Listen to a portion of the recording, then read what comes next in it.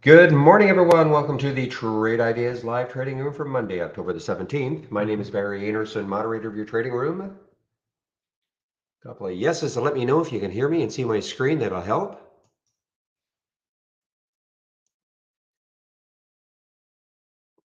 Thank you, guys. All right, guys, I'm just having to keep an eye on this mist. I'm actually short this mist, M-I-S-T. I'm just keeping an eye on this one. I'm in at around 1080, 1078 actually, I guess, average. So I'm just keeping an eye on this mist, M-I-S-T, as a short. I was waiting on this to see if it took out 11. So give me a moment as I just don't want this thing to pop on me. Miss did have some news this morning, good positive phase 3 data. They did pop all the way up to 1263. So I'm just kind of I just have to keep an eye on this. Just seeing if we get into the 1050s. Rblx, absolutely massive this morning, guys. Rblx, look at this thing rip here. I know Zach posted some news on it. This is the news that he posted. They have earnings on the 7th, so they're kind of preconditioning the market. But like always, I'd be looking at this one to short at some point. The 200-day moving average is certainly far enough away.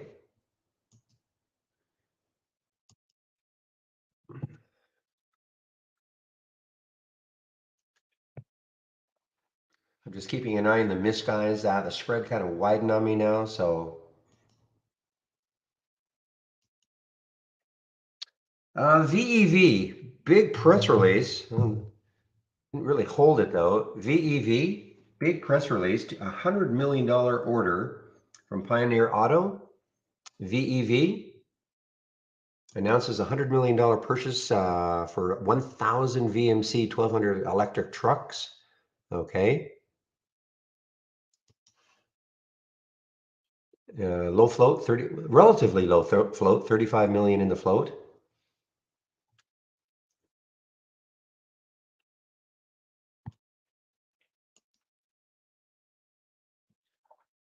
AGFY had a big day on Friday, I believe. Actually, a few big days in a row. Basically, continuation. I don't see any specific news on it. AGFY. Again, guys, I'm just keeping an eye on the mist.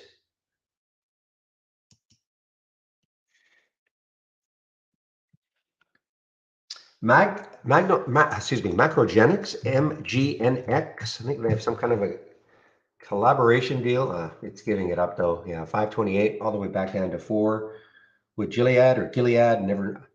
Somebody told me how to pronounce it. Hard G, soft G. But anyway, it's really giving it up though. I had some news. Rises 15% on a licensing deal for potential cancer treatment.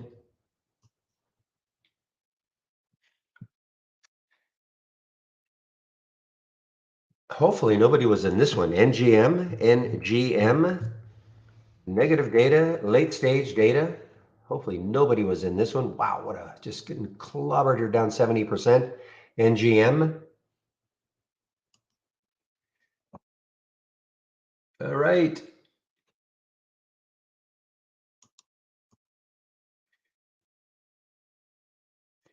Come on, you ass, catch up to the bid.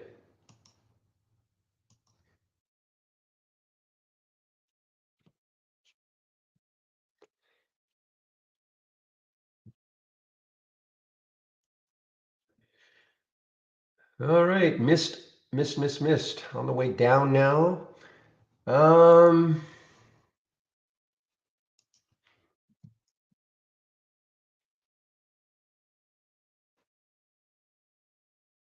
Just watching this right now, guys. So I'm in this one. My average around 1078 on the short for missed. Nice start for me. I don't typically take too many in the pre-market, but wow. All right, guys, I've just covered some in case it cannot take out 10, okay? I've just covered some. And that is the mist, M-I-S-T.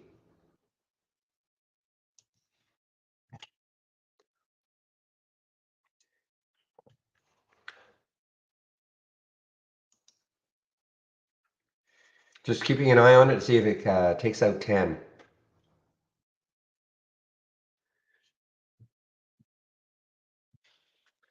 All right, as I keep an eye on it, excuse me, FNHC. FNHC is a sub $1. Excuse me, guys, just a minute. All right, sub $1, still sub $1. It's up 78%. Not sure I see any specific news on it. Gotta be something going on with it. Low float, 15 million. I typically don't look at these ones under $1 until they break $1. This through the 200-day moving average. I don't know a lot of you do, so FNHC. All right, guys, I've covered most of my mist now, okay? Covered most of the mist.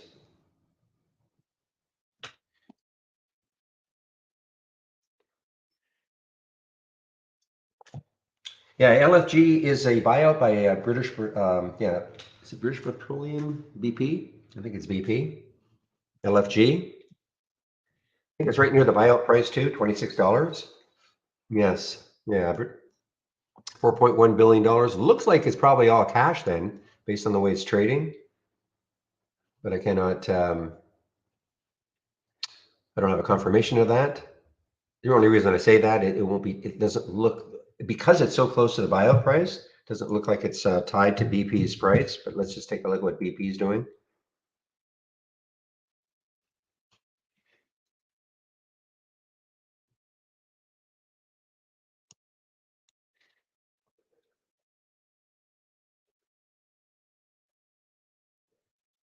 You know, this is one that I was thinking of shorting also, guys, Rblx, but it just kept moving higher. Still looking at, let's take a look left on the daily chart and see where the next highs are. Next high, I believe, is about 42. Is that right? 42?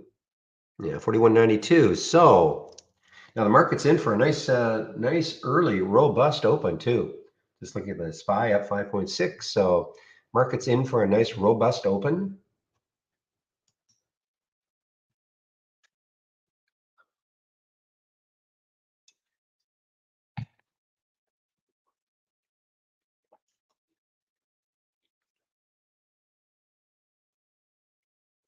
So I'm just checking to see if anything else is kind of sneaking in here in this pre-market actives up list.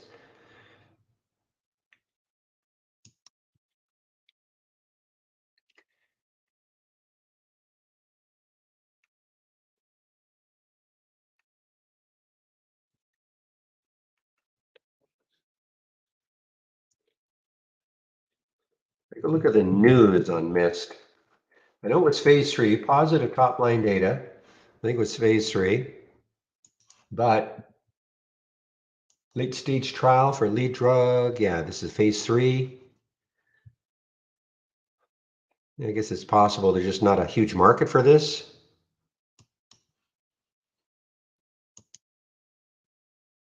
No trade of the week this week. Yeah, Steve could not find one, so he basically said cash. Okay, so there was no specific trade of the week this week, Peter?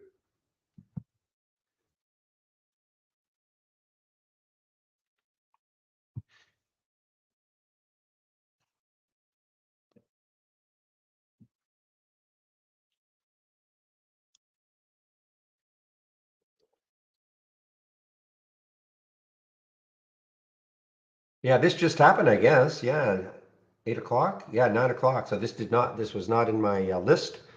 Excuse me, NERV, NERV. This is shortable too, for me anyway. Not many shorts though. 2,000, only 2,000 available right now at Interactive Brokers. Not that I want to take the short right now, but through the 200-day moving average. So that was the news. Declined to accept the marketing application for schizophrenia drug.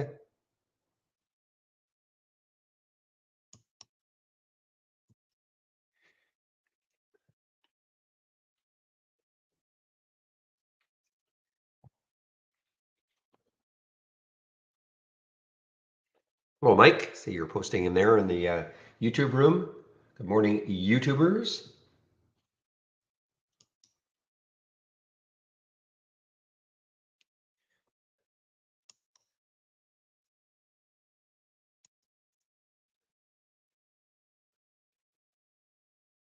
Boy, Roblox is still strong like anything, guys. I mean, my eyes is still somehow to find a short on this thing, but boy, Rblx, this is a meta stock.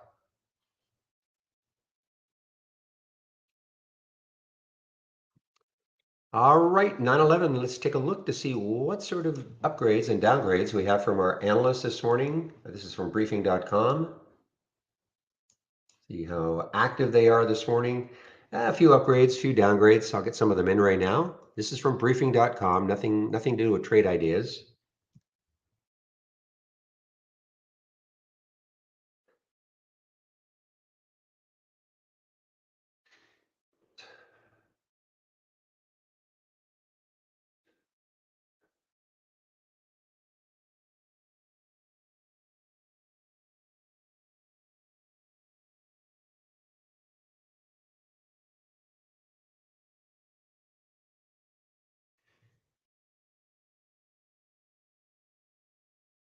All right, there are some of the upgrades.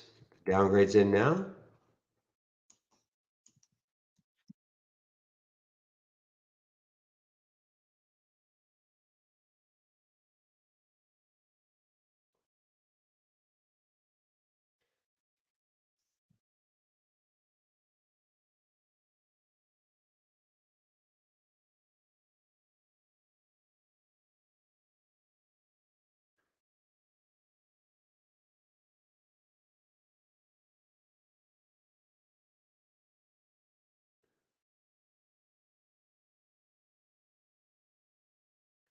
Just a few more to go. A couple of downgrades for Fox Corporation, Fox A. A couple of downgrades for that. I did see that in the pre-market. Take a look at it when I finish this list.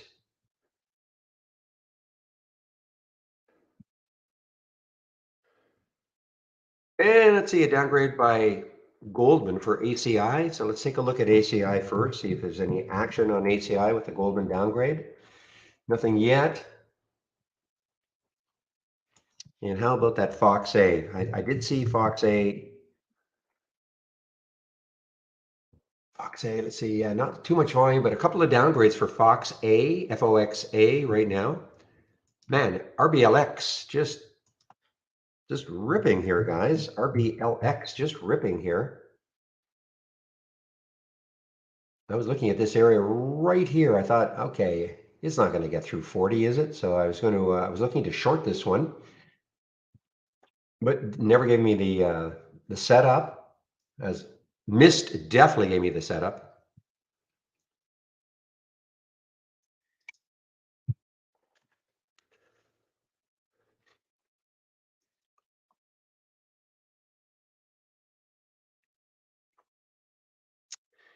Do the small float and stocks come in at 9:30? Well, actually, so artists, we start getting our data at 8 o'clock Eastern time. Okay. I'm sorry, that's not correct. Four. We start getting our data at 4 a.m. Eastern time. Okay. So I mean, all this. These are not designed necessarily for low floats. I mean, some of them could be low float situations. The pre-market active is up and down. So does that answer your question?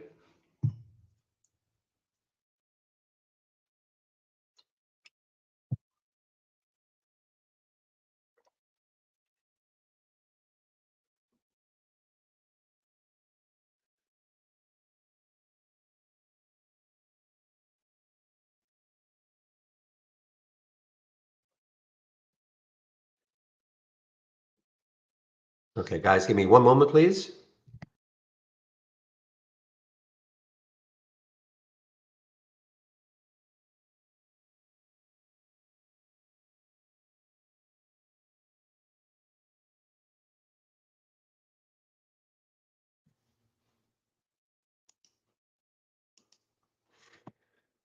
Okay, I'm back. So, artist, did that answer your question?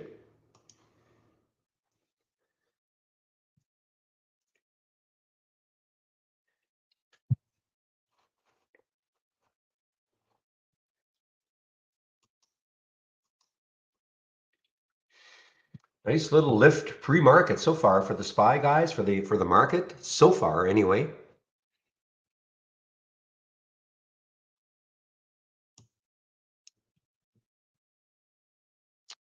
Yeah, I actually saw HSBC. I don't see this very often, but this is having a big lift.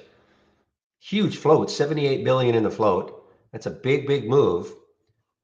Saying several of English stocks are trading higher after the UK's finance minister made market favorable policy changes, including reducing income and dividend taxes. So that is the reason, at least that is the reason that is given for the reason for HSBC's pop here. Yeah, that's pretty significant. I mean, with that float to move 5%.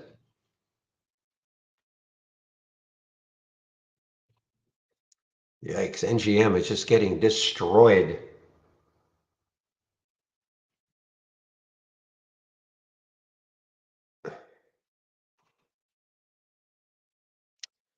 This will probably show up in my 10-day daily breakdown, but it'll be probably so cheap.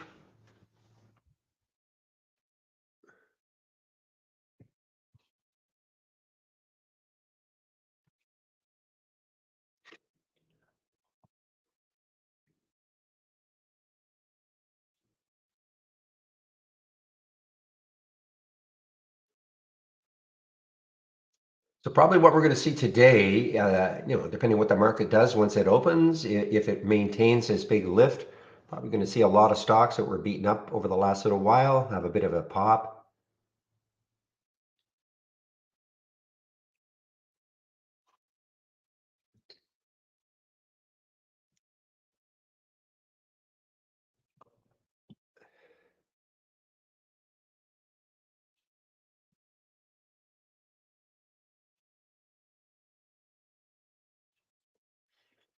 Sort of like look at the CPNG as an example, big downtrend. Remember we had this one. This is Friday's action. Of course, that red candle, that's Friday's action. Friday was a big down day. Of course, Thursday was a huge up day. So a lot of stocks probably going to have a pattern like this: downturn, one green candle for Thursday, and then another downturn on Friday.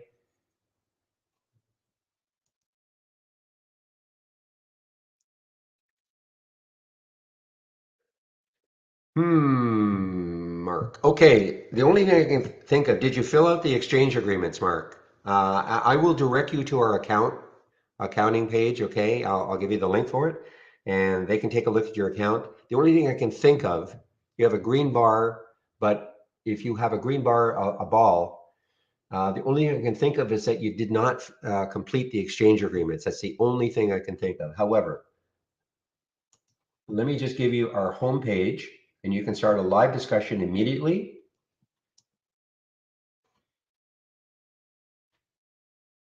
Okay, so when you click on the homepage link, just put the homepage link in.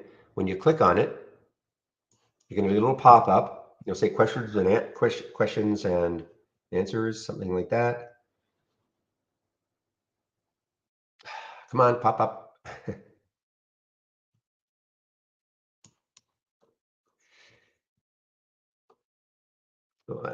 Maybe we have a lot of people asking questions. There we are. Questions and answers. Just wait for that balloon to pop up. Click on it, and then ask the question. Okay. Make sure you give them the email address that you use to sign up for this test drive, so they can look at your account and they'll tell you what's going on. Okay.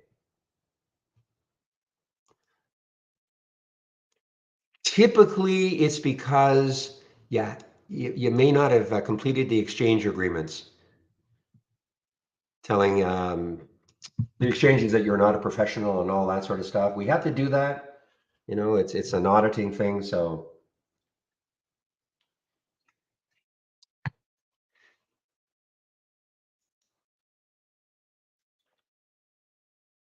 all right, guys, let's take a look at these sectors now. So I'm going to go from our toolbar. I'm going to click on New, and then I'm going to click on Docked Channel Bar. Click on Show More, and we'll take a look at the sectors, what's happening. There should be virtually all, well, I don't know what's happening with energy this morning, but every other sector should be positive. You see what I mean? Yeah, even energy. Okay, so wow. Sea of green, guys. So if you don't know what you're looking at, these are the major sectors. These are, for instance, XLE is the major ETF for energy.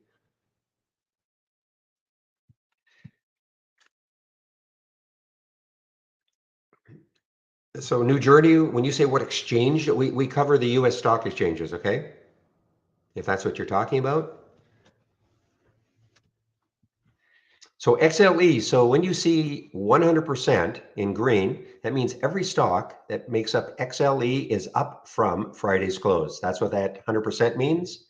And again, with the market having a nice pop pre-market, you can see technology 100%, communications 90%. So there is no weak sector as we speak. Now, of course, this can all change. If I look at this, I don't know, half an hour from now, 45 minutes from now, and I look for the change from the open, things could really change. In other words, stocks, maybe their first trade of the day, and then they start drifting down. But right now, everything is positive, okay, in terms of the major sectors. So New Jersey, did that make sense to you? You asked me, what exchange do we use? We cover the US stock exchange. Well, the US stock market. So if I look at this, configure, and click on exchanges. So in New York, America, NASDAQ, we do the pinks. We also, to a certain extent, we do the Canadian stocks. Okay, but mainly this, it's America, US stock markets. Okay.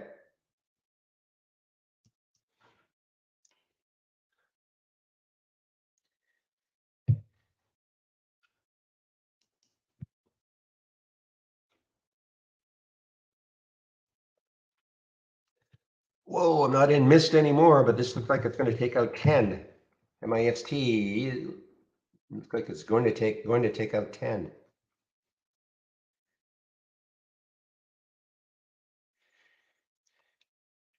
So again, if you're part of this test drive, welcome. And if you haven't done this yet, please do this before you do anything else. If you have not, I know you probably don't want to hear this, but give me a moment. I'm going to put in my homepage link.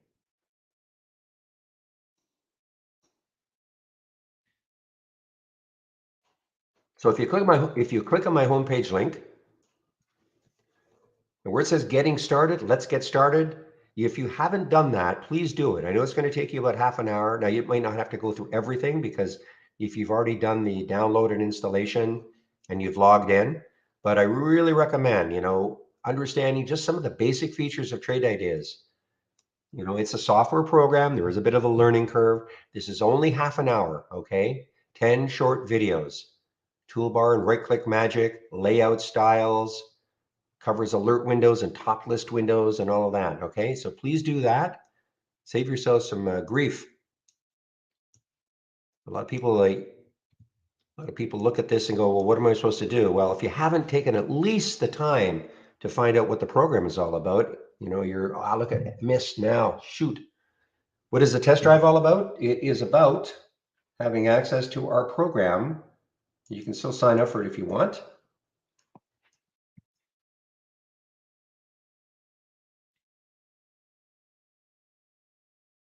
A moment, I'm just going to put this in here. What time is it? 9:24.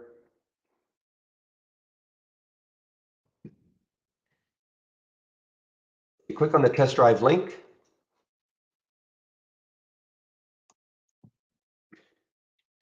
So for $11.11, you'll have access to our premium service, everything except you will not be able to auto trade. Okay, that's the only thing you won't be able to do. No auto trading. No auto trading. It runs to the 31st. So in other words, 2 weeks from today. So you can sign up for it right now. It'll cost $11.11. We do this 4 times a year.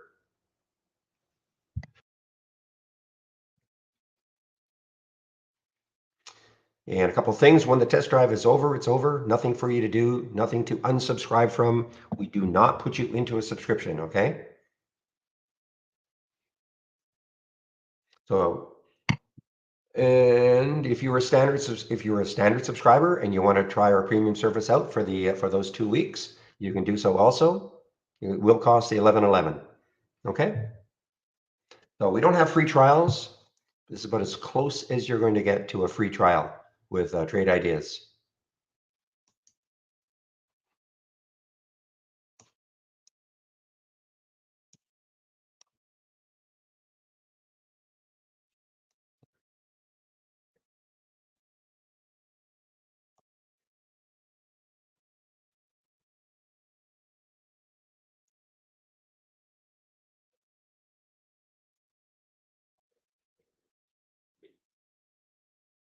Okay, can you auto trade with an American account? Okay, only two accounts you can auto trade with are Interactive Brokers and E-Trade. Okay, that's the only ones you can. You must be using our downloadable application if you're on the web-based version. You need this window called Brokerage Plus, part of the service, and then you would connect where it says live. There are a couple of videos that show you how you do all this. I'm not an auto trader. I will never auto trade. What is auto trading? Well, if you had a strategy and you get an alert from the strategy, it'll take the trade. Depending on how you have. You know what? I'm going to give you. This gives you a full idea about what auto trading is all about.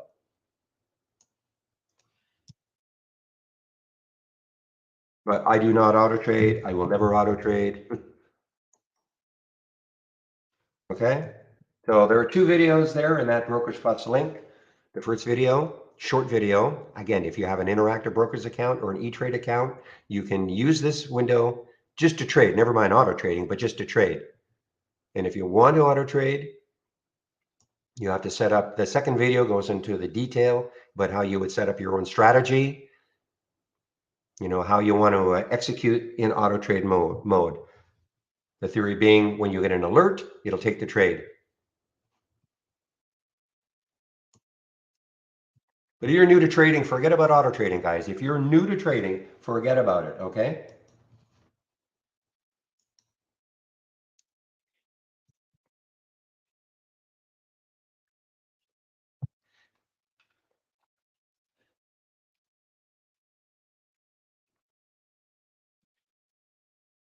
What broker do I suggest to use with Trade Ideas software? Wow, I wish I were still in the mist. Holy smokes, that would have made my day.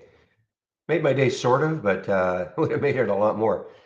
I use Interactive Brokers. I'm in Canada, okay, but I use Interactive Brokers. I've used them for 6 years. I think they're fine. If you want to be able to use this window to trade from within Trade Ideas, you need to have either Interactive Brokers or E-Trade. But we work with any broker, so I'm not going to say, well, you should use Interactive Brokers or E-Trade. It's up to you. But I have been using Interactive Brokers for, let's say, almost 6 years now, and I think they're a fine broker.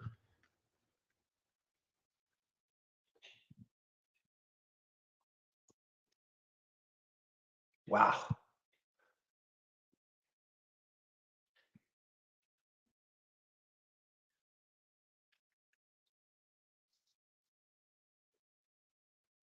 Yeah, well, Interactive Brokers is all over the world, okay, New Journey. So I'm just saying I'm in Canada, but Interactive Brokers is all over the world. Of course, in the States, you can use it.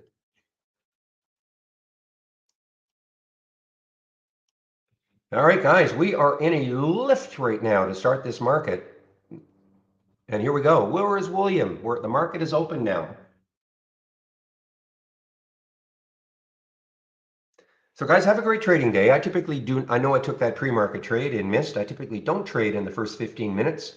I try to let things settle down a little bit. Okay.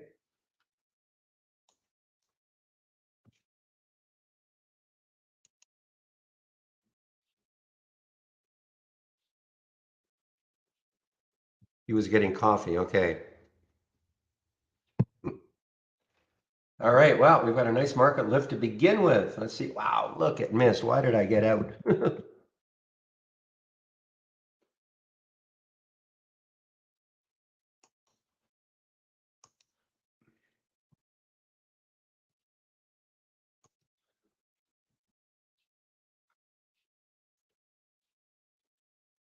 I mean, this is going negative. This thing is going negative now.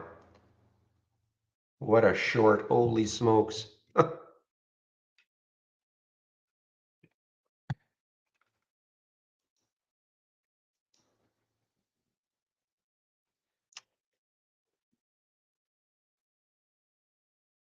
Yeah, by the way, you have to click on it, okay? But you're right, so far, no data on large cap losers, which makes sense with the market having this big pop to start.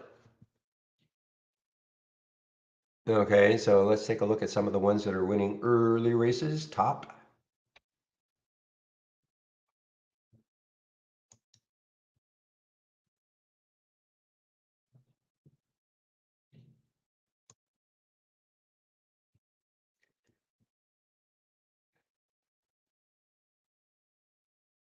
I was pretty proud of myself getting in at 1078 and covering mainly around 1015 on the mist.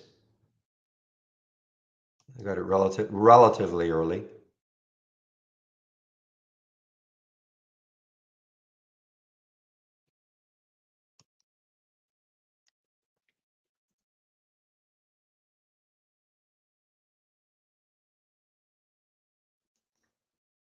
All right, so Fox A just showed up on the 10-day daily breakdown. Now, but unfortunately, if it were a lifetime low, I'd probably hop on this, but it is not. Again, I don't like trading in the first 15 minutes.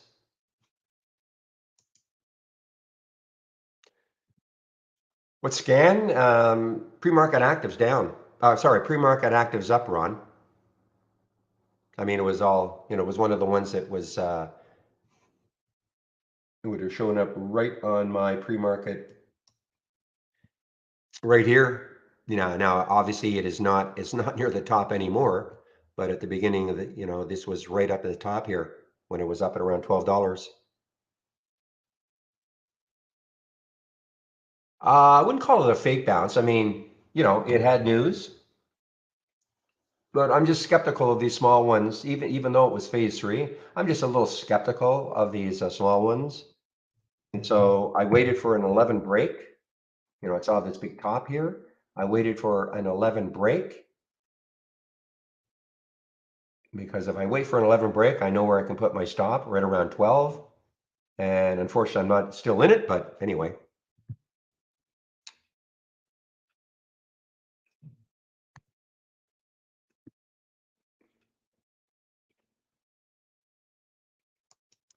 Guys, again, wow, look at this FNHC. So it went through one now. Ooh, I know some of you play these.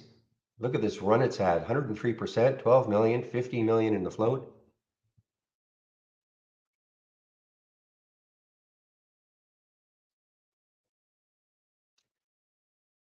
Yeah, so I don't know if I have a question from Moose American Jerky. Yeah, I mean, I'm only using these time frames now. I mean, it's up to you if you want to have weekly and monthly, etc. Look at this market.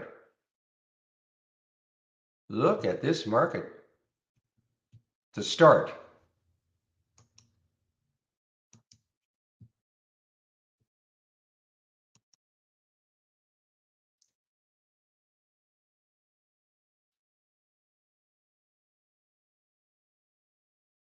So we have top halted here, guys. Top was halted. It had a bit of a pop, and now it's halted on the way down. TOP halted on the way down.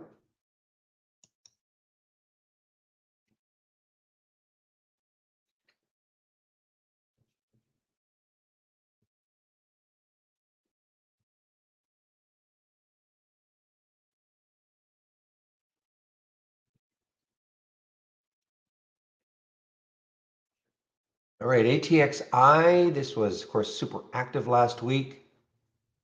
Had the big drop. Trying to recover somewhat. ATXI.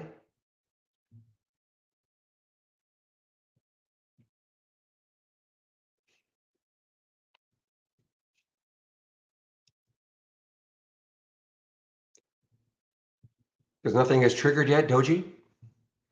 The question is why are there no, first of all, there are no AI alerts until at least 9:35. Okay, number one.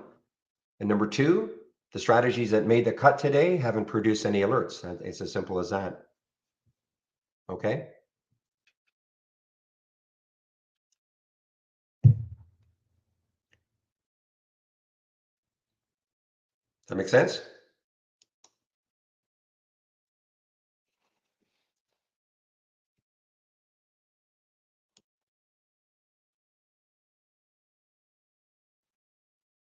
when there is one. And this is how I would watch it. You probably have this window open, the strategy trades all.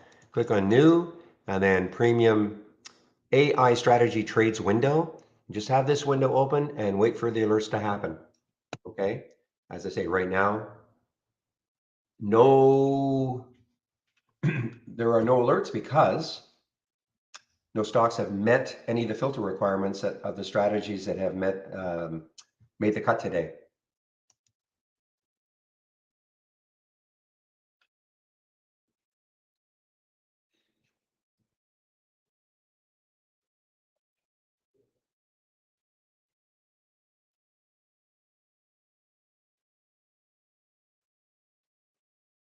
Well, look at this market. What a candle. What an opening. I mean, this was already super positive in the pre-market. And then we've got this opening 15-minute candle, this surging.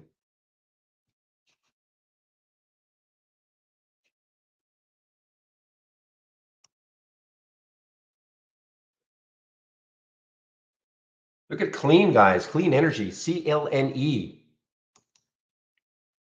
Early, big pop here. Now, this is coming into what I consider some pretty stern resistance around that 6 level. And at 622 is the 200-day moving average. So it remains to be seen if it's going to be able to get through 6. But right now, this is having a great opening candle, basically mirroring what's happening with the SPY.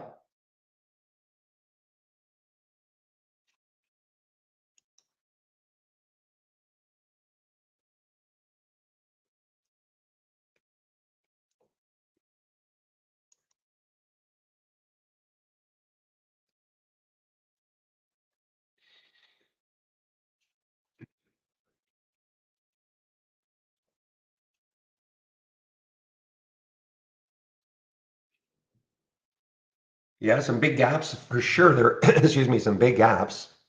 So it depends on your trading style. You could wait for a pullback.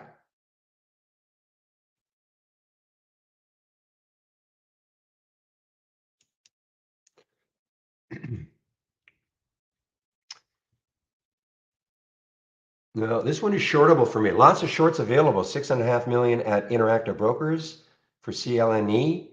You know, I have my doubts that it's going to get through 6. And there is the 200-day moving average also on top of it.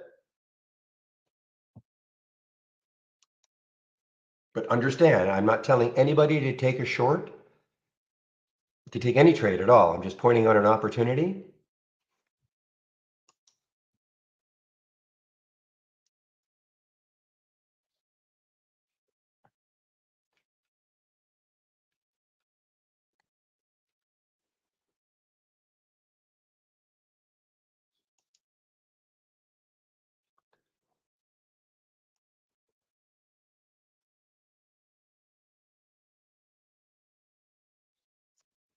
Okay, NWSA is kind of on the move here, guys. NWSA, but this to me looks like it could stall around 17.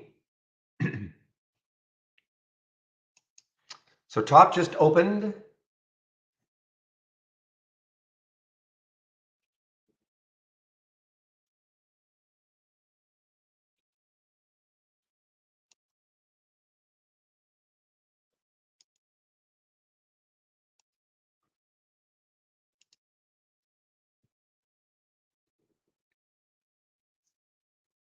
Wow, what a move. What a opening 15-minute candle for the SPY, guys.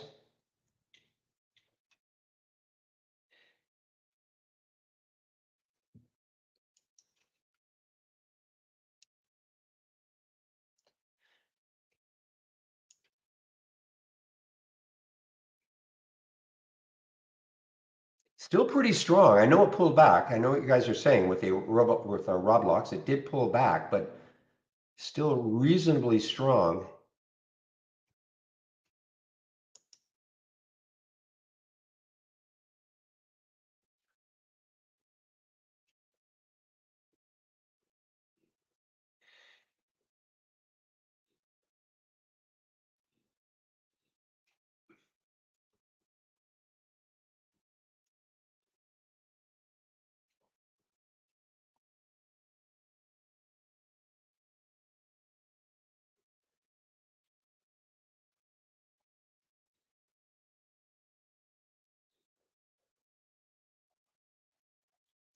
Okay, guys, let's take a look at the CLNE.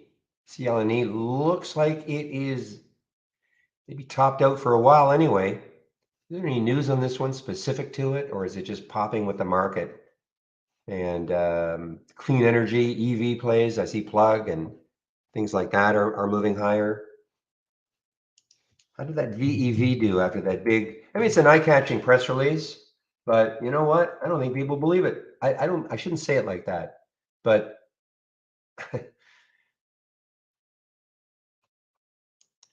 I mean, when a little company announces $100 million plus purchase order for 1,000 vehicles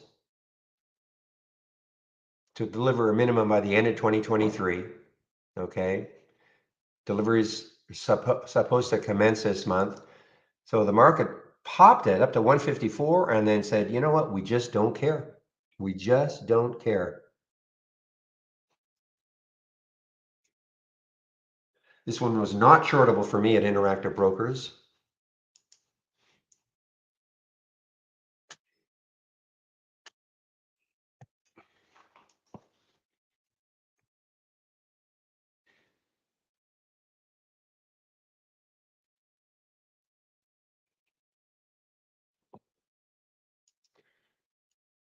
Oh man, that missed.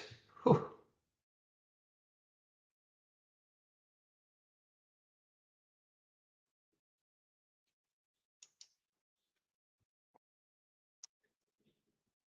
All right, Beyond Meat. I just saw Beyond Meat. BYND, what are you doing? Ah, tough trader right now. Look at the topping tail and bottoming tail for Beyond Meat, BYND.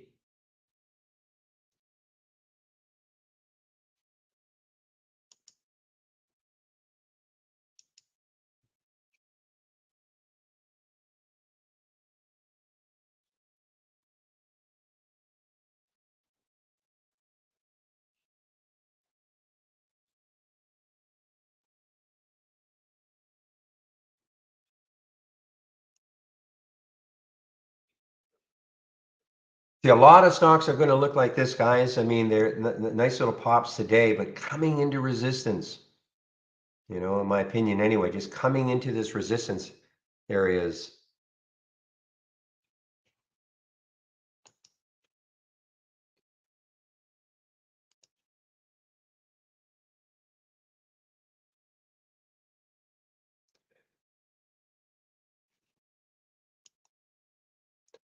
Wow.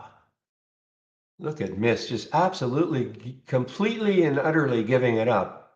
Remember, this was at what, 12.66? $8 now.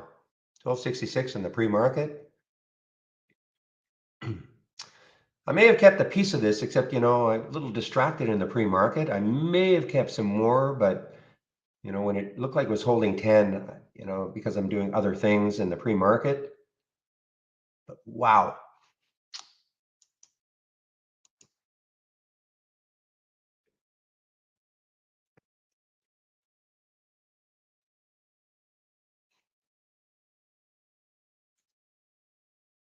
I was actually surprised to see how many shares were available to short at Interactive Brokers. Still 250,000.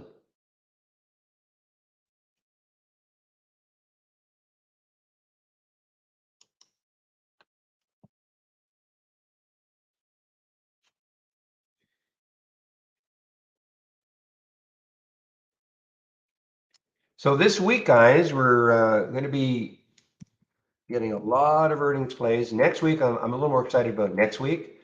We'll get some of the bigger guys this week. I know I think Goldman Sachs is on that Wednesday afternoon. Actually, tomorrow after the market. Actually, tomorrow before the market opens. That's Goldman Sachs. We'll get some of the big guys out of the way, and then next week and the following 3 weeks for me are the more exciting ones. The ones that typically fly under the radar, but have, the day they announce earnings, usually a very dramatic, either in the upside or the downside.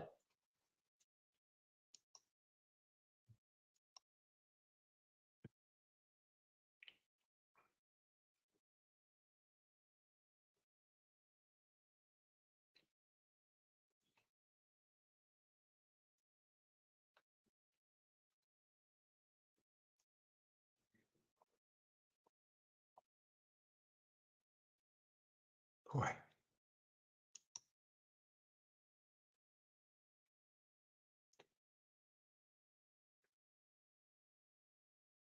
Yeah, as Zach said, ILAG just absolutely destroyed.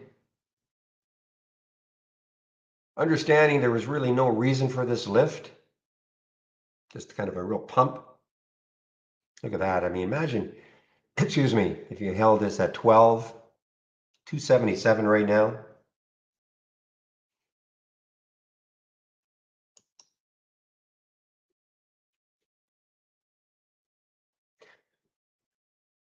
Boy, this one has just been a stalwart. Look at this ISEE. It really hasn't cared what the market has been doing over the last couple of weeks. It's just been trading on its own. Basically an all-time high right now. I mean, there's the we don't count, of course, pre-market. Only market hours. 2243 it got to in the pre-market. And that is ISEE. Had the news back here.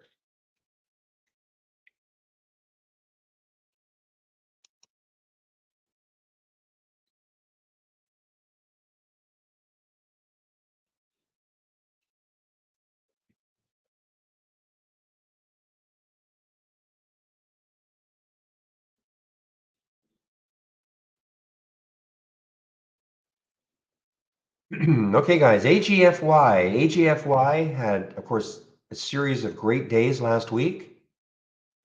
Coming into May, well, actually, it's above that area. The next high is looking left, looks like around 230-ish. Has to get through two, of course. What did it do in the pre-market? Got up to 221 in the pre-market.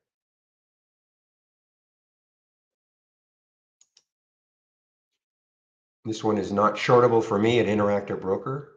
Z.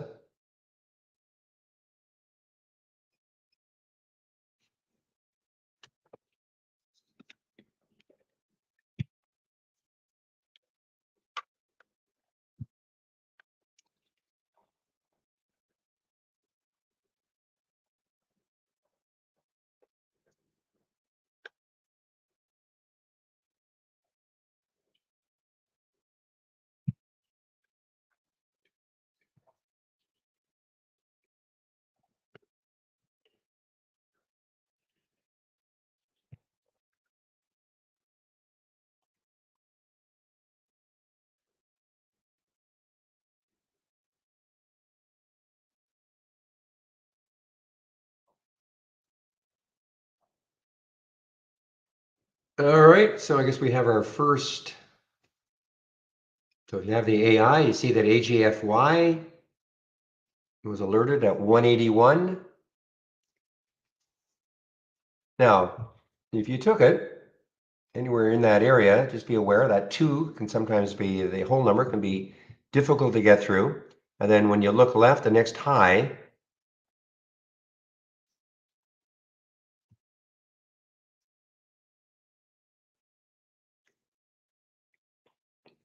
looks like the next high is about 208, okay? And it did get up to, in the pre-market, it broke through that, got up to 221.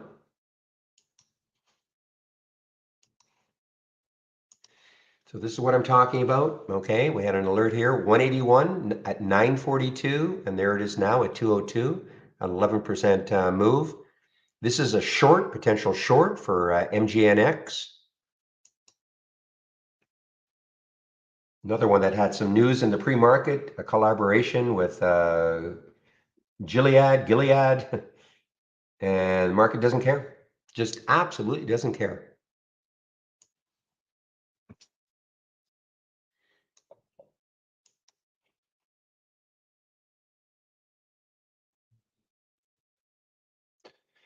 Yeah, to me, this doesn't have a ton of room. MGNX on a short. The next low looking left is 342.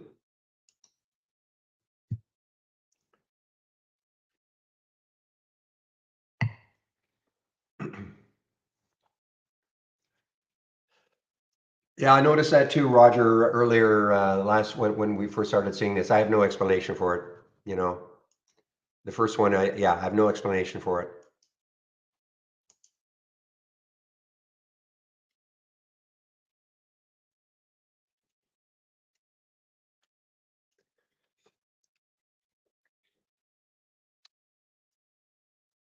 problem with simulator trading? Well, let me just do a check. I'll get into the simulator. When buying market, the entry price is $1. Well, of course, it would really depend on the stock, right? I mean, if it depends on the spread and all that, but if I buy this right now at the market, it should take the trade at 655 as an example. Let's just see if it does. Yeah, so it's 651. So it depends on what you were trying to buy, Doji. I mean, hard for me to answer that question. I just demonstrated that when I wanted to buy this one, it certainly did not take it $1 above the current price.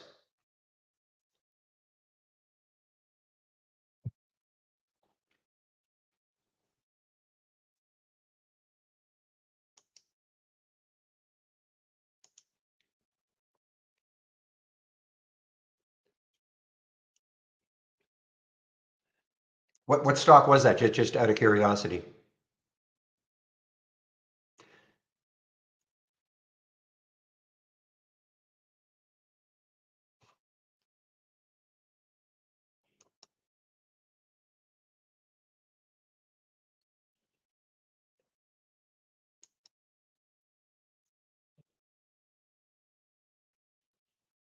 Mhm.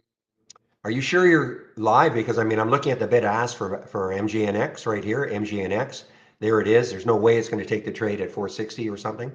So,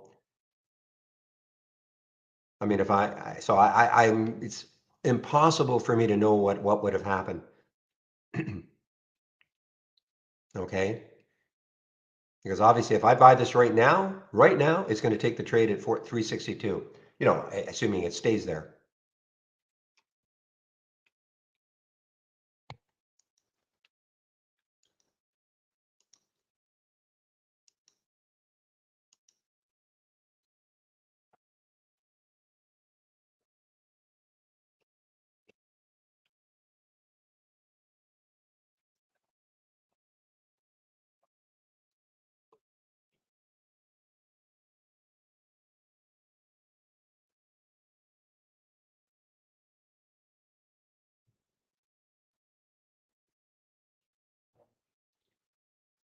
However,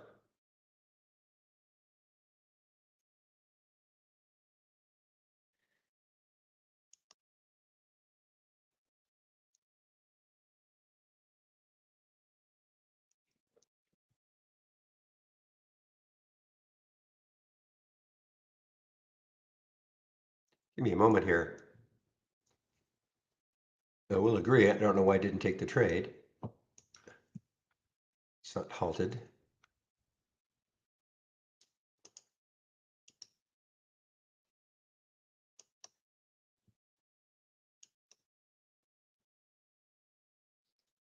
Oh, okay. I must have not have clicked hard enough on this end.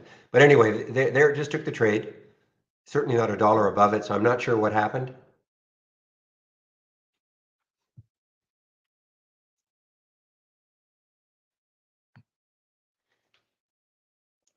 I'm going to get out of these trades. Just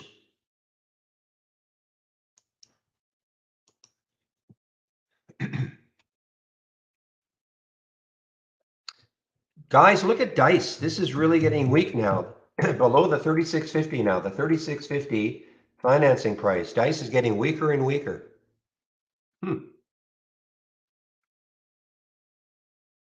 Yeah, Mookie. So the question was, for instance, here in the large cap losers from the open, there are just none.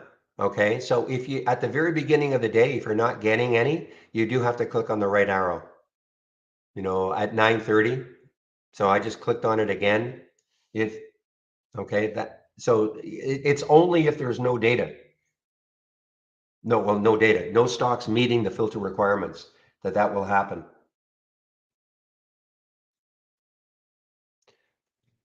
Now, if it's happening on the biggest gainers from the open, excuse me, then something else is going on. Just give me a moment, please.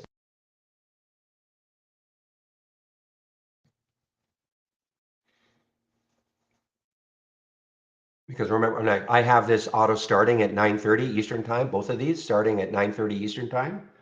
Assuming there are stocks that meet the filter requirements, then you will get data starting right at 9, you'll start getting a list at 9:30, assuming there are stocks that meet the filter requirements.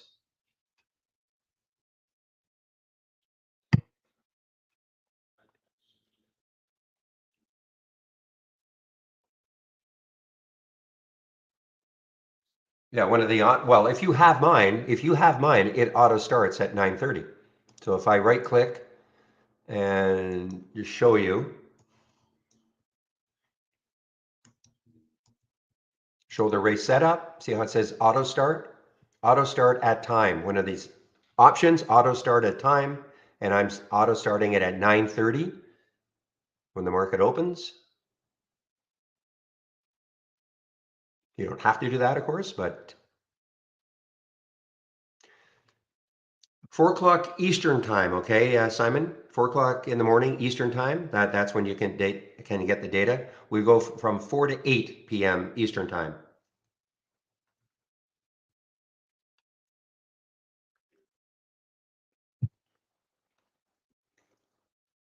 Yeah, you don't have to do this. I mean, if you don't want to do the auto start, but I do. But if you have mine, oops, let me click out of this. If you have, I'm sharing this one, of course, it will start at 9:30 because I've got it on auto start.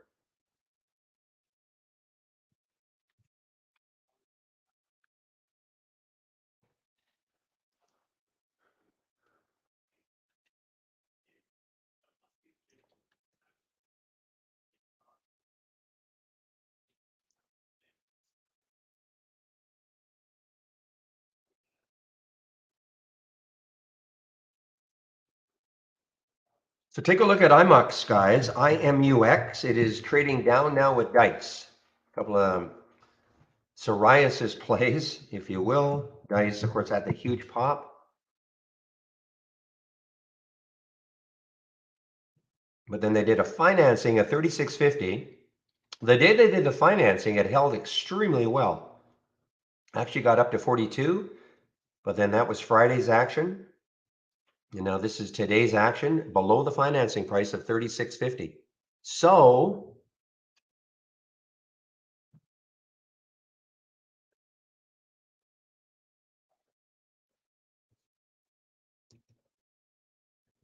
if this wants to continue down, of course, the next low looking left, I'm not saying it's going to get down to 22, but there's a lot of room underneath, of course, for Dice, D-I-C-E.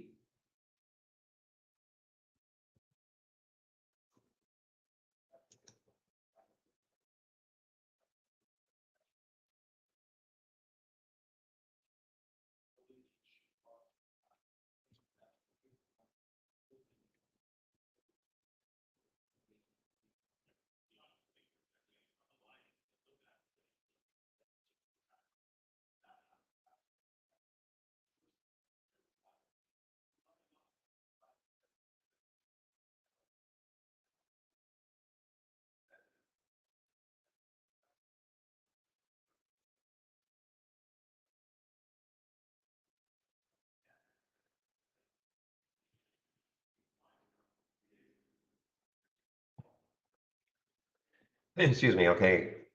Let's take a look at some of these early race winners. I'm going to go over the races in a lot more detail, explain what you're seeing here, and why I think that if you're new to trading or new to trade ideas, this is an excellent way to, if you're looking for, well, two things. If you're looking for stocks that are pretty volatile, giving you big potential percentage increases, this one. If you're looking for stocks that are moving higher, but definitely less volatile, then there is this one, the large cap gainers. A couple of scans that I am sharing.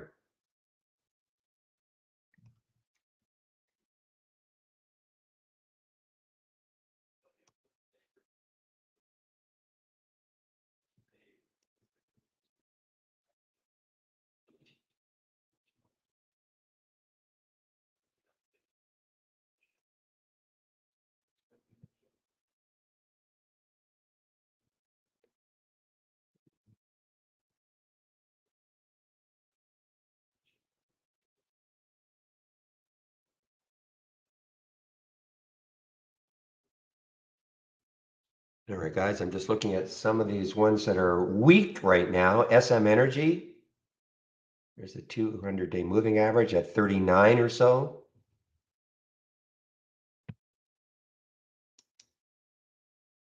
Okay, I had an alert set for AVCT.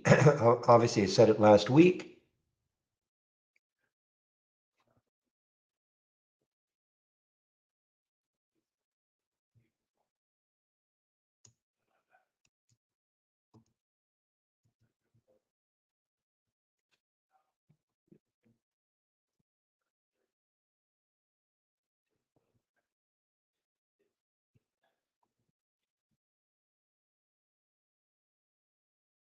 I mean, this missed. What did it get down to? My goodness, 758. Oh, man. Had this short at 1078.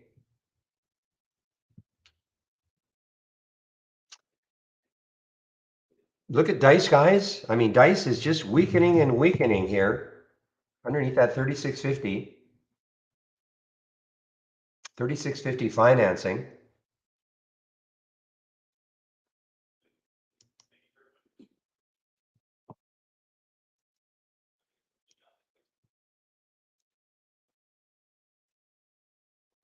All right, guys. So first of all, I usually do this a little bit later, but because we're in this test drive, I think I should start right now. So first of all, if you're new to this room, welcome to the room. This is the format, Monday to Friday between 8 a.m. and 3:30 p.m. Eastern time, right? And this is set up not just for this test drive. This room has been like this since October of 2015 as a free room, okay? So this is not special for the test drive. We have a ton of support all the time for this product.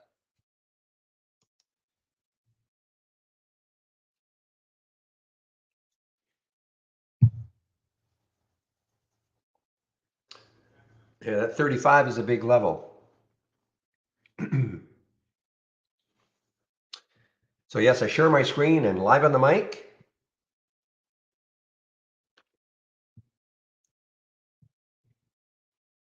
And what I want to do first is just put this test drive link in.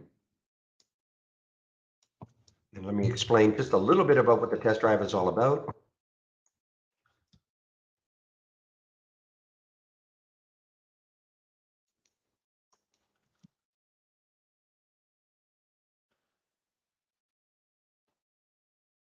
So if you click on that link, this is what it's all about. So for $11.11, you can have access. Balance it today up to the 31st of October, okay? So it's basically 2 weeks. Excuse me. Just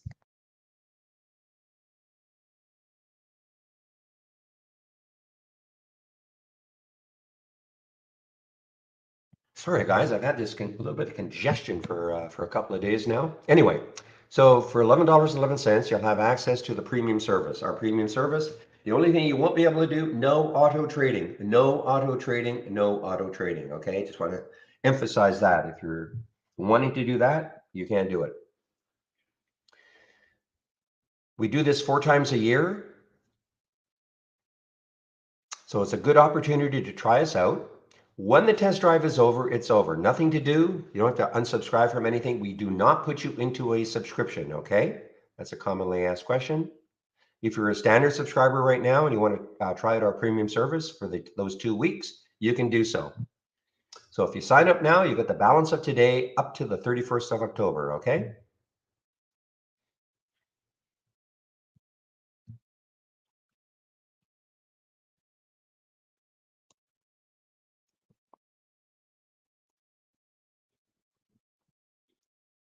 Now I'm just going to go over some of the things you'll see on my home page.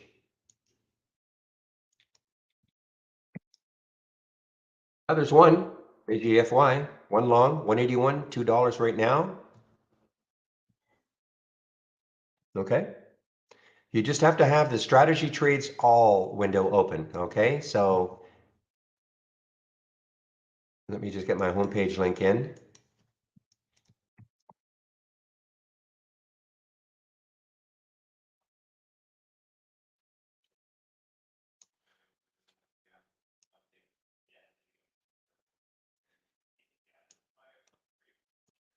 Okay. Just give me a moment.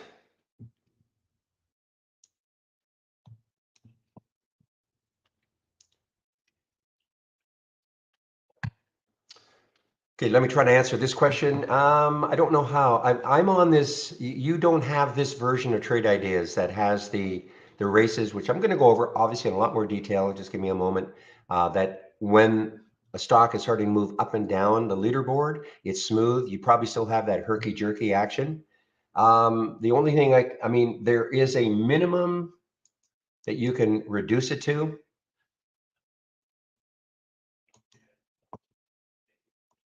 So I'm just going to, there is the minimum. That's it. Okay, that is it.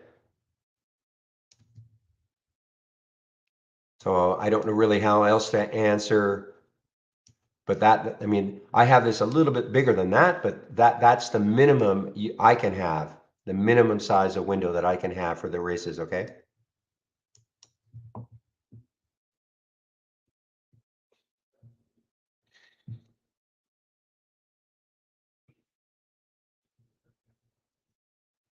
Okay, I will go over the question in our YouTube room. What is the service, what does this service provide? More details, please. Yes. Just give me a moment. I just want to go over my homepage and the information you can find there.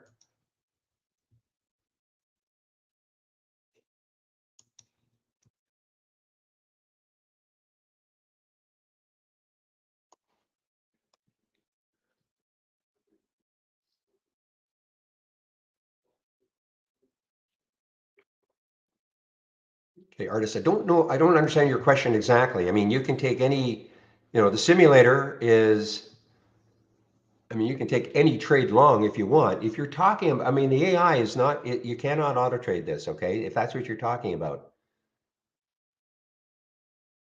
So if you're wondering why didn't it show up here, it's not set up to auto trade, if that's what you mean.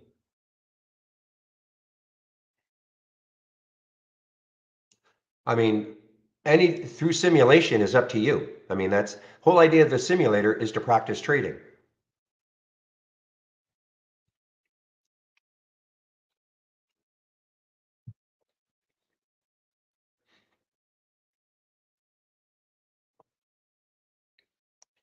Okay, guys, so if you click on my homepage link, this is what you're going to see. Let me get through this and I can start to answer some questions in more detail. Obviously, if you want to take out a subscription right now, here's a promo code you can use, Barry15 for 15% off the first month only or the entire year of Trade Ideas. Just to give you an idea how much Trade Ideas costs. We have 4 plans. We have an annual, monthly, premium, standard. So the premium annual is 2,000 less the 15%, and the standard annual is 1,000 less the 15%. You do not have to take out an annual subscription, of course. You want to go month to month, that's fine. Standard is 118, premium is 228, less the 15% for the first month only. So if you maintain a monthly subscription, this is what you'd pay going forward. Now, at any time, if you do want to take out an annual subscription, we will honor the 15%. The big difference between our premium service and our standard service is the AI. This is what it kind of looks like. Okay, I mean, it's going to be different every day, but you get an alert. How you trade them will be up to you. You have an entry, you have a stop. How you trade them will be up to you. Okay. Yeah, the web-based version unfortunately does not have all the functionality. The question in our YouTube room, you do not have access to this window that is called Brokerage Plus. Okay. If you want to practice trading, you will not be able to do that. And also, unfortunately, still, I was really hoping that the races would be available on the web-based version now, but they're still not available. Soon, very soon, soon, but unfortunately not available yet.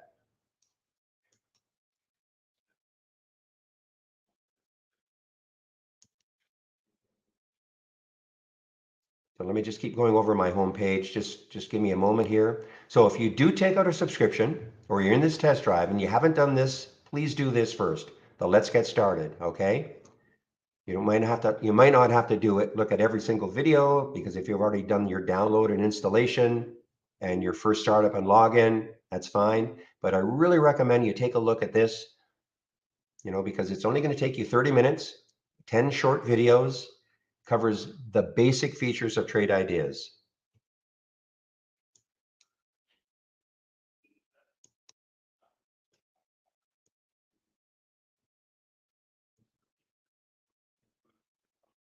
Give me a moment as I get back to my home page.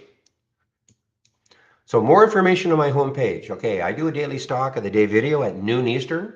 It's all free. You can sign up for it here. Trade of the week is sent to you before the market opens every Monday morning. This week, there is no trade of the week. Steve Gomez at Trade Ideas, who is the originator, could not find a single stock that he felt comfortable with. So basically remain in cash. Doesn't mean, of course, you can't trade, but he just could not find one that he felt comfortable with. Education. Here's my education link is right there.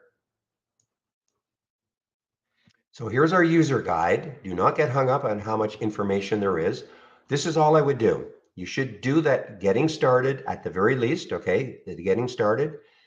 At the very least, you should know what an alert window is at that A window, what a top list window is, the T window, and what stock racing is all about, okay? Obviously, there's more information, but just at least know what these three basic things are all about: alert windows, top list windows, and stock racing.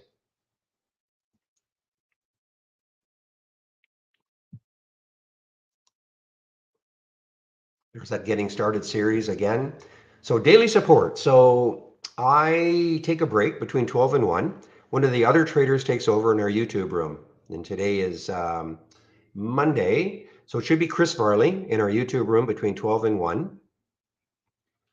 And another trader tomorrow will be Michael Noss, etc. So we have five different traders, 5 days of the week. Chris also, I shut the main room down at about 3:30, and then Chris takes over in our YouTube room from 3:30 to 4:30, Monday to Friday. So lots of support all the time. This is not special for the test drive. This is the way it is all the time. Daily webinars. So we're not having any webinars during the test drive, during the 2 weeks of the test drive, but when we start again, you can sign up for them all right here. And back to basics. If you're new to trading, this is a free resource for you. Michael Noss at Trade Ideas put this together.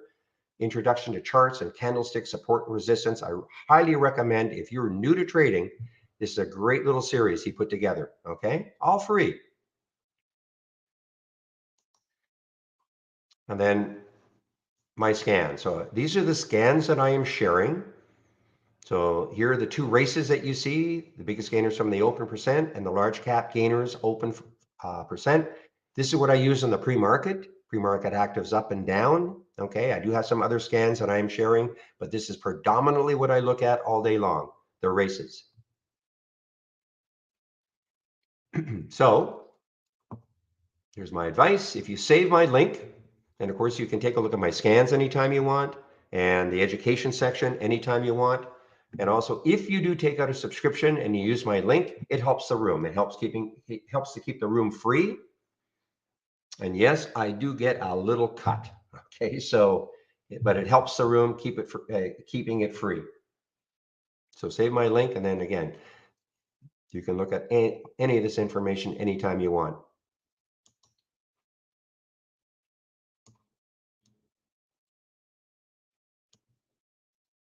So what is Trade Ideas? This will answer your question, New Journey. What is Trade Ideas? We're a scanner. That's what we do. We scan the US stock market. Doesn't matter who your broker is, doesn't matter where you live in the world, you can use Trade Ideas.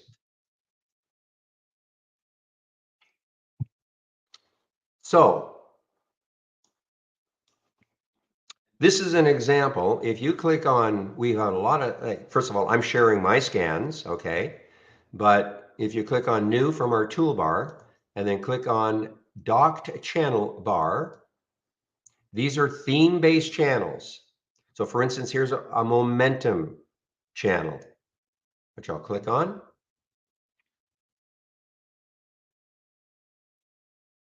So what you're seeing here, this is an alert window called momentum. So what is it looking for? Just like my scans and any scan that we've created, if you right click and then click on configure and then summary, this is what you'll see. So this is what the scan is looking for. Stocks between $1 and $50, current volumes at least 3, meaning it's trading at least 3 times normal up to this point of the day. Minimum volume 100,000 shares. This is kind of the key one. The volume in the last minute is at least 1,000% in normal, etc. Okay. This is the whole, so these are the filters that you use, because obviously we, 10,000 stocks out there. You've got to have, you want to reduce the universe of stocks down to a manageable number. So these are the filters that are used in this particular scan. If a stock meets all of these filter requirements and the stock makes a new high for the day, we get a real-time alert. So that's why we're seeing ATHA right now, ATHA right now. At that point, it just made a new high for the day. So that's what Created is really good at. You can create your own scans with your parameters, price range, minimum volume, etc., using our filters. And then you can have a trigger. In this particular case, new high of the day, but we have a lot of different triggers. This is just a general overview, okay? So these are the filters, these are the real-time alerts that we have. New high, new low. I'm not going to go over them all, but 75% pullback from the highs.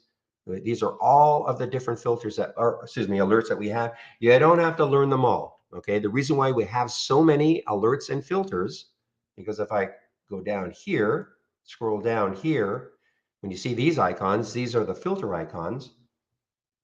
When the company started in 2003, they figured that most people would not want to have to learn a programming language in order to create a scan. So they tried to create enough alerts and filters that for the majority of our customers, they could combine them to give them the type of scan they're looking for. You, of course, do not have to learn them all. But why we have a lot? Because lots of different trading styles with our thousands of customers. So try to create enough of them that, again, for the majority of our customers, they could combine them to give them the type of scan they're looking for. Okay. And this scan right there, this momentum scan, I am actually sharing it on my homepage.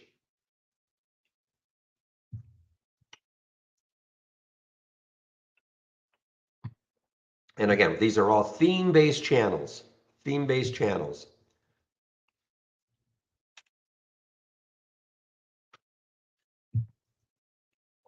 So if I click on pre-market, I don't use this one. I mean, I've created my own pre-market way of, or my own pre-market scans, but if you're looking for just very simple up gappers, down gappers, okay, this is pre-market. We have an after hours. If you're looking at stocks after hours, must be here somewhere.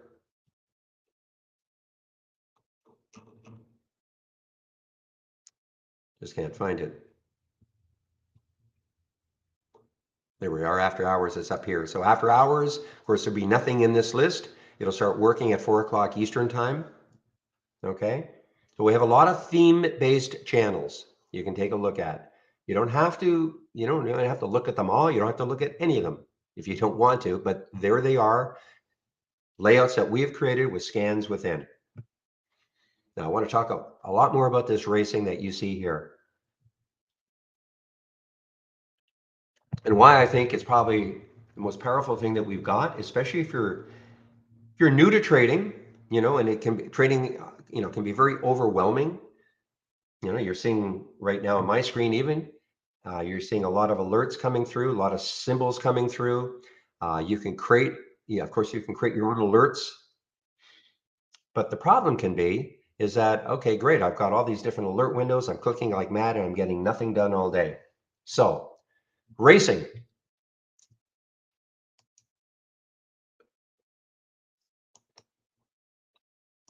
Every race starts off from what we call a top list window, okay?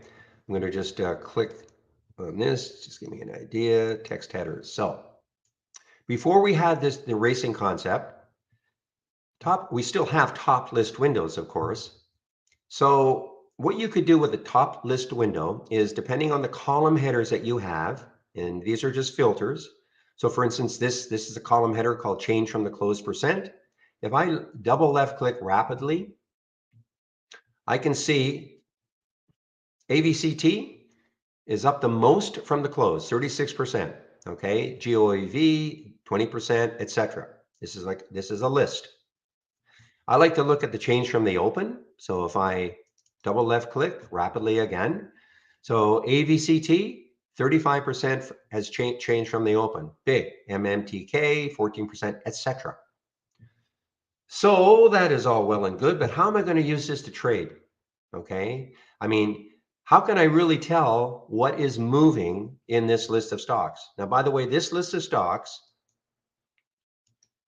is just looking for stocks between $1 and $50, minimum volume of 200,000 shares, and up at least 2% from the close. Okay. That's my criteria.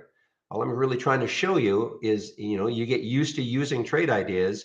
You can create your own top list, maybe with a different price range, maybe a different volume, different filters. This is what I'm using.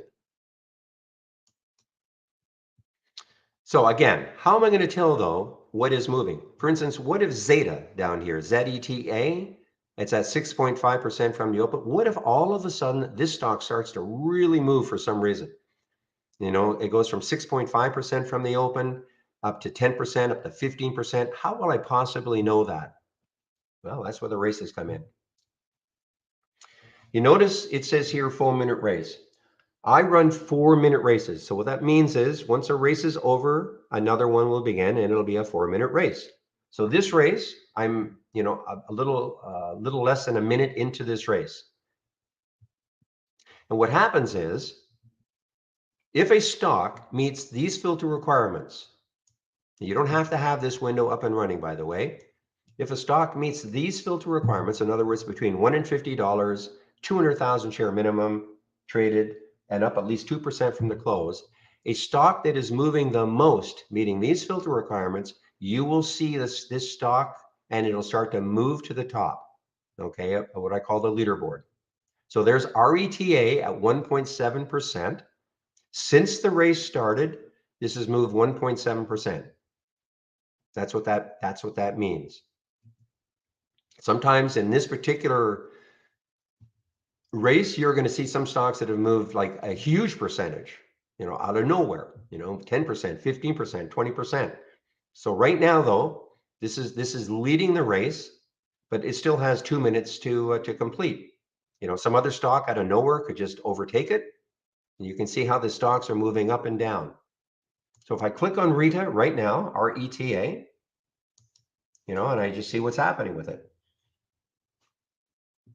So why is it winning a race? Because it pulled back and then it started to move higher. Okay, that's why it was winning this race. So what happens is at the end of 4 minutes, a stock, of course, one stock will have won the race. So this is the beauty right here. You notice that right now we've got 1 through 7. So what is one in the number 1 position, AVCT won 4 races so far today.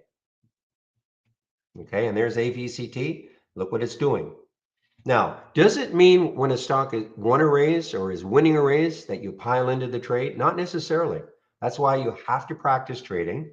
For instance, you may not right now you'd be chasing this. If you're seeing this for the first time, you'd be looking at this and going, wow, I mean, do I take it now? This is where, you've got to practice trading, because for me, this is just too extended. I mean, you're just sort of chasing it. You could do one of two things. Maybe wait for it to pull back to a certain level, or maybe, keep watching it. Maybe it bases here for a while and then it starts to move again.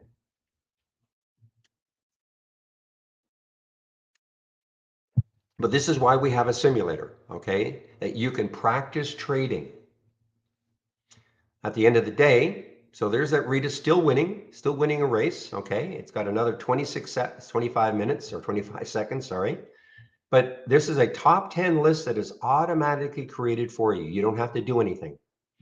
So this will give you a list of stocks to follow all day long, okay? Instead of jumping around like mad, clicking on alert after alert after alert, if you just concentrate on, a race and then just follow these stocks all day long. For instance, look at CLNE. It won a race, one race, but you might be looking at this now, okay, it pulled back. What if it takes out that high? Could that get it going again? So you can do one of two things. You can put a price alert at that high and see if it keeps running. Once it takes out that high, you can practice trading like that. Okay, depends on your Depends on your style of trading. Now, you may not know what your style of trading is because you're new to trading. And of course, that's why you've got the simulator to practice in. You may have looked at this one though and said, wow, what if it pulls back and holds this 550 mark? Maybe I take it there.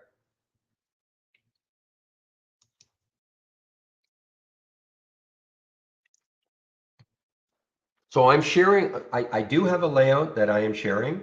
Okay, it's a layout that you basically see here. If you want my exact layout, or you can just take the individual, these two races that I'll talk about all day long, if that's all you want. If I really recommend that you just concentrate on the racing, but I do have a layout, test drive layout.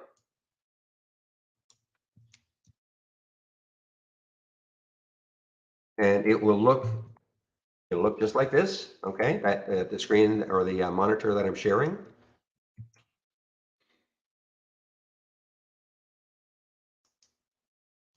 But remember, it's a layout. So if you have a layout up and running right now, make sure you save your layout to the cloud. If you created a layout, make sure first you save your layout to the cloud. I don't want to get too complicated, but you can only have one layout loaded at a time. Okay, so if you load my layout, your layout will disappear. Okay, but as long as you've saved it to the cloud first, that's okay. You can always bring it back later.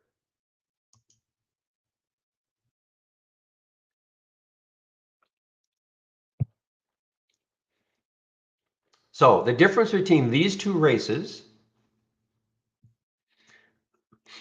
excuse me, in this race here, you'll see more volatile situations. You'll see stocks that can potentially move 5, 10, 15%, okay?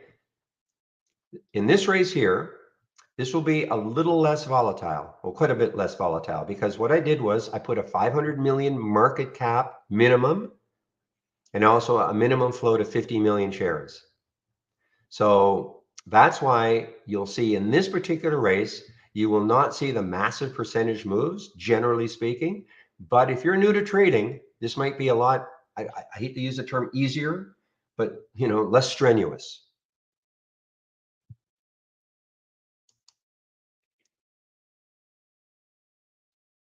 Okay, so there's Elan, as an example.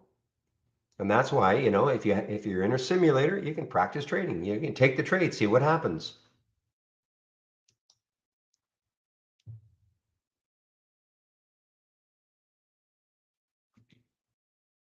And let me talk about this simulator, okay?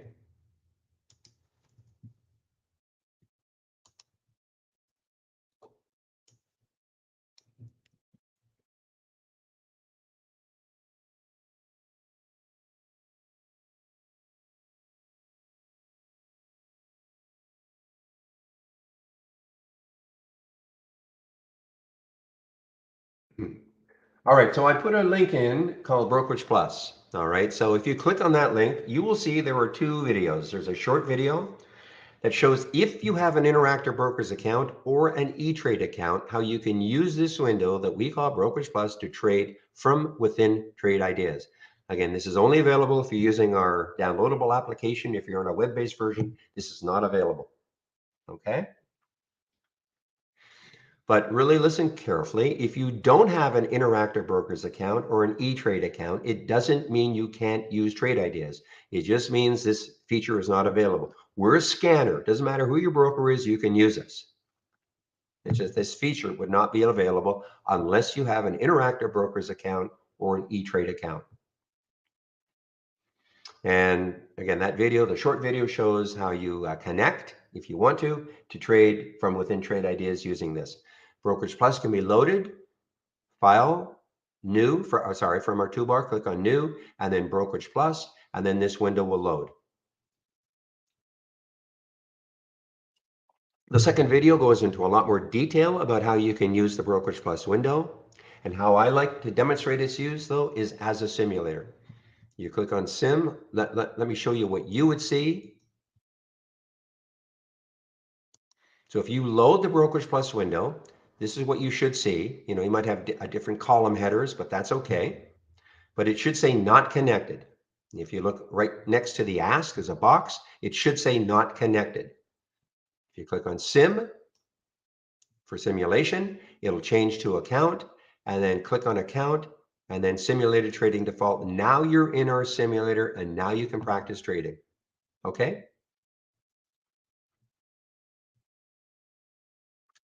And it's simple enough to use. You just click on a symbol. The symbol will show up. You can pick how many shares you want to trade, the price you want to get in at.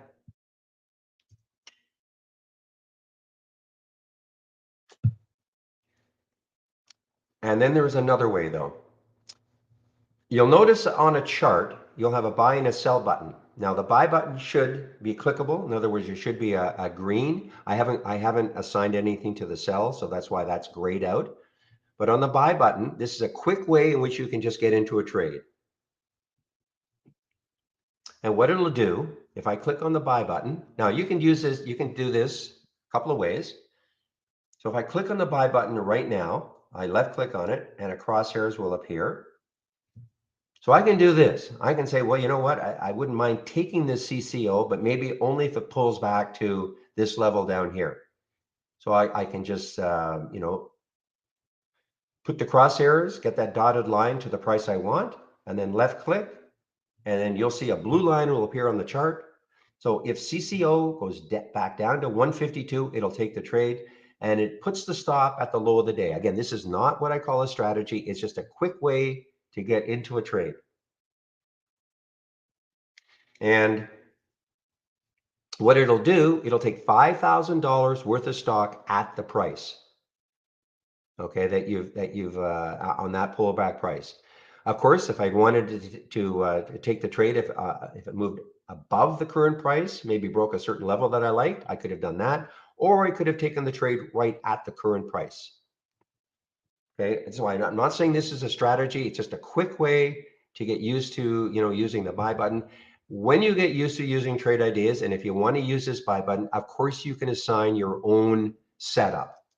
With the dollar value that you want to take, with a different stop, etc. Okay, but this is just a quick way. All we're trying to do is make it super simple without complicating it for new people. Saying, well, how do I set up this buy button so it's going to work?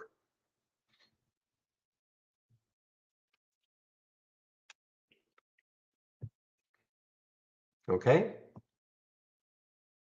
Question in our YouTube room, how do I add a new chart to the dock or add a floating window to a dock? Okay, well, I will show you, but I'm also going to want to direct you to my home page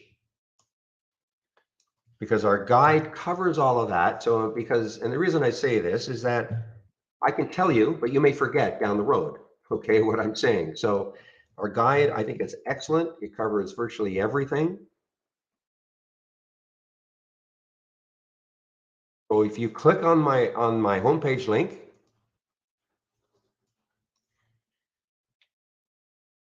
and go to the education section, and then click on the user guide, and then where it says docking, wherever that is, docking, all of docking is covered, okay? Again, I'll go over, I'll show you, an example, but please, this is a good reference for you because again, you may forget everything I say. So our guide has so much information in it, and it's all categorized by the different features that we've got.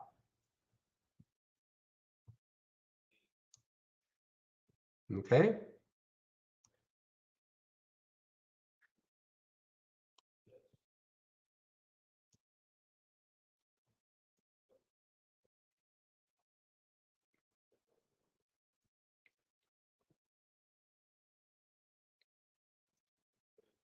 Okay, so before I get into the docking, question was show how to set a sell price. Well, if I got into this trade, okay, you can do it manually, all right? I'll just show you how you can do all this manually. Now, again, you could set up in this buy button a target, all right? I don't set targets ever, but if I wanted to, let's take a look at WE, okay? Let's say I wanted to buy this one right now. I'll buy 500 shares, and I'm going to buy at the market. There's only a 1 cent spread, so I'm going to buy it. click buy, and then send.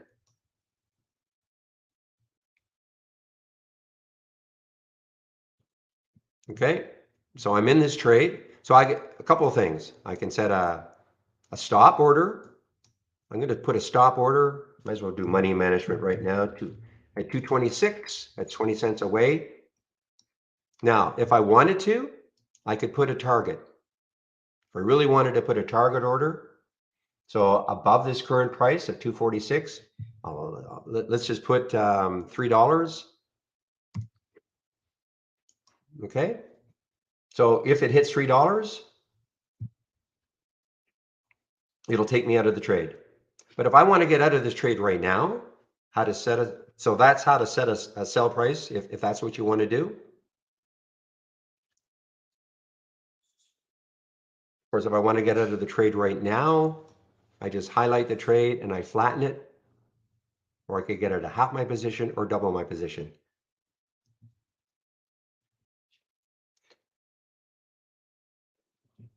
Okay.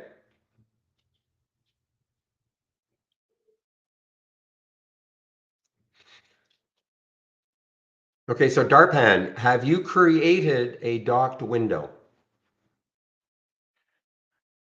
Try to answer your question first. Have you created a docked window? I'm assuming you have. You just want to know how to add something to a docked window?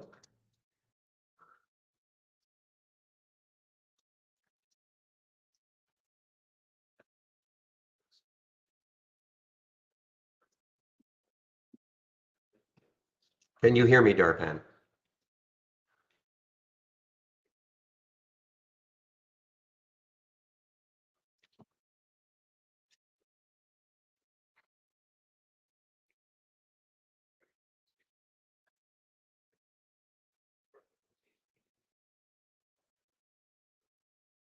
Okay, so this is what I would do. So you're on the explosive winners, which is the explosive winners is in essence this race right there. Okay. Just a minute. Give me a moment.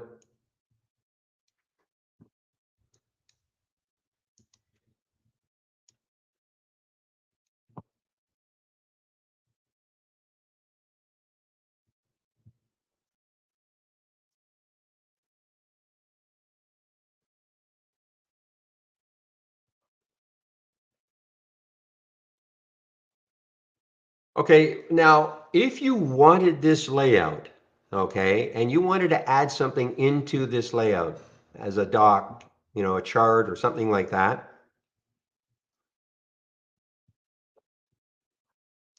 Let me see if this works. I don't know if, just a minute here. Yeah, it does. Okay. So this doc window is called explosive winners. So here I've got a top list window, free floating, okay, called my like symbols. It could have been a chart, it could have been a free floating chart, but this is, anything that is free floating. I could add it into this if I want by just right clicking, and you see where it says duplicate into explosive winners. Okay, because that's the name of this docked window. So if I duplicate into explosive winners, it's going to show up somewhere. There it is, my like symbols right there. Okay, and if I want to, I can either leave it as a tab or, again, this gets a little, but this is why you've got to watch that, the video and all that. But I can move it around if I want. I can put it to the right if I want. Okay, it's a little tricky, but I mean, that's the whole idea of it. The minute I grab the header, and then that icon, the right and left, up and down, I just pick where I want it to present it. Okay.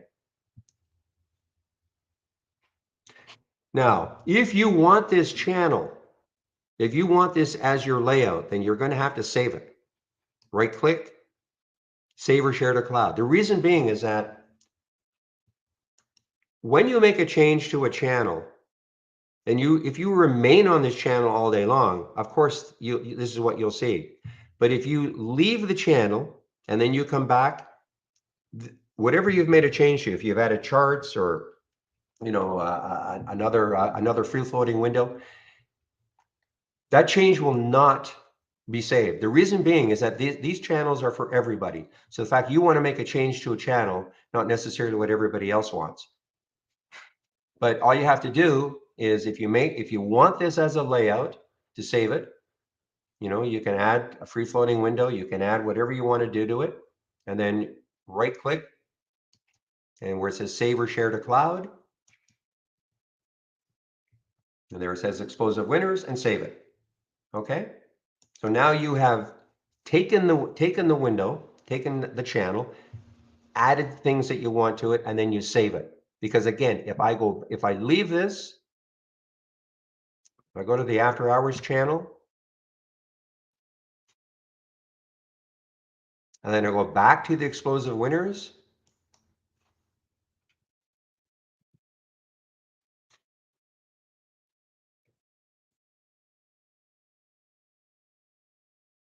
you see what I made that change? My like symbol list is not here. Hopefully that makes sense, because again, the channels are for everyone. But if you want to make a change to the channel, all you have to do is, you can make your change and then you can save it. Right click on the header and then save or share to cloud. So now you can use this like a layout if you want.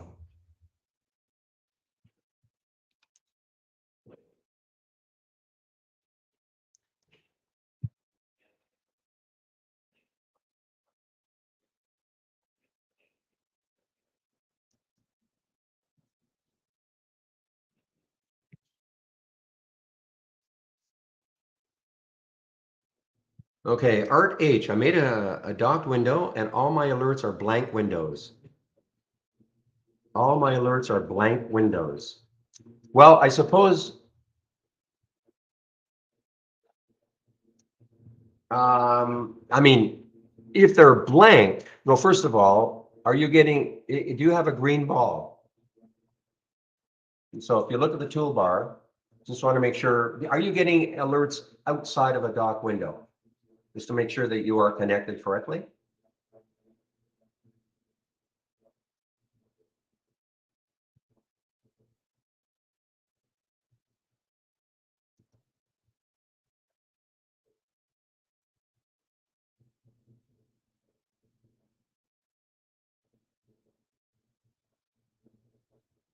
So Art, can you hear me? Are you getting alerts outside of a dock window? Okay. And so the free floating window, the alert window, when it's in outside of the dock window, you're getting alerts. You're just not getting alerts from within. Remember, it'll just show up like a tab. So if I start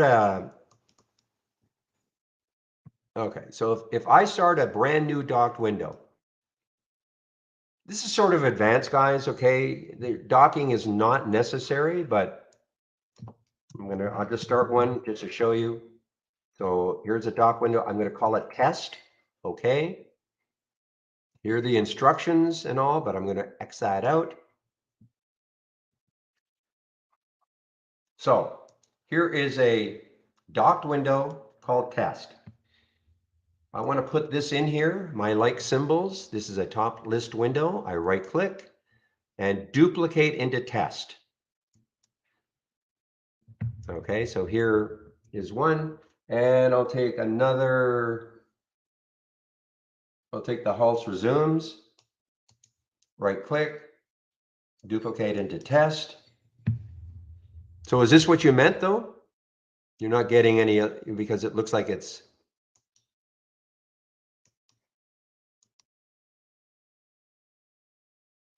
And now, of course, I can take this and put it anywhere I want. I want it to the right, or if I want to move it below. Again, docking is not mandatory to do. Okay, this is sort of an advanced topic.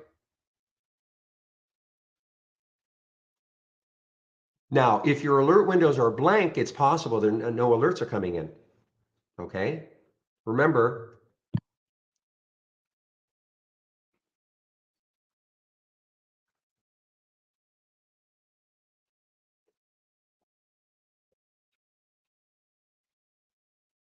did you save it though? Did you save it? Right click, save or share to cloud.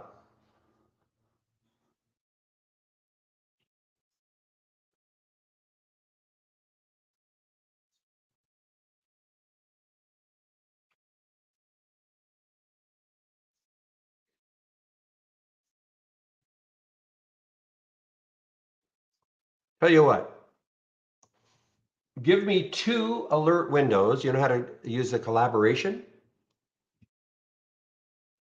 Put the links in and I'll do it on my end, okay? If you can just give me 2 that you put into your dock window.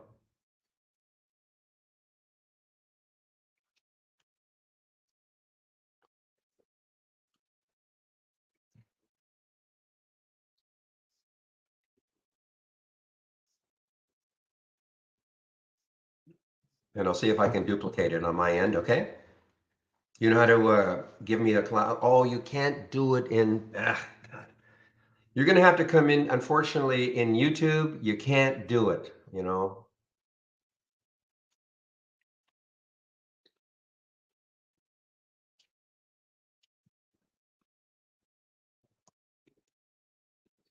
Yeah, that's the problem with YouTube. You guys cannot put links in YouTube in the main room. And by the way, guys, we do have 2 rooms. There's another room, a lot more action in this room here. So if you're in YouTube right now,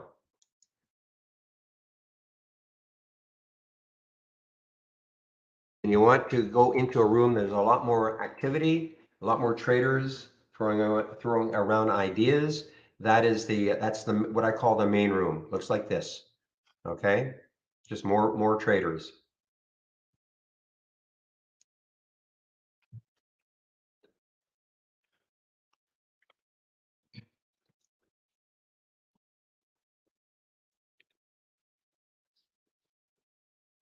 Okay, master. Where is that? Is that in momentum?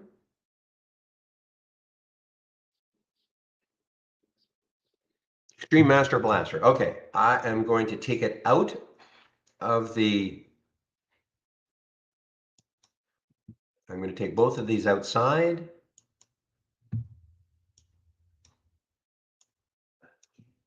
I'm going to close this down.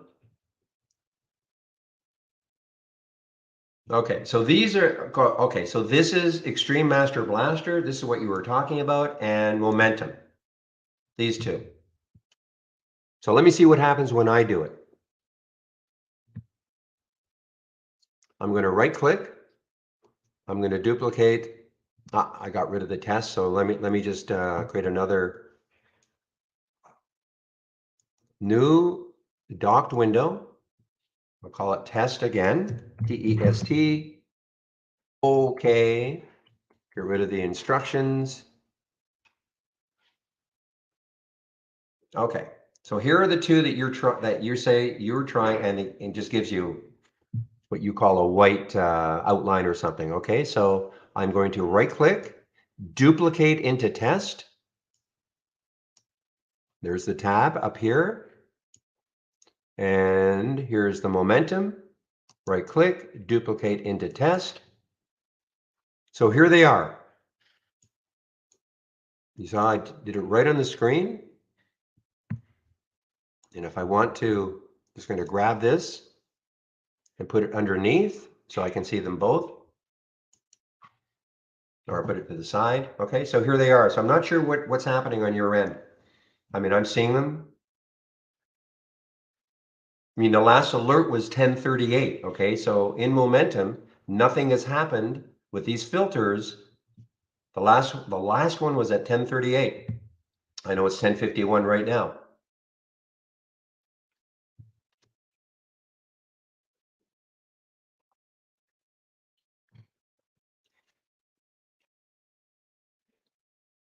And when you say you reopen, so I'm going to save this, save or share to cloud.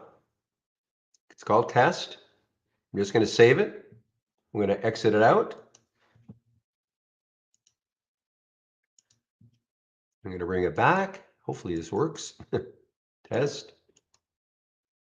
Load it. Ah, I loaded the wrong one. Just give me a moment.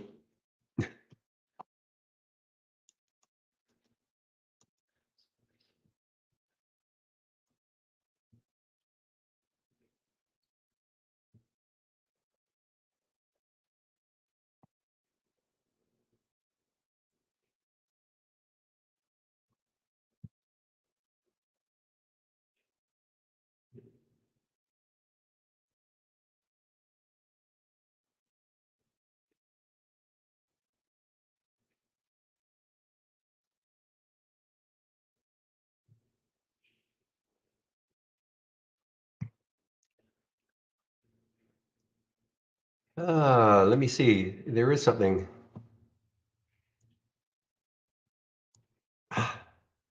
Sorry, guys.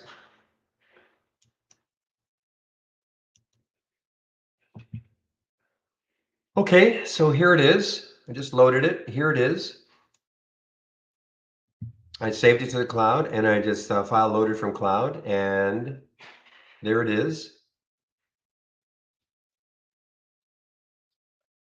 So I'm not sure what's happening on your end, Art. I really don't know.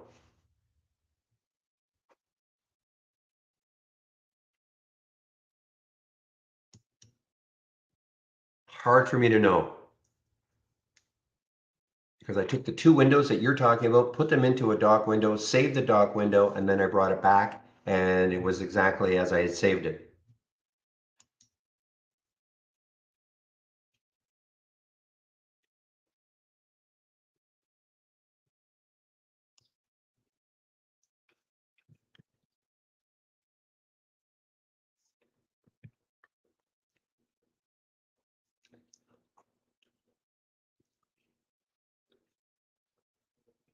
Okay, guys, what's the market doing? So market's putting in a little bit of a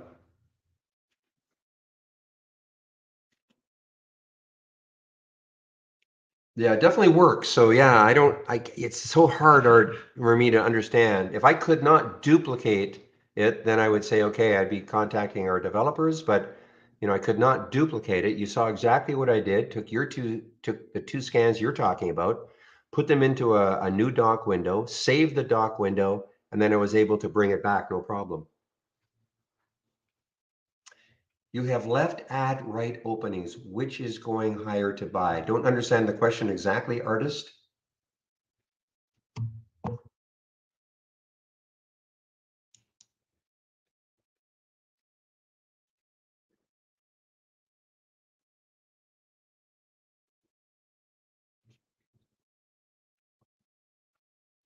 Yeah, I don't quite understand your question.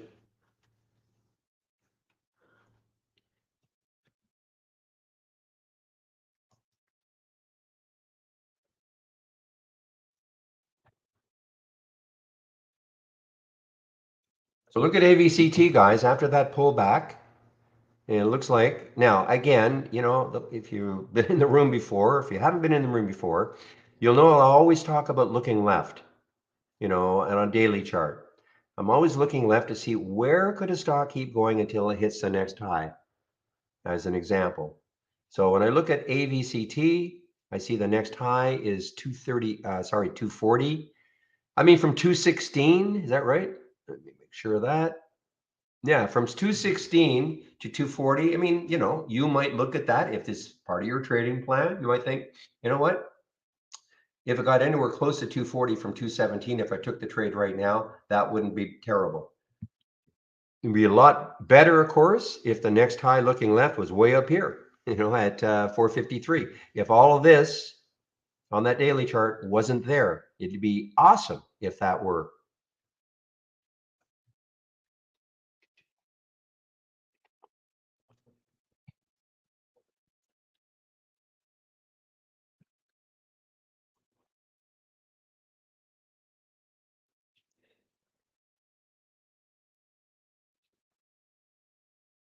Okay, don't understand. Which side is the buy? Are you talking about using this manual? I mean, it says buy. I'm not sure I understand exactly which side is the buy. Trying to understand what you mean by that, artist. You're talking about in this Brokerage Plus window? If I click on an alert, the symbol shows up, and there's the buy button. You have to put in the shares, of course, and there's the buy button. So I'm not sure I understand what you mean by which side is the buy. If I were shorting it, I would click sell.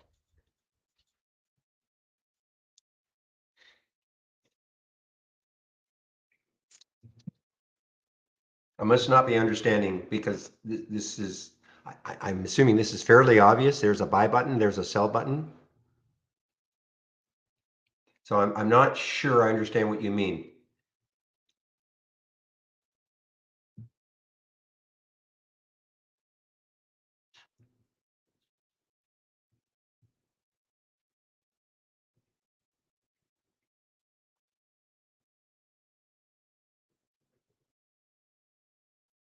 Well, the charts keep moving because, of course, the price is adjusted all the time.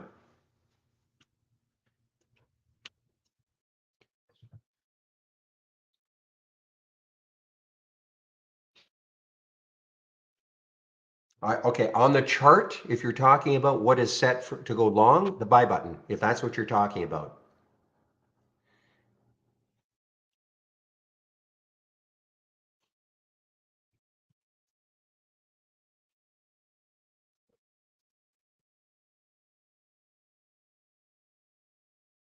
Holy smokes, look at rum, yeah.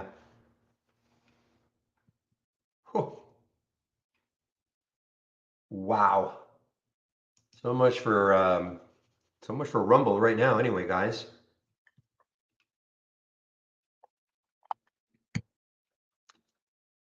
So does that make sense, artists? The buy button is, we've set up a way in which if you click the buy button, it'll take a trade. Okay, I mean, you have to left click, and then you've got these crosshairs. You can put it where you want to take the trade. Okay, it's not a strategy. It's just a quick way to take a trade.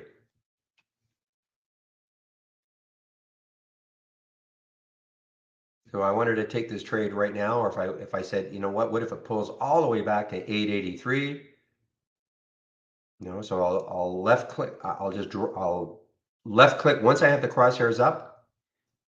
Then it'll take this trade right down here. So the buy button is set up to go long. The sell button is set up to go short. And again, all we've done is we've just created a very quick way in which you can take a trade. You'll take $5,000 worth of stock at the price that you tell it to, and it'll put a stop at the low of the day. Of course, when you get used to using trade ideas, you can set up your own scenario. We're just trying to, as opposed to trying to, teach people how to, well, this is what you do with the buy button. You've got to have a strategy and you've got to create your own strategy and, go through a lot of gyrations. We thought, okay, just to get people rolling, we'll create something for the buy button automatically. That's all.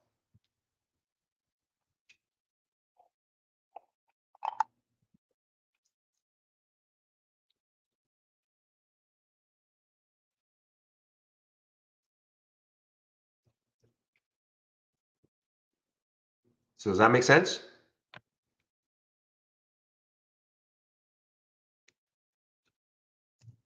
Any news on this one?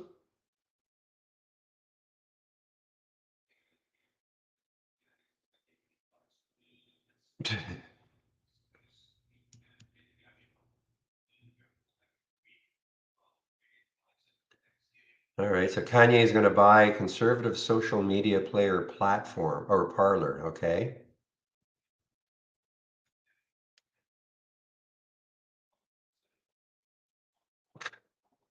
I'm sorry, guys. I just have a hard time reading this nonsense. Anyway,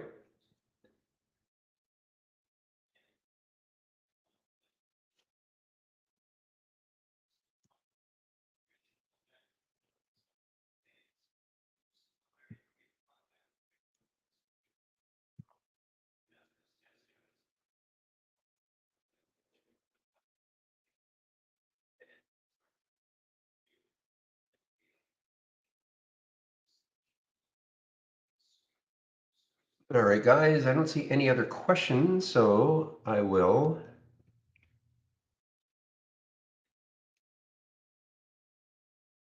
I think I'm all caught up. If I haven't answered a question, just please repost it if I've missed a question.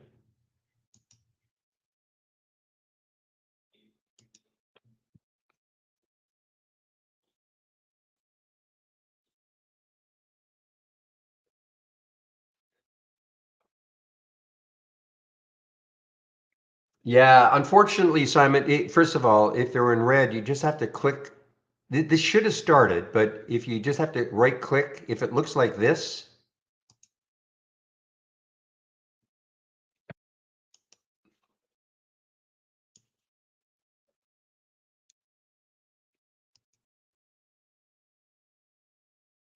does it look like this?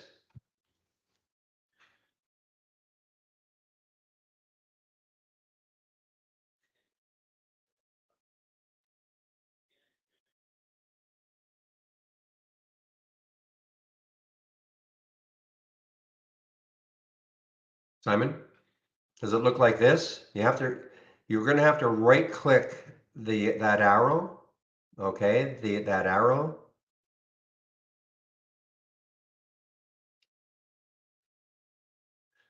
Number one. Number two, unfortunately, I'm on this development version. I was really hoping that for the test drive, it would look more like this, where the stocks are moving up and down very smoothly. I don't have a link for it. Just type interactive brokers, okay? I mean, just type that in and it'll get you to the home page of interactive brokers, okay? New journey. So Simon, is this what it looks like? Then you'd have to right click that little arrow, okay? And then that'll get the races started. And you will not see the same symbols, okay? Anybody downloading my layout or taking these screens, these two races right now, your races are starting at, like, let's say for instance, you did it right now. Your races then are starting at 11 o'clock. My races started at 9:30. That's why this top list has been built. It started at 9:30.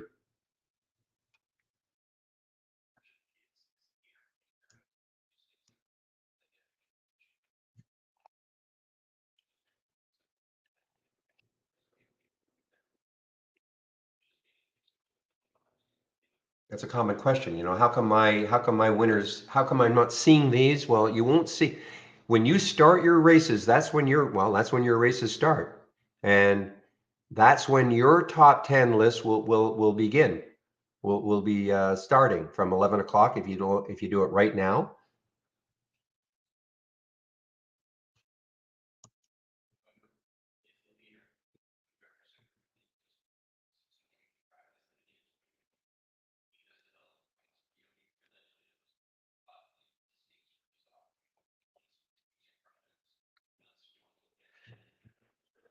Hmm.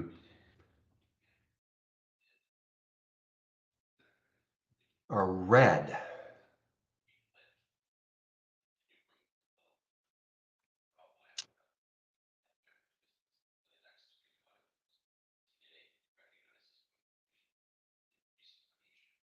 Well, there should be nothing red because these are all changed from the open at least 2% above the open, so or above the close. So there should be nothing red.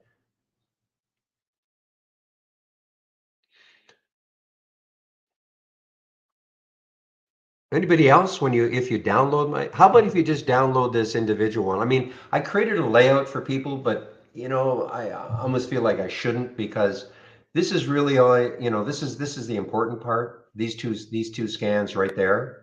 I mean, I've got these. I mean, not everybody wants a big daily chart and a 15-minute and a SPY and all the rest of it. These are the two. So do me a favor, okay, Simon? And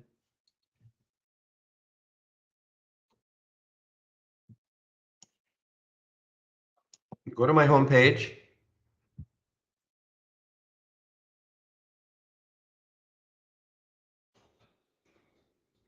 So go to my homepage, click my homepage link,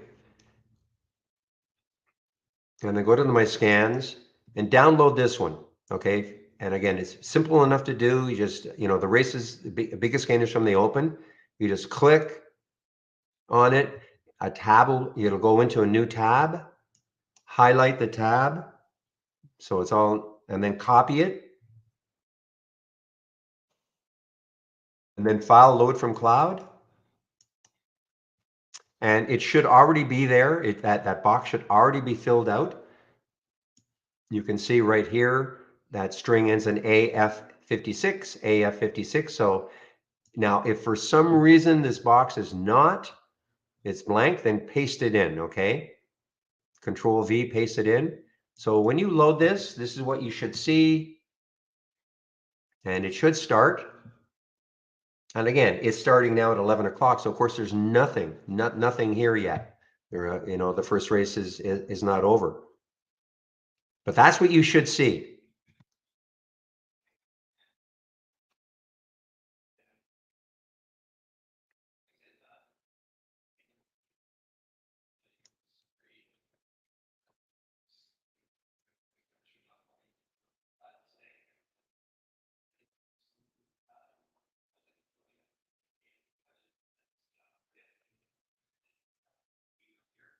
Yeah, so New Journey, if you're in the States, I mean, you're talking about the pattern day trade rule. I mean, I'm in Canada, so it doesn't affect me, but um, it's nothing to do with interactive brokers. I mean, that's just your government saying you can only do, or whatever body is telling you can only do three trades a day. Not three trades a day. I thought it was a week. With Interactor, I mean, if you have enough money in your account, you can do as many trades as you want. Interactive Brokers has no limit on how many trades you can do a day. It's, if you have over $25,000 in your account, you can do as many trades as you want. Interactive Brokers does not, and no broker typically, I think, will limit you. I think what you're talking about is your pattern day trading rule in the States, where you're only allowed to do three trades a week or something like that. It's got nothing to do with the broker.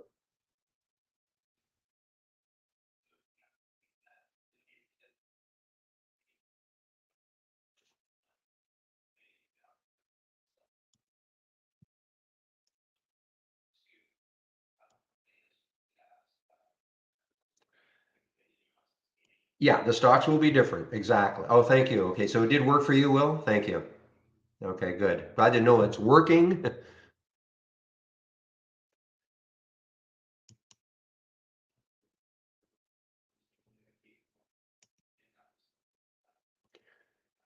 Out of the track, could you please paste the link where I can watch the holistic video of all the modules of the desktop application? Not sure I understand what you mean by that. What modules are you talking about on the desktop application? What exactly do you mean by that? I mean, in our guide, virtually everything is covered, okay? So if you click on my homepage link and go to the guide, I mean, virtually everything is covered there. And there are videos.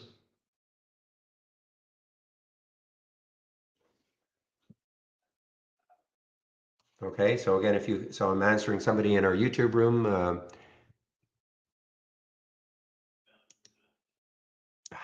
Let me just click on it. Just give me a moment. I'm gonna get rid of these tabs, make sure I don't accidentally shut down the trading room.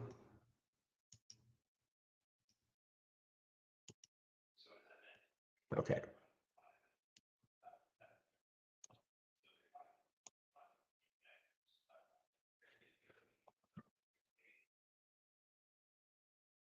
Okay, so again, you're an absolute newbie. Well, that's okay. Again, if you click on my homepage link that I just put in there, I mean, if you're talking about, click on the education section and then the user guide. So in the user guide, again, if you're brand new, just understand what an alert window is, what a top list window is, excuse me, and what the stock racing is, okay?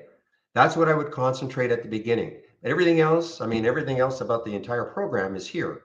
how to set price alerts on charts, sound alerts on alert windows. Everything is here. Okay, if that's what you're talking about, all the modules. I mean, I call them modules, but these are just all the features of trade ideas. Okay, but main ones: alert windows, top list windows, and the stock racing. Okay. I wouldn't worry about anything else. I mean, it's like any other user guide. I mean, you don't have to learn everything, number one. But if you're just starting out, just get the basics down. And that's anybody listening. I'm not just talking to you, but anybody listening.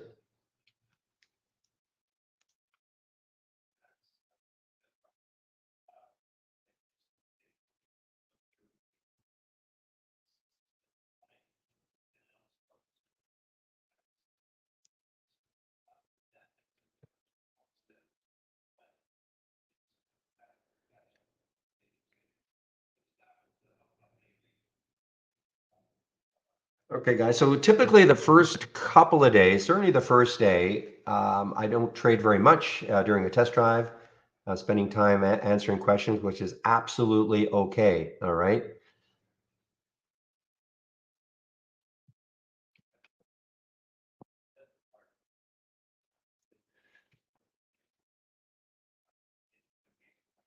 And again, I have to keep emphasizing the fact that when you're using the races, a top 10 list, a watch list will be automatically created for you. So you can click, so look at Go EV. It only won one race. It's in the 8th position, okay? Go EV. So you might look at this and go, okay, it's pulled back a little bit. It's not doing too much. A lot of times what you'll see, especially in this one, because these are the more volatile stocks, is that a stock will have an initial big pop, and then all of a sudden, for whatever reason, it just rests for hours, and then later on in the day, maybe in the afternoon sometime, the buying comes right back, and it can pop the stock. So you can set a price alert, or you can set conditional buy alert or something. Practice saying, okay, yeah, if it takes out this 155 level or the high of the day, either A, I want to know about it by creating a price alert, or click that buy button and set the buy right at the high of the day. I'm not saying that's what you should do in this case, but that's how you use this list. It's going to, and I mean, it is just automatically created for you. So now you don't have to run around, jump around trying to figure out what to trade. You just concentrate on this list and practice trying to, this is the whole idea of trading.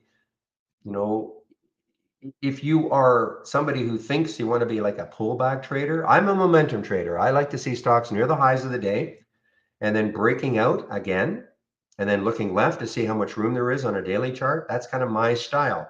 Others might say, you know what, I hate that, but I'd rather have a stock pull back to a certain dollar level or maybe a moving average, and then I want to know about it, and then maybe I'll take the trade there. All sorts of, there's no right or wrong way to trade.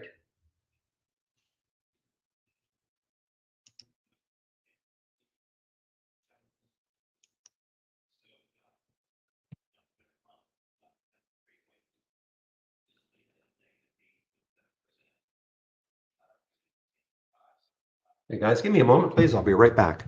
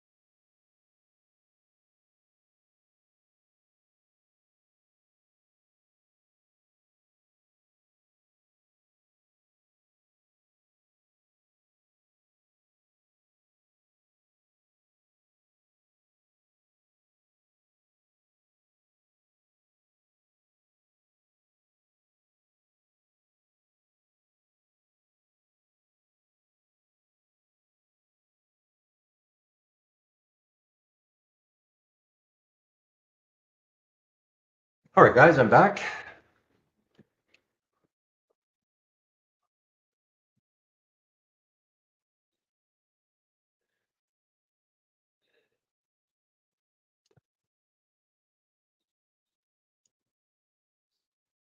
Still pretty strong, guys. This Rblx is still pretty strong.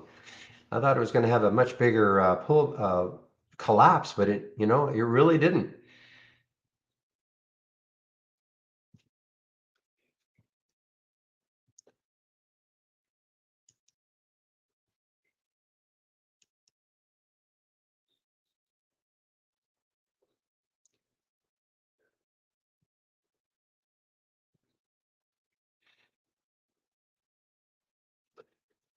All right, let's take a look to see if anything interesting is happening with some of these one races earlier. MNTK.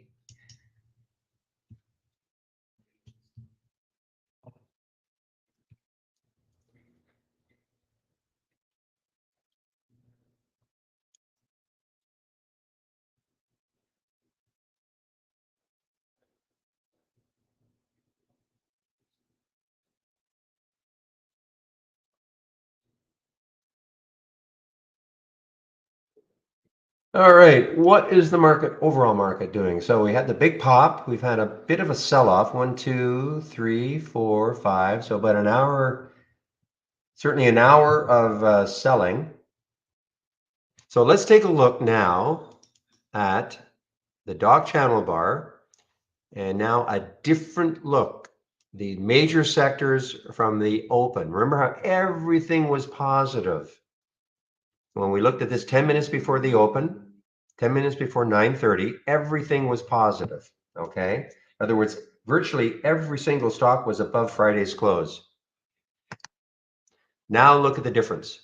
So here's energy. As we speak, 62% of them are down from their opening trade. So in other words, energy has drifted down. Technology, 50% are down from their opening trade. Remember, this was virtually 100% from the close of Friday. We're up, but since the market opened, and this makes sense because look what the market's doing.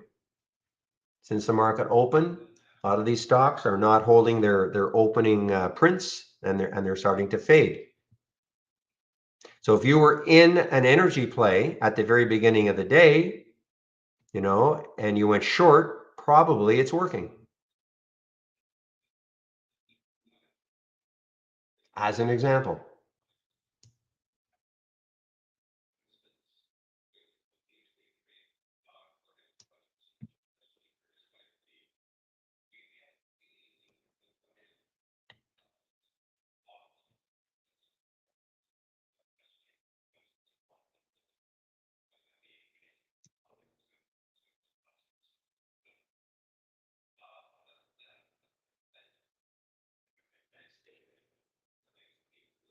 Oh, I can't look. I left a pretty big amount of cash. That's okay. That's okay. I mean, I had too much going on in the pre-market that I would have had to really pay attention to this a lot more, but that's okay.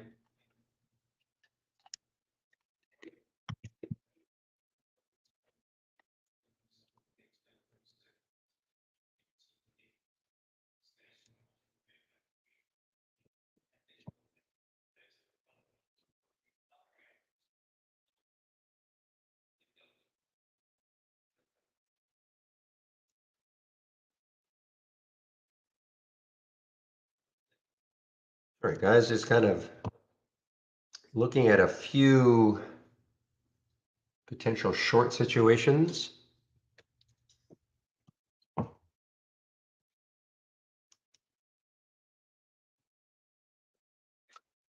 RVPH, guys. So RVPH had a great run, like a lot of stocks on Friday, kind of fell off a bit. RVPH. So when you look left, it's got room. 414. Now, when I say that, I don't mean it's getting there. I'm just saying that when you look at the chart, at least you don't have to The next high looking left on the daily chart for RVPH is certainly far enough away.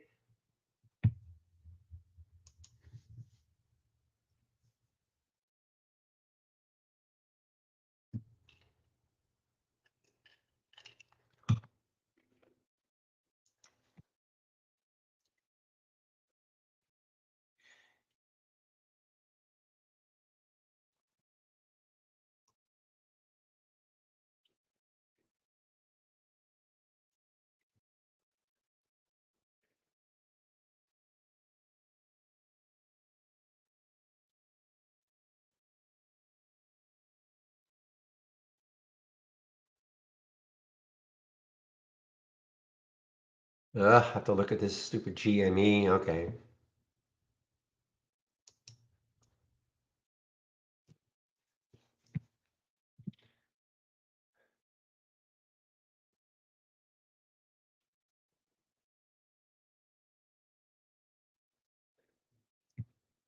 See, the problem I have with so many of these is that they're all kind of running into next highs looking left on the daily chart, not that far away. You know, what I'm really hoping is that we see one that has just like $2, $3, $4.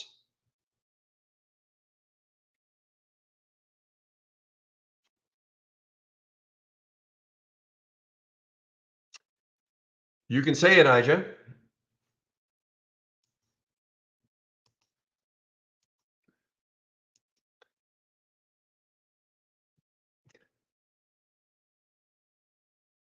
So here's one that could be interesting, okay? The BRLT coming right into the 200-day moving average, which is at 802. So it's just basically a little bit below it. When we look left, yeah, I mean, we see there's a high around 825, and then after that, about 847. It's a relatively low float. Remember seeing this one, of course, on Friday, but look at the sell-off. I mean, it got up to 786 and it closed down here at 667. So you got to be awfully careful. But this has, the look of something what's the volume like? The volume isn't great. I mean, it's 6 times normal, but the overall volume just isn't that great.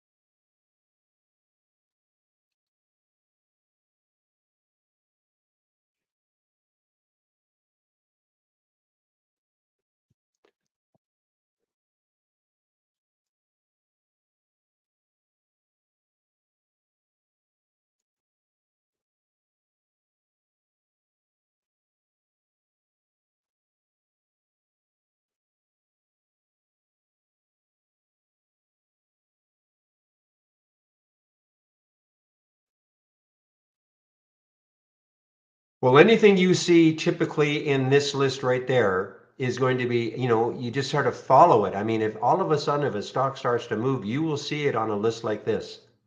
Okay. You don't have to wait for it to get to the top. If you start to see a stock that's starting to move, you can click on the alert and it could just be getting going. As an example, you mentioned AMC. Well, I don't know if AMC showed up. I mean, it's moved, but I mean, I wouldn't call this unbelievable. It's from 620 to 640, but typically, I did see Ape. Ape was on here, but this will catch things that are moving as they are moving.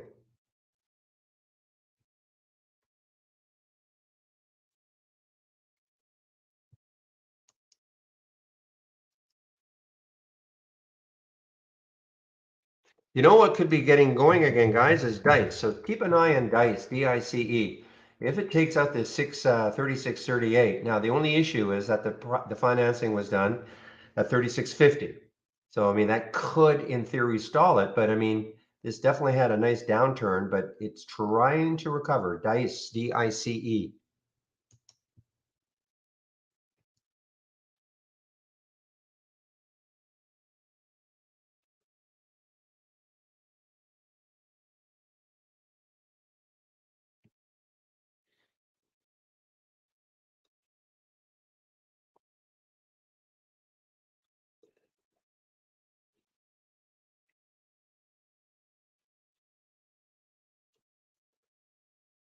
Yeah, I mean, yeah, a cash account, you just have to wait 2 days for it to clear, right? So I guess you're on a 2 day, you have to wait 2 days, and then your PDT rule is not going to nail you.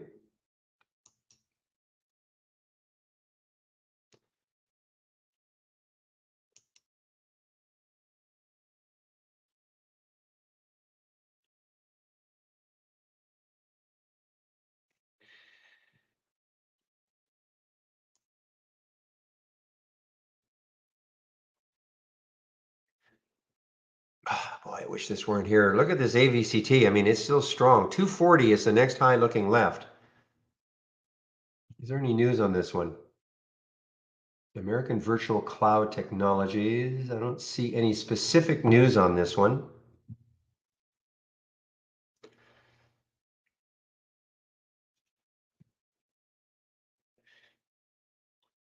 But it is a low float, 5.7 million in the float. So it's traded almost 14 million now. This will easily trade the float probably 4 or 5 times today. Okay, guys, Dice is right at the financing price of 36.50.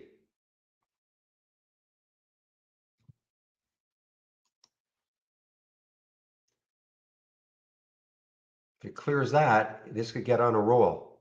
The next high on that 15 is almost $38.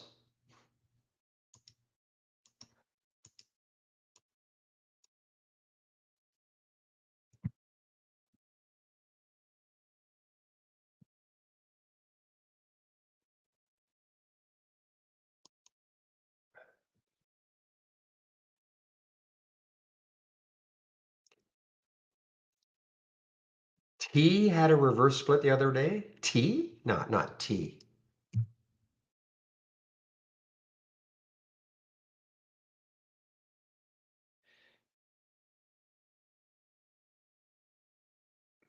I'm just talking to somebody in our YouTube room.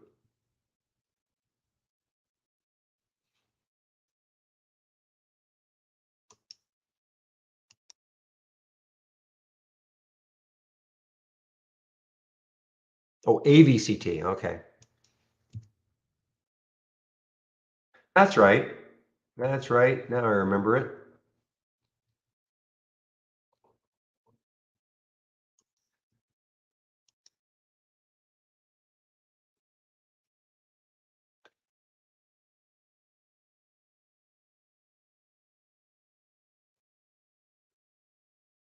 So Dice is still struggling at that 36.50, that financing price. Still kind of struggling. I tell you, if we get through that in any in a huge way, I mean, this could have a nice run, and that is the Dice, DICE.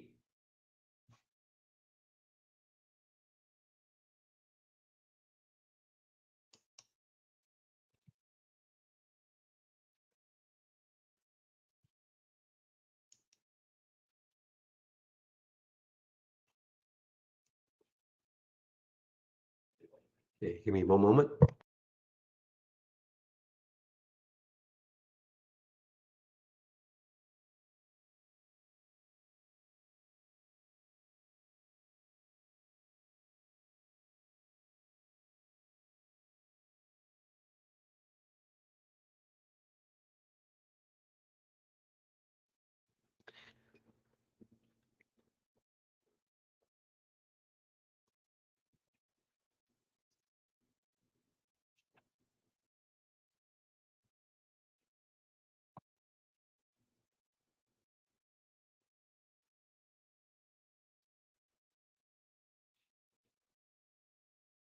So remember when I was talking about the AGFI, that was an AI alert, and I was saying, yeah, I mean might really struggle to get through that two, that whole number, even though it did briefly in the pre-market. And when you look left, so that's why I was saying, so if you had taken this one at 181, you had to really pay attention to that two level. I'm not saying it's going to not go through two later on, but that's all I saw on it. One moment, please.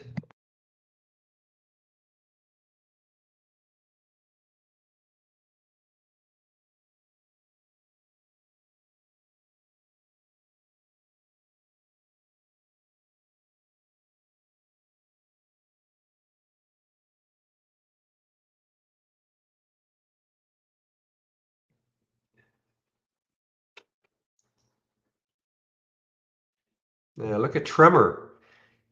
TRMR, same thing. Look left. What do we see? 743. You're at 720 right now. Will that block it? You see what I'm saying? I mean, I wish these stocks had way more room to run before it would hit the next high looking left. Because this is not bad. I mean, it had the pullback on that red candle right there, and now it's starting to move. But to me, it just looks like it could stall not that far away. I'm pretty picky about what I will trade.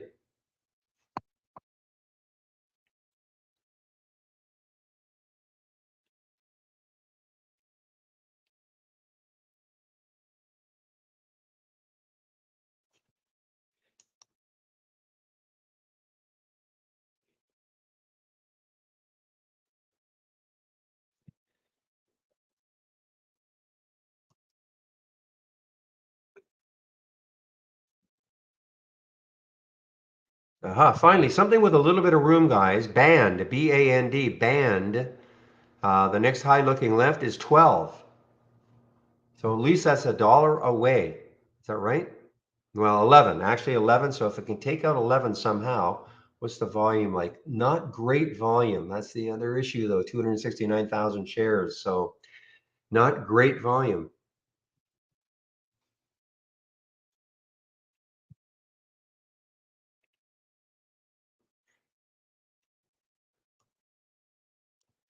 Now, one of the things about this sort of race in the afternoon, typically what we can see every now and then, well, I'll probably almost guarantee we'll see one or two stocks that we haven't seen all day long, all of a sudden just making some kind of a move.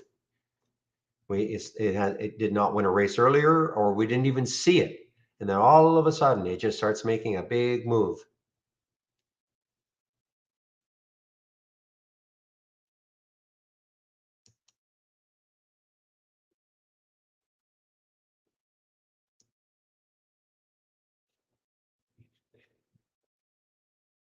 Back is talking about VERU, some chatter with the FDA.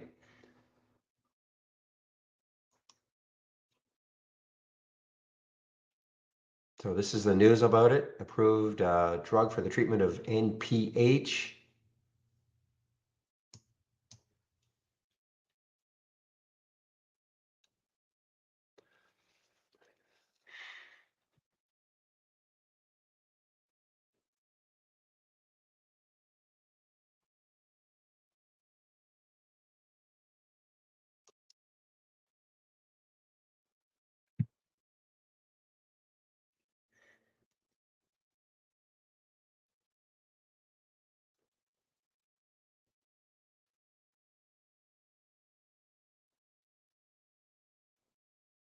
All right, here's one, BEKE. I mean, at least when you look left on the daily chart, it's got some room. It's got some intraday resistance perhaps, but at least it's trying to come back. It's had like a pullback on the 15, trying to come back a little bit over the whole number, following the market. You know, again, it's more or less tracking the market.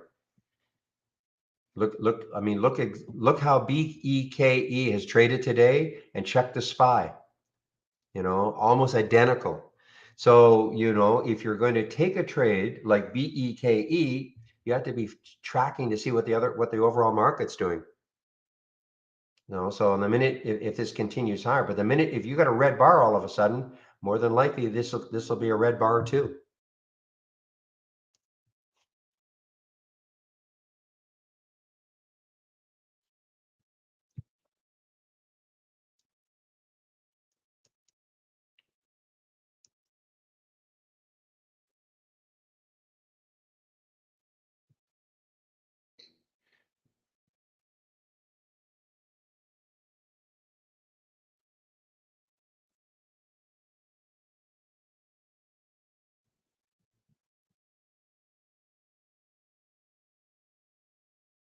It's pretty ugly. Silver is pretty ugly. It's an awful looking daily chart. I know some have traded this one. But look at all these topping tails on the daily chart. Again, what does it mean? You know, all these days when they have these topping tails means the buyers, at one point, the price was way up here at 388, closed down here at 3. Next day, the same thing, 357, close down here at 288. Get all, it just doesn't inspire that much confidence that the gains will hold intraday. Same thing today. Now it's got a lot of, it's had some news, had the big news on this day right here. And that is the SOBR. But since then, I mean, it's been a really erratic trader.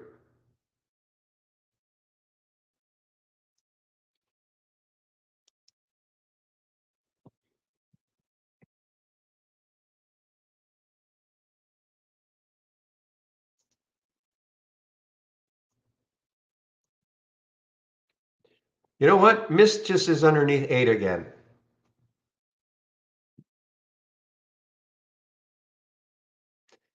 Look what it got to, guys. I mean, this is why I always look left. So when you look left on Mist, look what the low is, 761. When you look left, and the low is 765, very close. That's where it's kind of stalled. So again, if you're shorting something, the same thing, looking left to see where the next low is.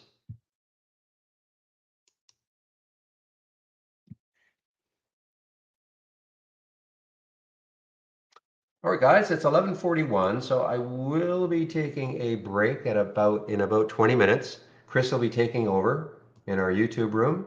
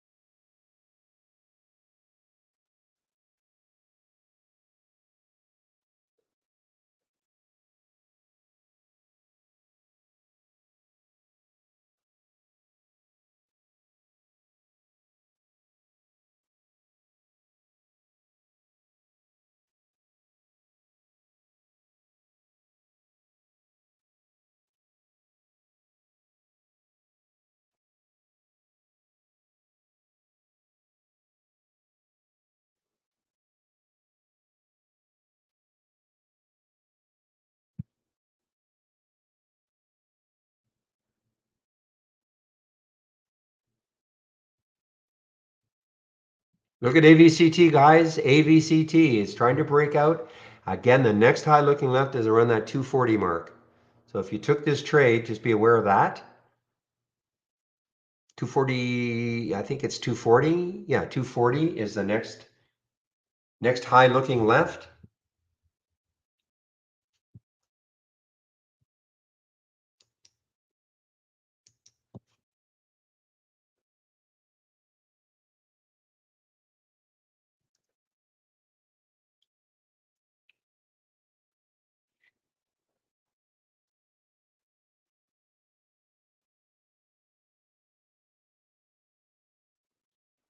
So they did, yeah, so they did the reverse split last week, I guess, AVCT.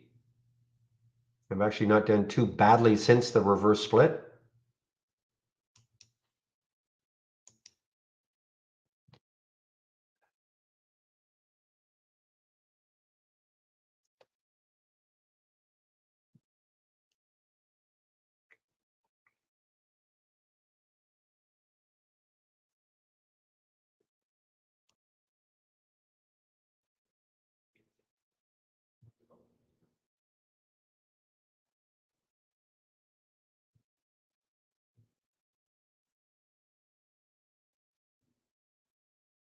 So look at GL, again, what was the next high looking left?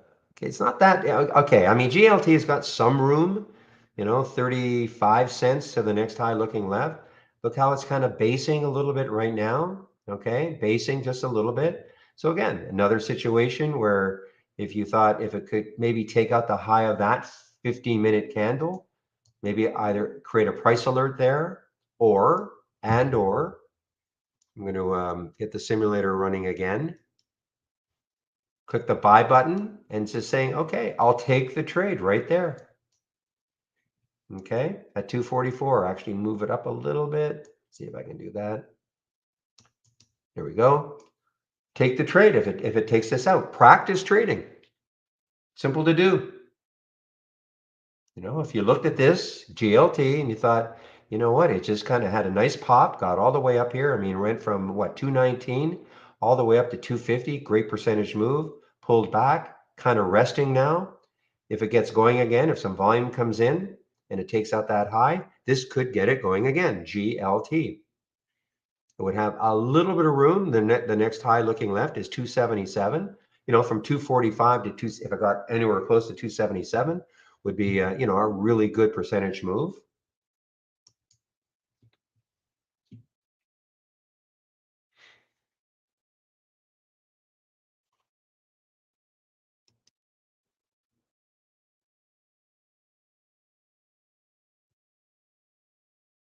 But that's how you can use this, okay? How you can use this watch list that's automatically created for you.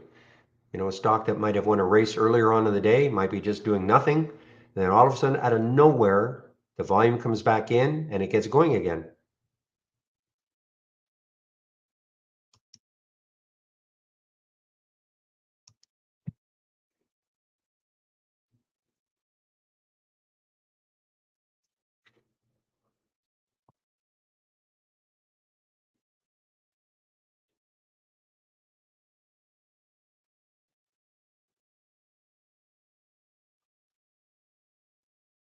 I mean, here's another one. I mean, you know, the next high, CAVL, CKAVL, there is the 200-day moving average, so it's a little bit above it. The next high looking left is 145. You know, if it can take that out somehow, then the next high is way up here at 172. So, I mean, it's got a little bit of room.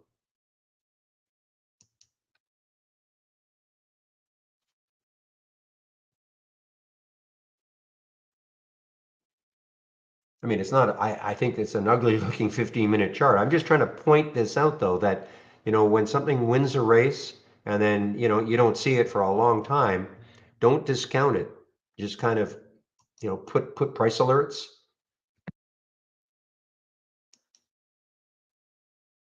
Remember this one, Riata. I mean, I remember, or Rita on Friday. I forgot to keep following it because this took out the 200-day moving average, closed near the high. I just, you know, I just actually forgot to keep following it. Too bad.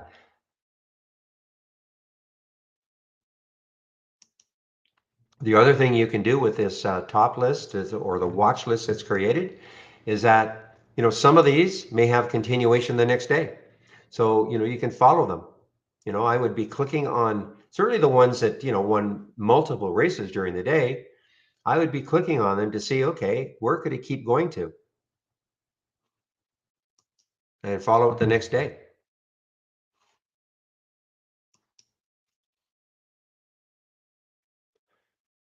And again, these are the more volatile ones. These ones are not nearly as volatile, but doesn't mean that, you know, they shouldn't be followed. I mean, look at this AVXL. I mean, my goodness. AVXL, you can see if it could take out 12, look left, the next high is way up here at 1330 as an example. And that is AVXL.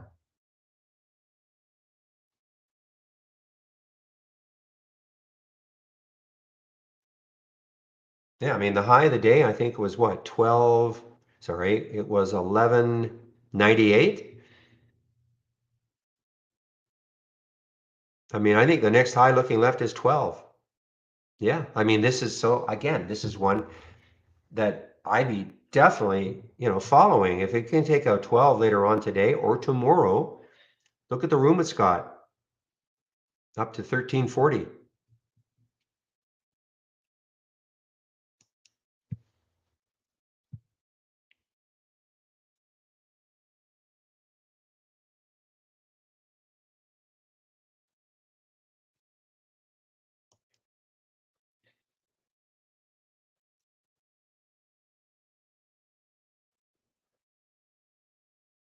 This is probably one of the better ones I've seen because of the room. It's not a low float, 75 million, not crazy high, but not crazy low.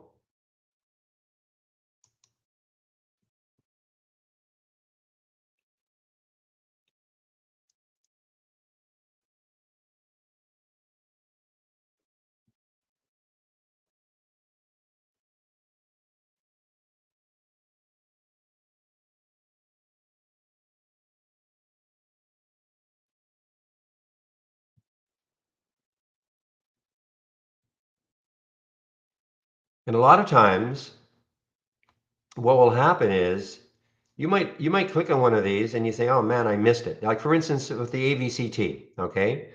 And you think, man, I missed it. Look at this. For almost an hour straight up, got up to 224, pulled back to 2. You could easily have said, okay, you know what? It's held 2. You know, take this trade right around 207, 208, put a stop at 2 and see what happens. You know, and you never know with these ones, even though it's already up 40%, people might go, well, how much further?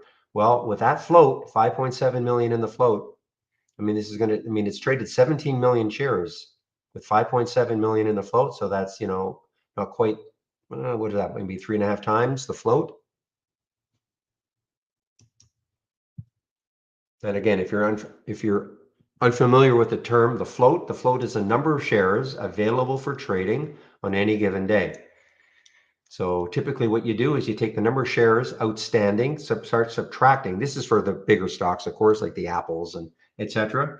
You start subtracting what the insiders, like all the C-suiters own, perhaps mutual funds, because those shares on a daily basis you cannot trade those.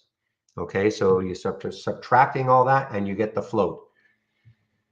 And for me, anything less than 20 million, for me personally, is what I call a low float stock. And again, the float now is the supply of stock that's available.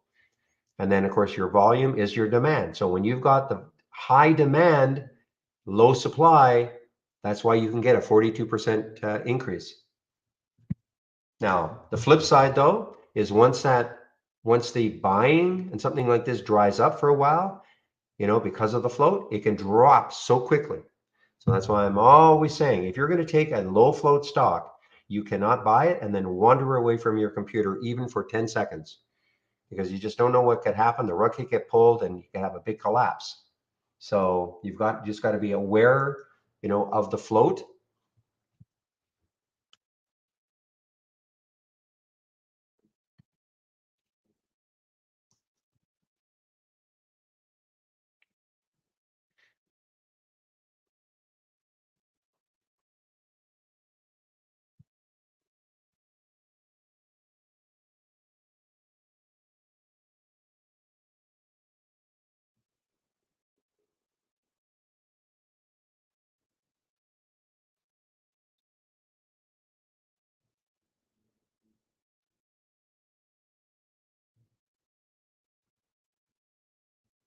All right, guys. So in about 5 minutes or so, Chris should be in our YouTube room.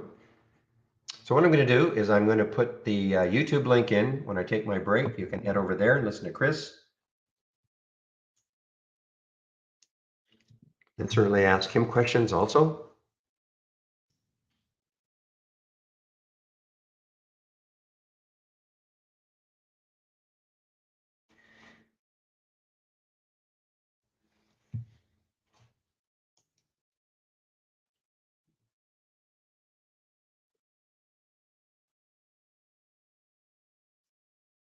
Hello.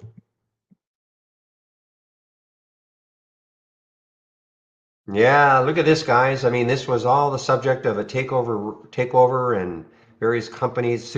Well, there were suggestions of various companies that were maybe going to buy this one, CANO. That's why, just a rumor, just a rumor. And I remember that there were projections of what if it was going to be sold, it'd be like 15, $18. And that's why you just can't, you cannot buy these thinking that that's what's going to happen. It was just a rumor. And now look at this, right down to the 200-day moving average for CANO. And that was CVS. I mean, there you go. I mean, CVS, huge company. Report. Now, is this correct? I mean, is this you got to be careful on this side also.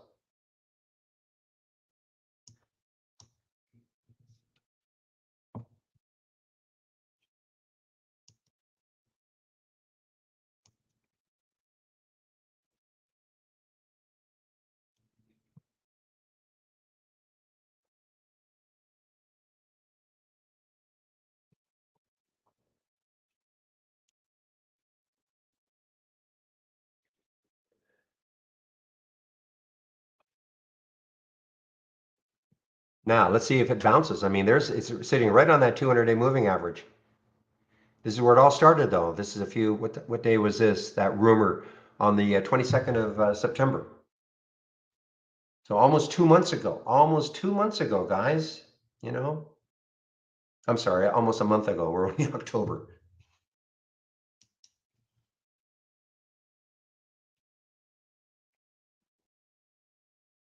And I think probably right there was another little spike because, again, the rumor kept circulating.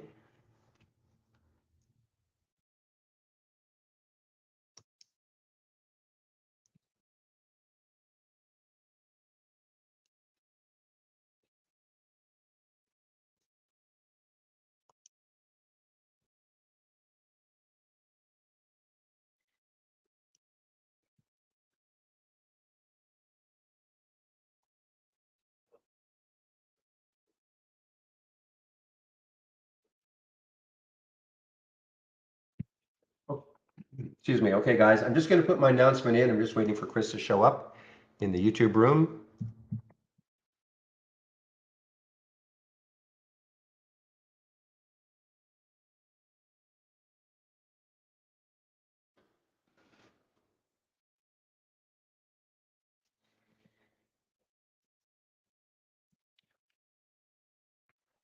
Misty.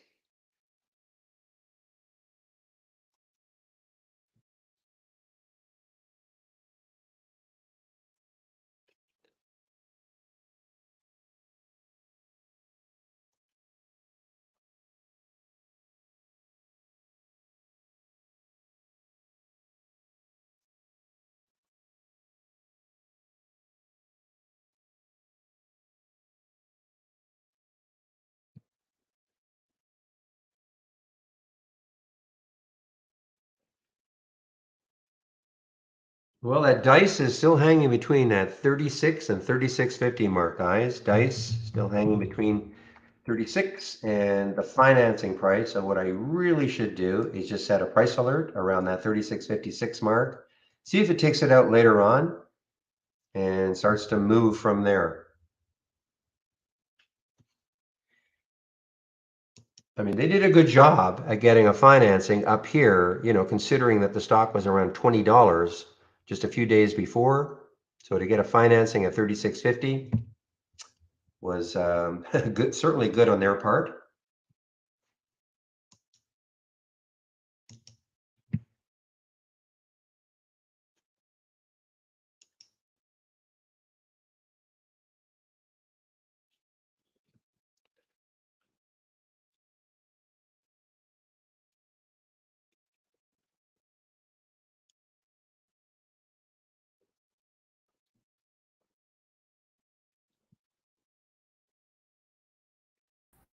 And there he is, the one, the only. And here I am. Happy Test Drive Monday, Barry. Happy test drive to you. I will make the screen swap if you're ready. I am. Thank you, Chris. And off and running you are for your break. Okay, thanks, Chris. I was seeing a little bit. Bye-bye, Barry. All right, everybody. Happy Monday to you all. Let's see, what do we have going on today? We got a gap up in the market. And we're kind of running sideways right now, so we'll see what that means. You got, a few different camps here screaming different things out with this price action here. The bottom's in, the bottom's not in. I have no idea.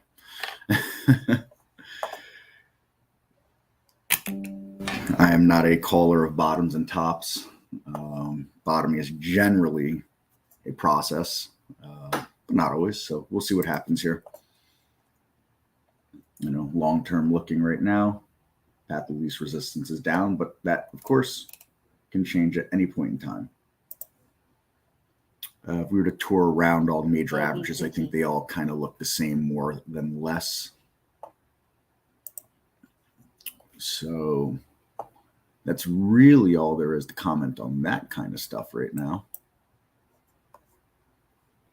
As far as the rest of the market goes, kind of letting the relative strength from the open scanner dictate where I head, and I'm keeping things kind of quiet for me today. I've got two positions, one small one in brokerage plus IB, and I have a larger position of the same thing in Thinkorswim AVCT. We'll see what happens here. I'm not going to let it reverse on me too much on this. But for now, it's kind of climbing and creeping. This has been, the big top 10 winner so far. That's where I stand for my day, more or less. CLNE, I've been watching it all day. Just can't seem to break above this level here. $6 obviously looms big. And, stock is pretty beaten up. It has to do with clean energy, which if we were to look at, where is my clean energy index? PWB is your clean energy index. Looking at that here, fairly similar charts. I'd say this chart's a little worse looking than CLNE. With that said, not going to get overly excited about that. If it breaks out, it breaks out, but I don't think I'll be missing anything on this one today, just looking at the chart and the price action. But you never know. I'll keep the price alert. Oops, don't want to drag it now. Keep that price alert active, and we'll see where things go from there. Of course, if anybody has any questions for me on the platform, please let me know. I know we'll be getting a test drive here, and I will just kind of drone on about things that I'm looking at, seeing, and doing, unless you folks fire some questions away for me. I just closed out some AVCT from my Thinkorswim account, cut that position in half. So again, what AVCT looks like. For now, I'm going to let the IB position ride, but I will actually bump up, and I'm just not going to let things reverse very much on me, especially on my small account. But we'll see. The thing has potential to make moves. It's a small float, but it also, doesn't always have a dynamic range as well, as I look at the history of this chart here. So with that said,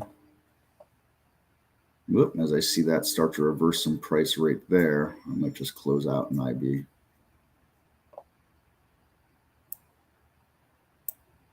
And tighten that up a little bit. All right, so that is that. Can I go over changes since the latest release? I'm going to be honest. I don't know what the changes are since the latest release, because I am so many versions ahead of you guys.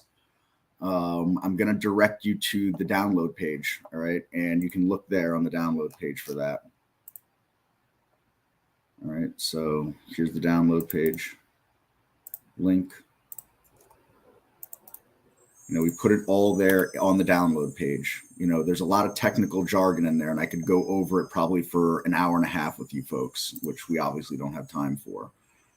Just as a really quick synopsis here, you're going to come down. Here's the production version. Here's everything from last production to present production. All right. And if you scroll down, you're going to come to the beta, and here's everything in this since that. And apparently they just put out a new beta. I did not realize that. So, all right, there's a new beta out, and you can see what was from 5.6.9 to the new beta 5.6.21. You can see all those items that are in here. You can see there's quite a bit that's in there to go over, but I think a lot of it won't really have to do with most of you, to be honest.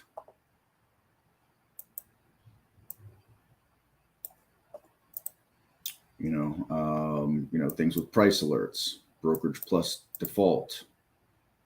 There's an issue with the top list not freezing, but this stuff doesn't apply to most people. Most people aren't freezing top lists, is what I've discovered over the years. Stuff like that. So,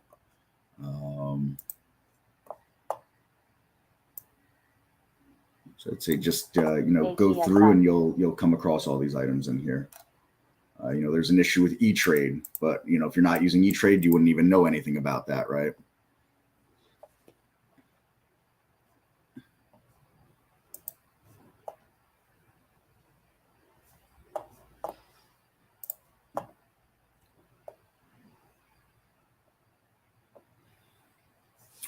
So, okay, let me bring that back out of the way here.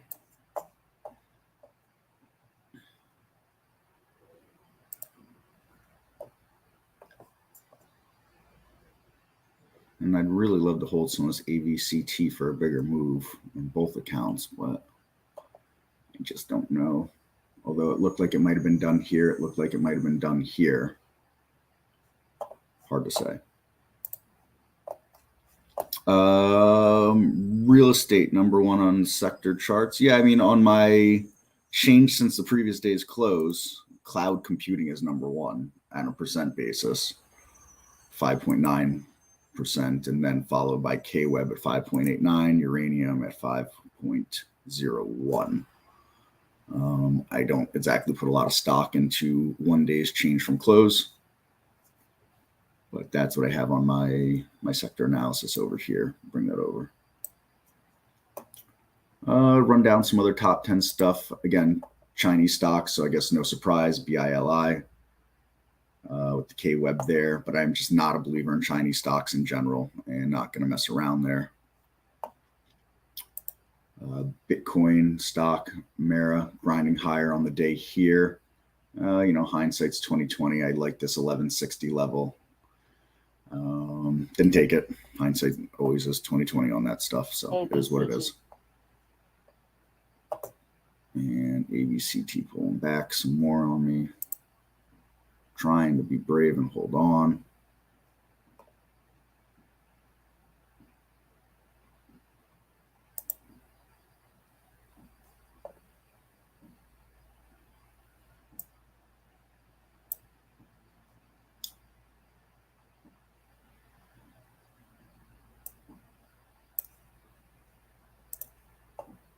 And that's going to probably do it for me through the IB account. Hold a little longer in the Thinkorswim account because I've locked in a good amount of profit. Again, anybody with questions, fire those away for me. As I always say, I cannot answer the questions that are not asked. Okay, that'll do it on Order-filled. That'll do it on AVCT in Brokerage Plus, or excuse me, in IB.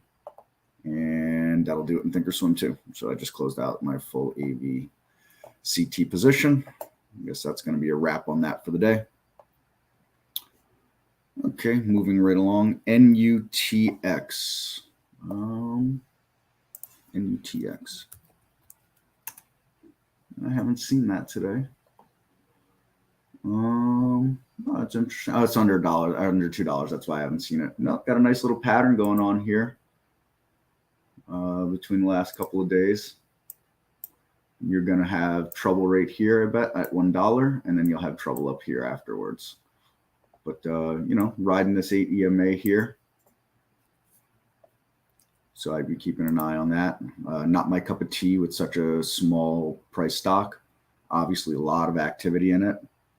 And even today, you've got, this big green candle here on volume, but you've got a volume candle from today that's already above the volume candle from Friday. So day trading vehicle. I mean, there's definitely nothing long-term here as far as I can tell, but without a question, day trading vehicle.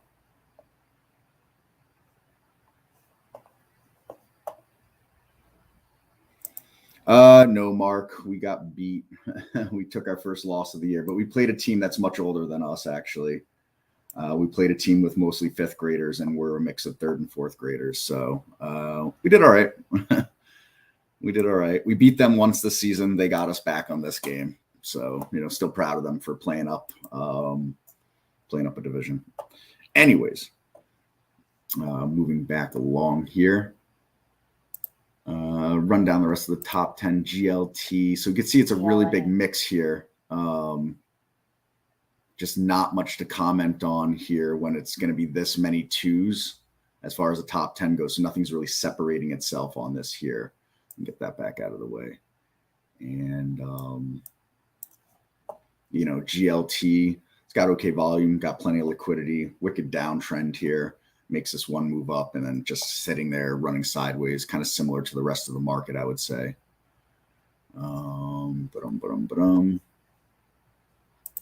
SOBR was a high flyer from a couple of weeks ago here. Had some action, I guess, last week, but looks like it's really starting to give it up now. Relative volume still pretty significant, actually, and obviously very liquid still. You can't ignore that. SRG with a nice big day here. I should have paid more attention to this one, I guess, huh? Nice increase of volume into this breakout that happened right here above this level from high of the day, getting up over 10. I don't know that it'll have any more legs in it, as $10 is a huge level, but I'm going to stick a price alert here. Keep an eye on that going through the rest of the day. So obviously been on the scanner enough that I should have been paying better attention to it, huh?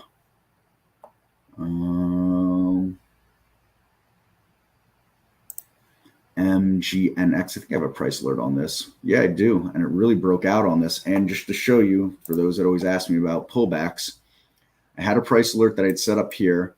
I pulled it all the way back to here, and this thing took off without me. I wasn't really paying attention to it, and that's really a shame right now. Looking on a daily chart, looking left, I knew that this was an area that if it could really hold up above it, we could start to see. So it's closed up here. I guess I'll move price alert up here, but I don't think I'll come chasing it now. No, we'll see. We'll see. I don't know how much it's got left on it. Maybe it's got, if it does, if it can break back out. I mean, you know, this 415 level looks tough, and then 430 is the next one. So, but we'll see. We'll see what happens. Hard telling, not knowing. CTIC, I think I had a price alert here. So just the opposite. This thing did not reverse. Also, I did not move that price alert down. Not quite the believer in that, as well, as I figured this would be a tough level up above there. But why not? Let's drop the price alert. Let's see if we can't get back up above this level. See if it can't have a little leg in it. Larger float stock, 103 million in that float. So take a little more to move that for sure. We can see it doesn't have a huge range, not overly dynamic, but also it's not a falling knife. And while I'm not crazy about this action of the daily chart here, not looking to marry the stock. So we shall see, as the saying goes. So I closed out AVCT. Not afraid to revisit it at some point, though. Take a look to see if it gets back over high day. It is a little tough, you know, we drill down in here and, you know, is this going to be resistance? Is this going to be resistance? Is that going to be resistance? You know, I was trying to play up for the high of this topping shadow there. But not surprised it's run out of steam where it has on the body of this candle from the 7th. So we'll see there.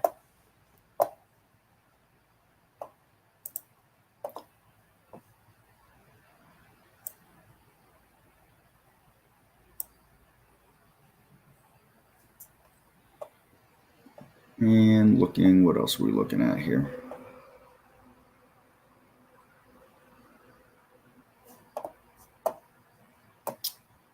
BlackBerry rounds out the top 10. It'd be good if I clicked on it, right? Nothing there. I mean, I wouldn't, I'm all set there. Plenty of liquidity. Volume's okay, doing 2 times what it's normally doing, but NERV. No, all good there. All good there.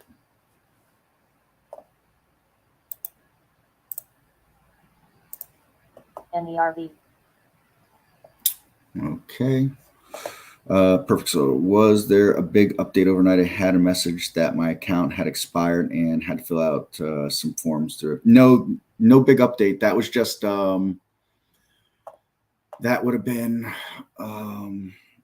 the agreements with the exchanges. They're forcing people with live data to sign agreements more often. So probably your brokers had you do it more often now. They're really just coming after everybody at this point. You know, the NYSE doesn't have people paying, you know, the millions and millions and millions of dollars they used to pay to be on the exchange floor, those booths and things like that, because everything can be done from our, you know, from our homes now. So they're going to get people for live data any which way they can. And if you're a professional, they want more. If you're deemed a professional, they want more money from you. So that's all that was. Bit of a nuisance, but the world we live in. So I'm watching AVCT again here.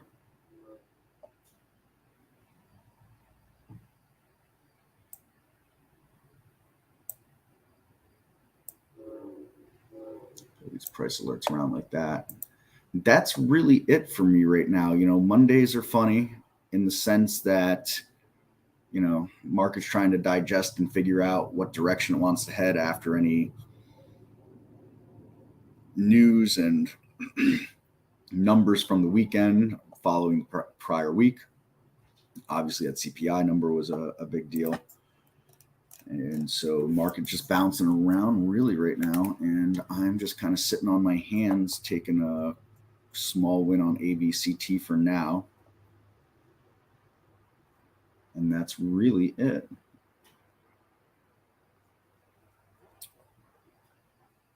Not bad volume, considering we had the entire summer, we were trading barely over 50 million shares on the SPY a day. And we should approach that not the too far distant future here. So we should, I'm going to ballpark, we should be at around 60, 65 million shares on the SPY today. So not terrible as far as volume goes. But I still think there's a lot of digesting being done. One of the things I like to look at too is confirmation, right? So when we had this big move up, we had declining volume the whole way. When we had this move down, we had rising volume the whole way, right? What's going to happen on the next move? I mean, your guess being as good as mine, obviously. But I think these are the big things as technical analysts that we should be looking at here, right? ABC. We had this move down. We had volume moving up, right? So we got to keep that stuff in mind here.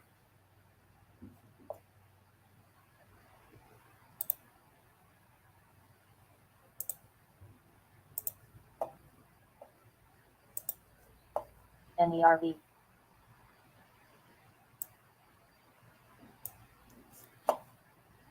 ATXI. Alrighty, so we got a silent crowd on me here. I guess we can go through a few other price alerts that I've had set on the day. AST Mobile, is that interesting? I don't know if that's interesting or not. This level obviously looms big for it right here. There's no real volume or liquidity in it, but doesn't mean it can't get going. 35 million in the float, so anything is possible with that. Obviously, this $8 level will be a big deal. Nothing there for me. I'm not going to set an alert for now.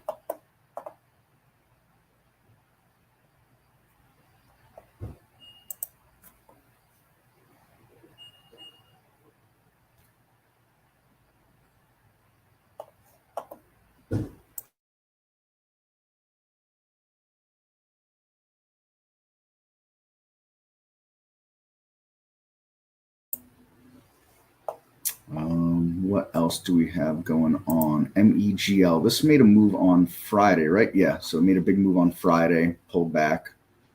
Nothing going on there. 0.28 relative volume and 300,000 shares traded on the day. So zero interest in that whatsoever. I just saw something else I wanted to comment on. I'm completely lost track here.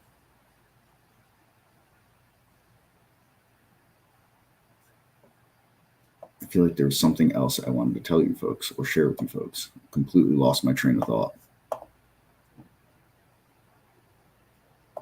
Can I build a race on short float? Sure. What else do you want in it though? I mean, I can just put short float in a race at 15%. I personally think that people shouldn't get hung up on float in general, but sure, why not? So top list, short float. You want a minimum or maximum short float of 15%? Short float, add filter, 15. I'm going to guess minimum. What's a minimum and maximum price you want on this? What's a minimum amount of volume and shares you want traded on the day? Any relative volume numbers? ATXI, yeah. I don't know about that ATXI.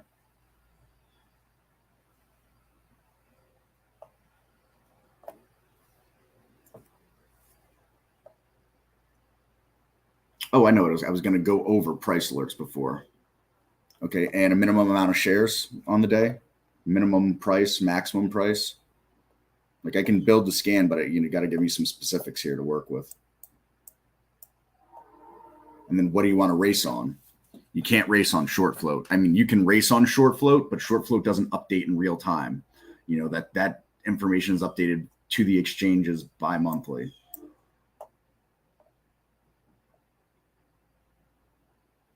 So, you know, after you've got this short float scan, what are you going to race on? 5 to 1,000.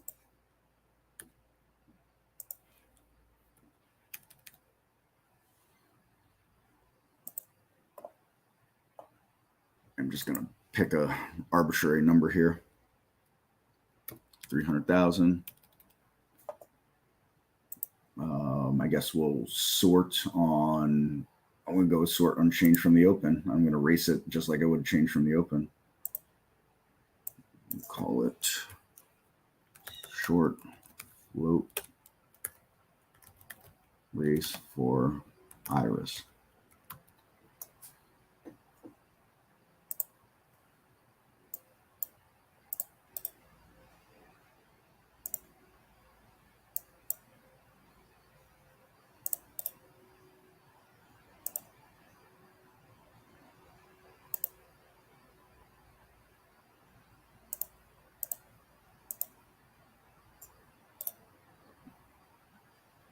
And save or share to cloud and save and share. There you go. Anybody that wants that scans got it right there. And looks like AVCT, that was it for it, at least for now. That's why I keep these, especially in this market like this, keep a tight stop on this stuff. Viking Therapeutics, what are you doing? I'm making a move here. A little bit of volume coming in here on this. 67 million in the float, so not a small float. Up above this level, you're looking at 370-ish, give or take. And then you're looking at 390, essentially. I'm going to stick a price alert on that.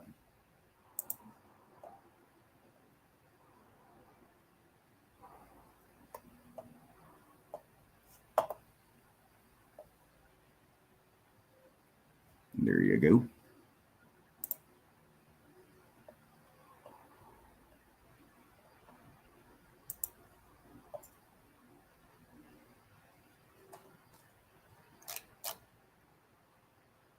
And again, anybody with questions, let me know.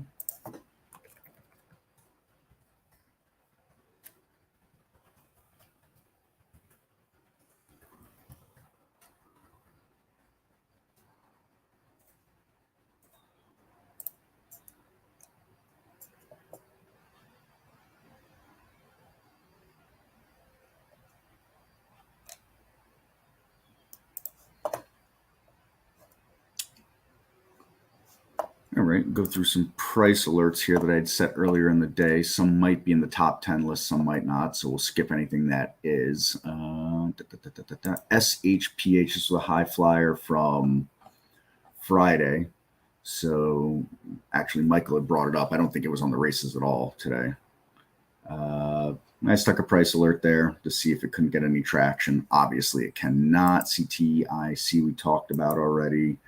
Riot, we talked about Mirror, we didn't talk about Riot. Same thing here. Nothing happening. I think it's really tied to the exchanges at this point, or tied to the indexes. Excuse me, not exchanges. Pacific Bio, same thing. It was on a couple of early races. Couldn't get above this level. Obviously, looking back, this level looms big for it here.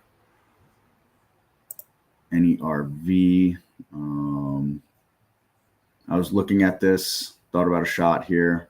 Not so much. Looking pretty sickly. AVCT we talked about. MGNX we talked about already. STNE we did not talk about this one. Watching this, good liquidity, not really any volume, but thought, if we could get a break on this, can we see 11? Can we see up above 11, going back to Friday here. So hasn't really moved off that price alert. I'll readjust the price alert, but really not much to talk about there. AEHR, not too shabby here, and an okay looking chart. So, we had this run up and a pullback, made this nice base, and we could call this a handle here for this cup, actually. Of course, we're going to want to see a break out of this now. But bobbing around here, not too shabby after reporting earnings a couple of weeks ago. So one that I'd be keeping an eye on here. Not bad liquidity. Like to see more volume, and it's never going to hurt to see the market on our side. Not much is going to work without the market on our side, of course. Short float's only 11.8%. I would say only, but it's still a good size short float, and got short growth going on there as well. Pretty sizable short growth. Small float on that stock as well. We'll see where that goes to.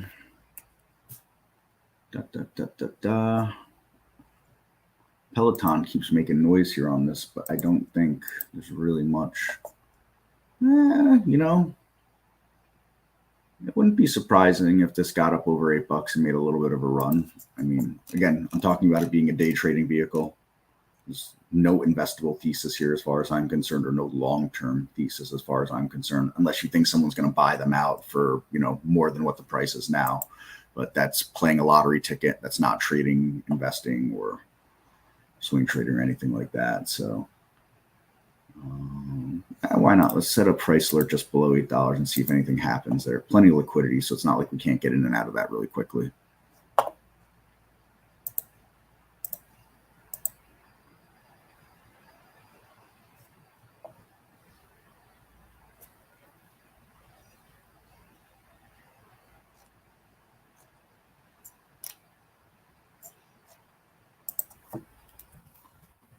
That's that message I had to.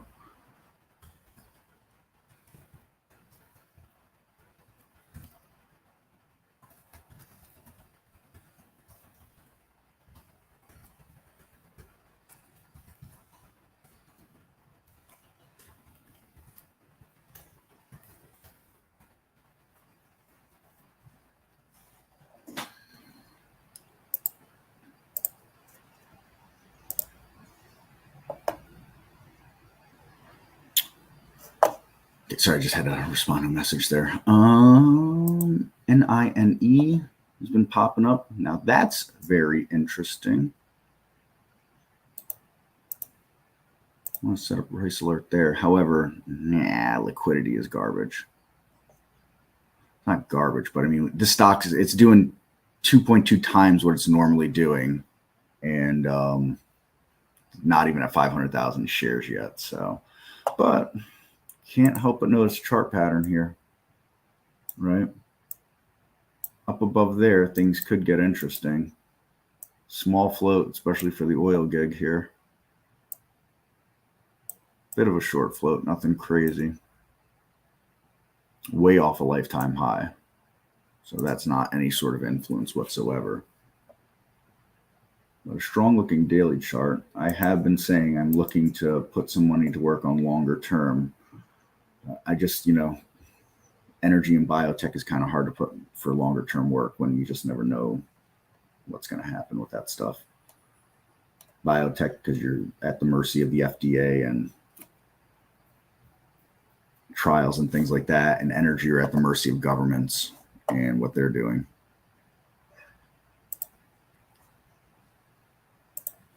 What is considered a good flow number? Or good flow percentage? I'm not sure what you mean by flow percentage. If you could if you give me some more details on what you're looking for there, what you mean by flow percentage, I will do my best to get you an answer on that. So I'm starting to see a bunch of energy in here. That's energy. I believe CPG is energy now. Yeah, that's energy. This is energy now. No, chemical manufacturing. Okay. This is an inverse ETF.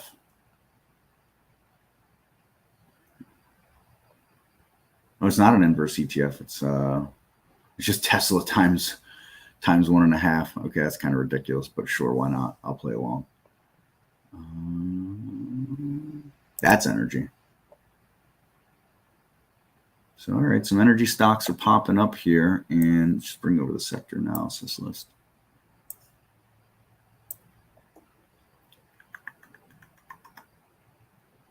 Yeah, got the, we don't really have anything energy at the top of the list. There's real estate, there's lithium ion, but I'm not going to rope that in with this energy bit that I'm seeing up in here. Got to come down to, there's XOP.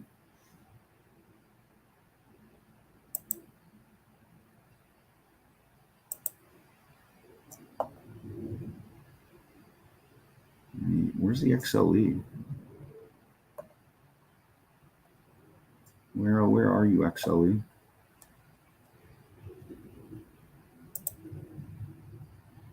IYE is way down here underneath the XOP.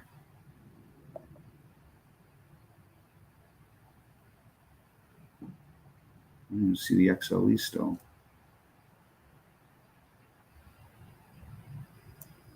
There it is, right up above it. So XOP looking quite a bit stronger right now than the XLE. Natural gas just continues to get punished.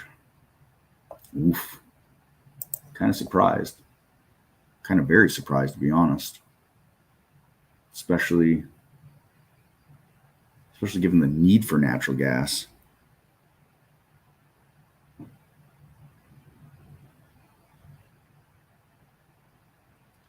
Short flow? Do you mean short float New Journey? Because I don't know. I'm not sure of anything called short flow. Only short float. And short float bears no effect on my trading whatsoever. There's zero influence in my trading with short float whatsoever. I mean, it bears very little effect whatsoever in my day trading.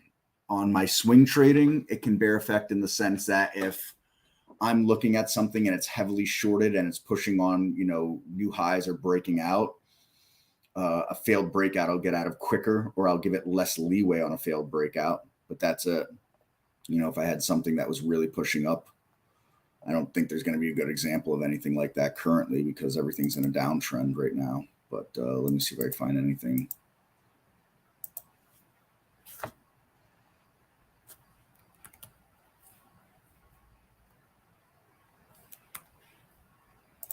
Let me pull up a top list that might have some stocks in an uptrend still.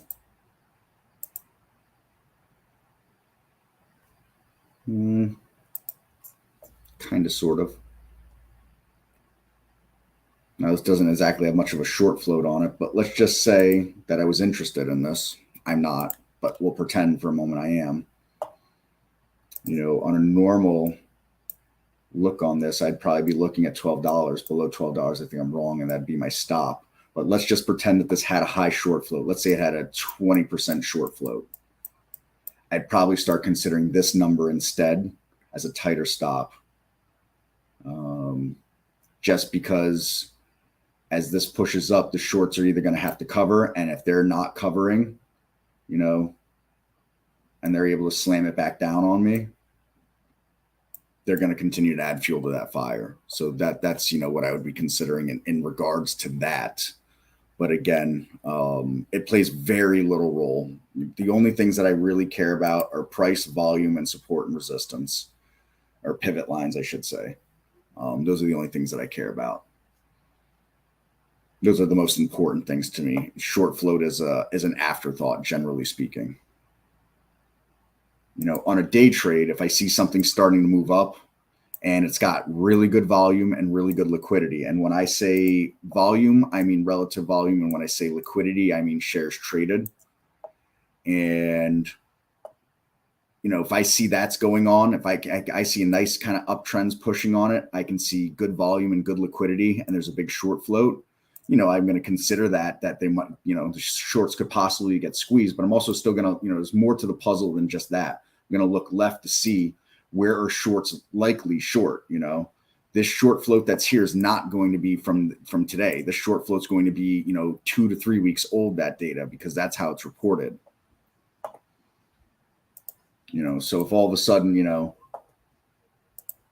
let's just pretend for 1 second that you had this stock makes this big move down like this, and all of a sudden it's starting to make an interesting move here, right? Now we don't know that this is going to go on. We don't know this data exists, right? You know, this is all hindsight at this point.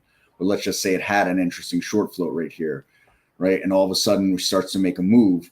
Well, where are the shorts short from? Are they short from down here? More likely, no. They're probably short from here and here, meaning that they've got plenty of cushion here if price is to move up on them, that they can absorb that move up in price, right? So those are, you know, those are the things that I'm thinking about and looking at when it comes to short float on anything. And then, you know, just bring it to introspective to the time frame that you're looking at, and understanding that short float and short growth, just like earnings, debt, revenue, cash, all that stuff is not reported daily. That stuff is, you know, that stuff is updated bi-monthly, give or take. And those are all estimates anyway, with the obviously other than when earnings are reported. But I mean, I don't trust earnings anyways. They can fudge those numbers any which way they want. A bunch of math wizards can make anything look anything the way they want. So, but that's, you know, that's what I would talk about as far as short float goes.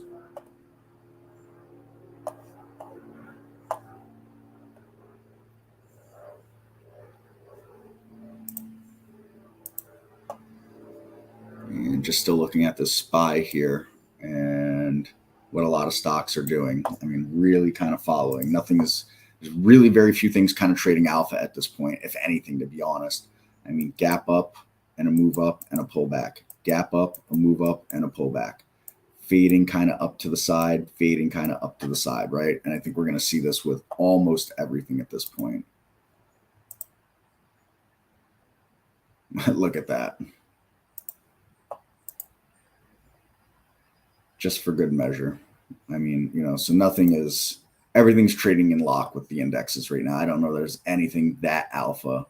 I guess Mara would be as close as you're going to get right now. And even that's still, you know, is it an exact lockstep? No, but close enough. Close enough.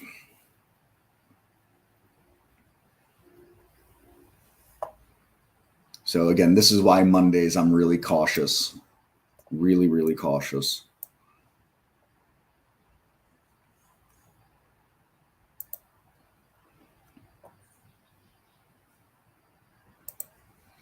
Let's do this as a matter of fact. Let me get rid of that. Let's go new. Let's go top list. And just for fun, let's look at what's up the most on the day here. So let's give this a price range. I'll give it a $2 minimum, although I'm not crazy about that. Let's give it volume traded at least, let's say 750,000 shares on the day. Let's sort it by change from close. Let's just take a look at what the leaderboard here shows us on any of this here. So INPX, you know, gapped up and moved sideways. LFG, I'm going to guess they got bought out. It's the only thing that I can figure there. ABCT, we talked about this ad nauseum at this point already. And again, made a move. Really not doing anything else for now. Rblx, gapped up, drifting higher, not bad. Wonder if that's been on the scan. No, change from open's only 4.5%. So, but grinding higher on the day. Not a bad looking one. SRG, we talked about this already. Made its move, maybe it's done. CLNE, we talked about this already. So, you know, these are already in focus and they haven't moved a lot since their initial move, essentially. And these are stocks that are up the most on the entire day, that have traded at least 750,000 shares on the day. So, yeah, there's not a lot of movement on stuff today. Not a lot of alpha movement on stuff today. Gold. I am still, you know, anybody that knows me knows how I feel about gold. You're going to have to show me more than that gold for me to get interested.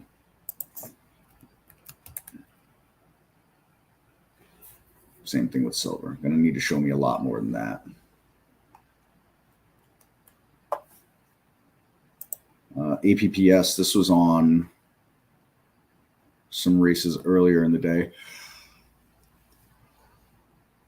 Not currently seeing it now, trying to break that 15 level, but again, a massive downtrend on this thing. You know, and if it gets over this, where are we going? Are we headed at 518? I mean, am I really where am I putting a stop? I guess, you know, am I putting a stop all the way down here at 1450-ish? You know, like where's a logical stop for me anyways? I do on occasion use the bottom of a prior 15-minute candle for a stop, but this is not going to be one of those cases. That's, you know, too tight of a stop on a stock that can really kind of move around a bit here. I'm not saying no. I'm just saying not right now. And again, a day trading vehicle as far as I'm concerned. I mean, yes, the thing went on a massive run a couple of years ago, right? A couple of years ago it did this. Yeah, summer of 2020. I remember when this did this because I had shares of this at like $6 and sold them at like $8 and thought I was a genius. And then that happened and I didn't feel very good about it anymore.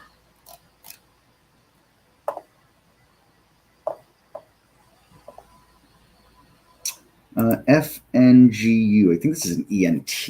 I saw it on a race earlier, but I just wasn't interested because it was an ENT. Yeah, 3x leverage commercial banking. Going to be a no for me.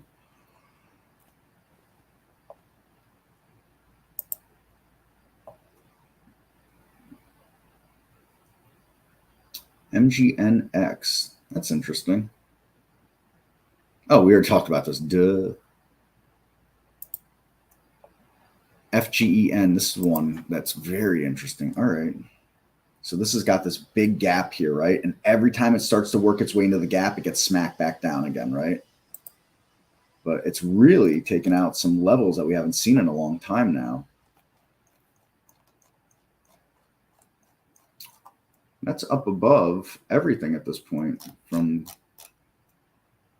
well, nope, hasn't gotten above that level yet. Let's draw a horizontal line here.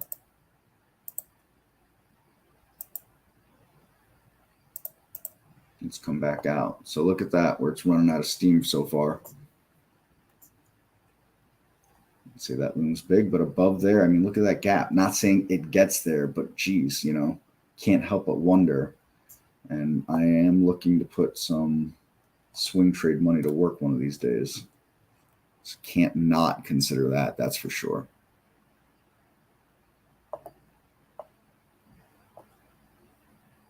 We talked about Viking earlier.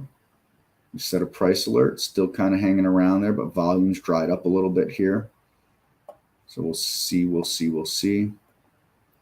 AVXL, didn't I have a price alert for you? Yes, you took off on that price. Oh, we talked about this already. Yeah, one of those hindsight 2020s, but I'm looking at it and I thought to myself, this is such a tough level. What happens? Can it really get above this? Do I want to, again, that risk reward on a Monday? You know, we'll walk away with the winners that we've got so far. And we'll see what the later session has in store for us here. And again, you know, I see some decent numbers here as far as the YouTube viewers go, as compared to what we normally have. So please ask me questions if you folks have any questions. Even if it's just a chart. But if you've got scanning questions, you got questions on the Market Explorer, if you got questions on top list, alert windows, multi-strategy windows, compare count windows, price alert windows, whatever it is that you have questions on, please let me know. That is what I am here for. ALEC. This thing went on a big run a few years ago, right? Is this the one that I'm thinking of? Yep. Sure is. This thing has done a couple of big runs. So we know it's got it in it, right? But volume and liquidity is kind of right now on that as well.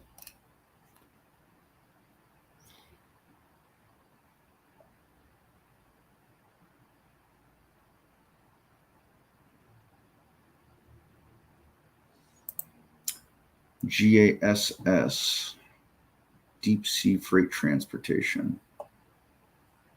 We've got some charts with some okay patterns, but a lot of them just don't have a lot of volume, and it leaves me with less conviction looking at them. You know, again, like here, someone might say, well, what's the pattern you like that's here? Well, look at this uptrend that we've got going on, right? Look at this going on right here, right? So we've got a symmetrical triangle. We can even extend that back to here. Anyway, drawing's not perfect, but, you know, technical analysis is subjective anyway, so.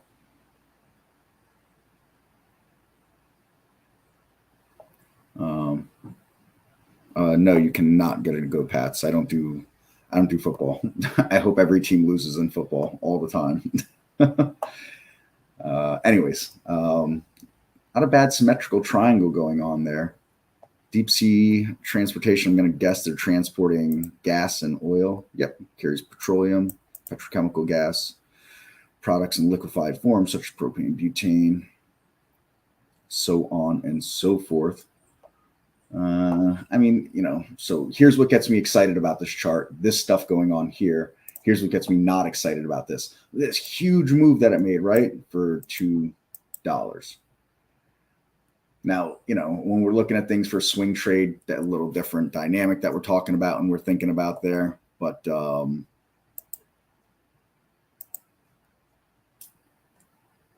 know, looking at that range there, just not dynamic. It's not a dynamic stock for me to get excited about this. I mean, I'm going all the way back to 2018 and 470 is my high. We're talking 29 million in the float. So this thing just does not, it's not dynamic. That's all there is to it. Tilray, we've got some of the pot stocks popping up here. This thing is ridiculous. 500 million in the float. And the thing trades like a penny stock. It trades like a low float penny stock. Anybody, again, that knows me, I don't get pot stocks. There's no investable theme for me there. BKTX. You know, anybody can grow the stuff in their living room.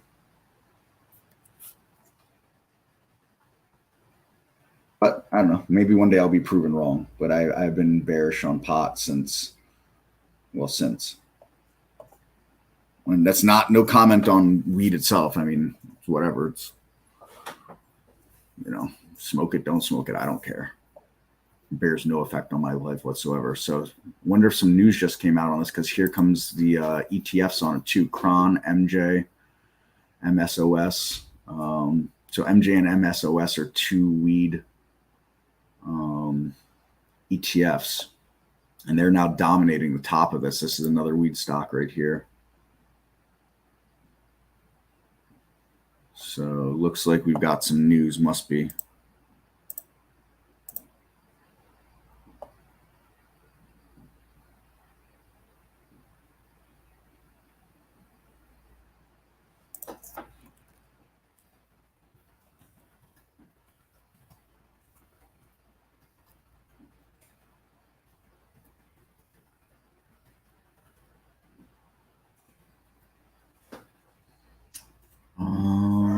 Sorry, I wanted to look and see if there's any news on this stuff here.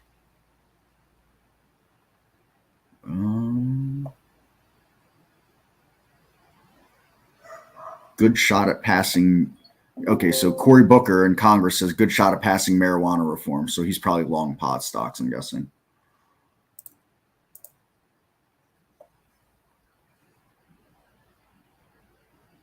And for those that want, here's your through Benzinga. You know, trader workstation through Benzinga. So this is what Cory Booker just said here. So knowing how politicians work, I'm sure he's long a bunch of weed stocks or something. Weed's legal in New Jersey, right? You can just smoke the stuff. I don't remember anymore.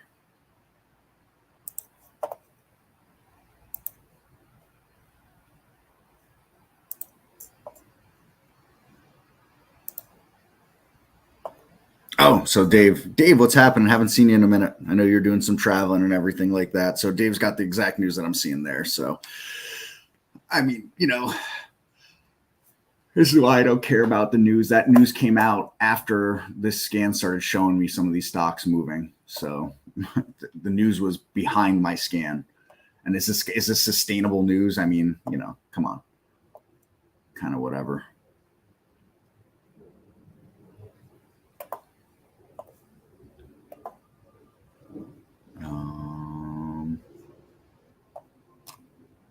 And nothing's changed on this scan here where it's looking at the biggest winners from the prior day's close. Let's do it like this. Let's mess around here. Let's go with change from open, configure, sort, change from open. So AVCT is still your biggest percentage change from open winner. See if it can't find a little support and boost off of that. If it breaks this, I say that's good night, Gracie. Rita, this won some races on the higher priced one. So still grinding, getting rejected off that 35 level. Again, pharmaceutical stock, but, you know, did it base, did it bottom? I don't know, maybe. That level looms big for it right there. So, again, all day trading stuff. SRG, we've already talked about it again. Both winner from the open and close. GLT, same thing. W, who are you? Wayfair. What do they sell? They do not sell motorcycle, boats, and things like that. That correct? No, that's ridiculous. It's freaking data provider.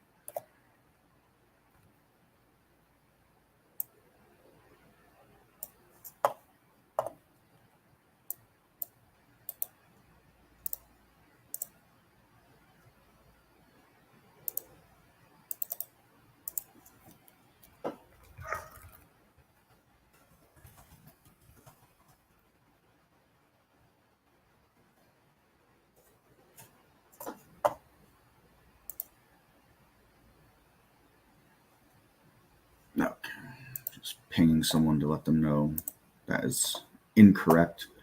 AVXO, we've talked about it already. TAL, this is education stock right out of China. Yeah. So, no, an okay move, actually. CLNE we talked about, and here's some weed stocks. 1, 2. We talked about APPS, made a nice push over 15. Yeah, made a nice little push over 15. This might have some legs on it. So for those of you that are looking for some ideas and some thoughts there, you can give those a look.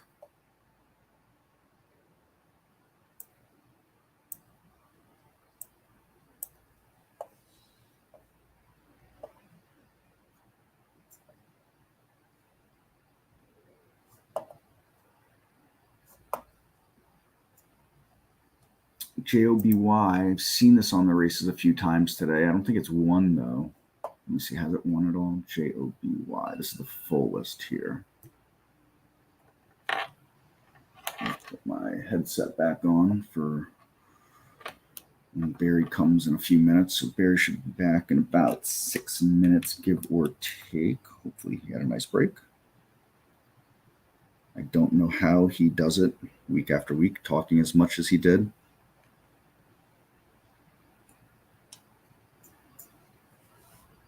And I say that as someone who does like to talk a lot. JOBY. Nope. I don't think it won a race. Yeah, you're welcome, Iris. I mean, if you want something tweaked in it too, let me know. I'm happy to tweak anything in there. You know, the more specifics you give me, the easier I can work with it like that.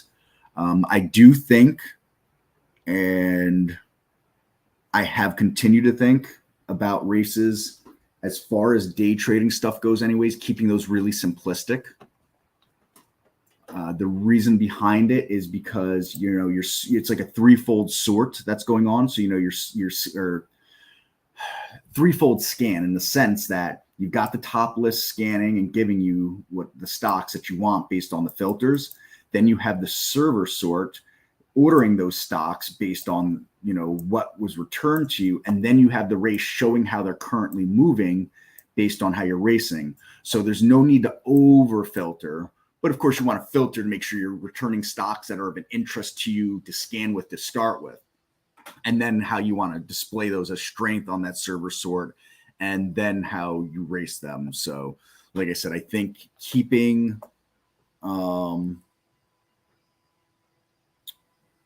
the races quote unquote simple or not over complicating them is a good idea, or at least at the beginning, and seeing what they return to you, and then obviously making some adjustments along the way. Can you think of another race for day trading? Just the one and only relative strength from open that I've created. I mean, I think that's it. I mean, if we go through this AVCT, we got a nice move here on this $2 break from it. All right. RETA, this has won a ton of races. We caught this. This has been on it all day long, basically. Beautiful move off of that here. I mean, 14% move, $4. Can't ask for a lot more than that. ATXI is a dog. It's won some races here, but not much there. AVXL, this has won a ton of races. It's had a great move here. CLNE, not so much. It's my relative strength from the open race that I always share this race, but I'll share it again. And I don't think that today's a great day for it. RELATIVE, relative strength from the open. And I don't think this has been a great day for it. It's still, I just pointed out 4 stocks out of it that have been pretty money today. So, sorry, give me a second. My mouse is fighting with me. So there you go. And, you can change anything you want on that, of course. But, at its core, here's the top list. What it looks like, what I'm scanning for.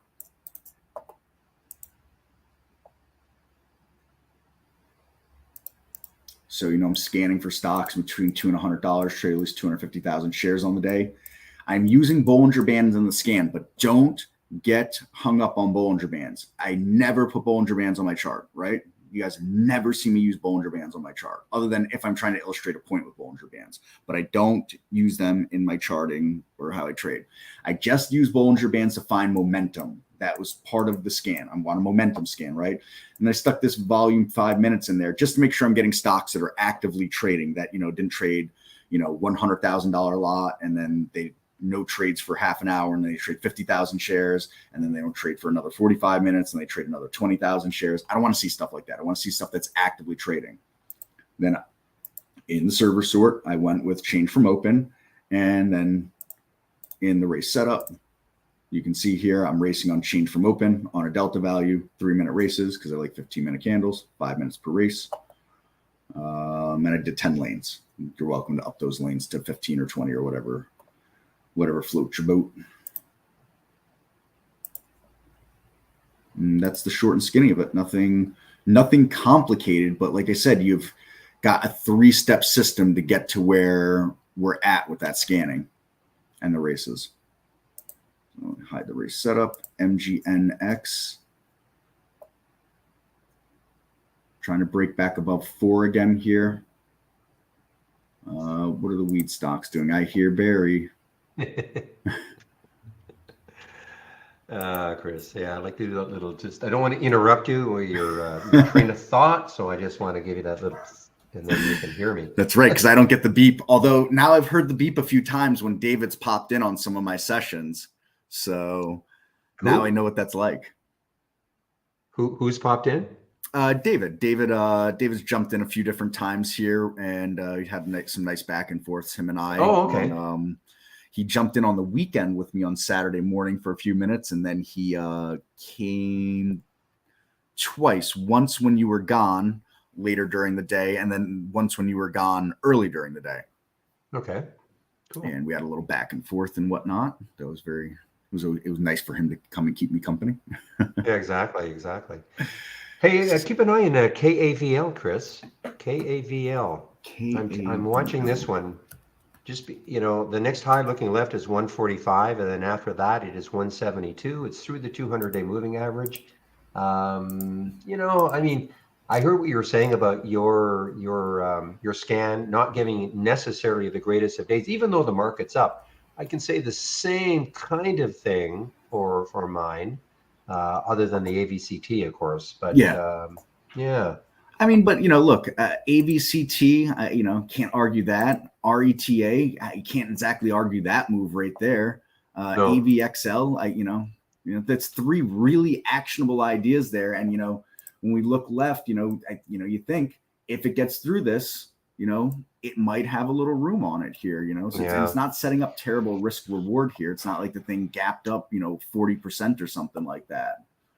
So I blew it a Monday on the RETA. I'm sorry, I didn't mean to interrupt you. I blew it because I wanted to see that. I saw that on Friday, of course, and through the 200-day. And for some reason, I went through and I must have deleted my price alerts because I had a price alert for the high of the day on Friday, and I would have seen it right off the bat because that had room. I mean, it still has a little bit of room, but not as much as it. Well, actually, it still has $37. I'd say, I was just going to say it's got up to there to the top of that wick. Yeah. That topping shadow, $37. I mean, for me, I'd like to see kind of what it's doing right now, how it's trying to break this high of the day right above, coming above 35. I might have to take a stab at that. Exactly. That's not too shabby looking. And looking at it on 2 time frames, that 5-minute time frame, same thing. Yeah. So, all right, I won't keep you any longer here. And, okay, I just took over the stream. Oh, wait, sorry. So, Shaq, I don't know, was that for me or was that for you there? Trying out the test drives.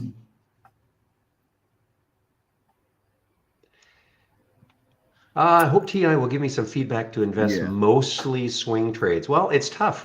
I mean, you're more of a swing trader than I am right now. Yeah, it's a tough environment for it right now. That's all there is to it. But if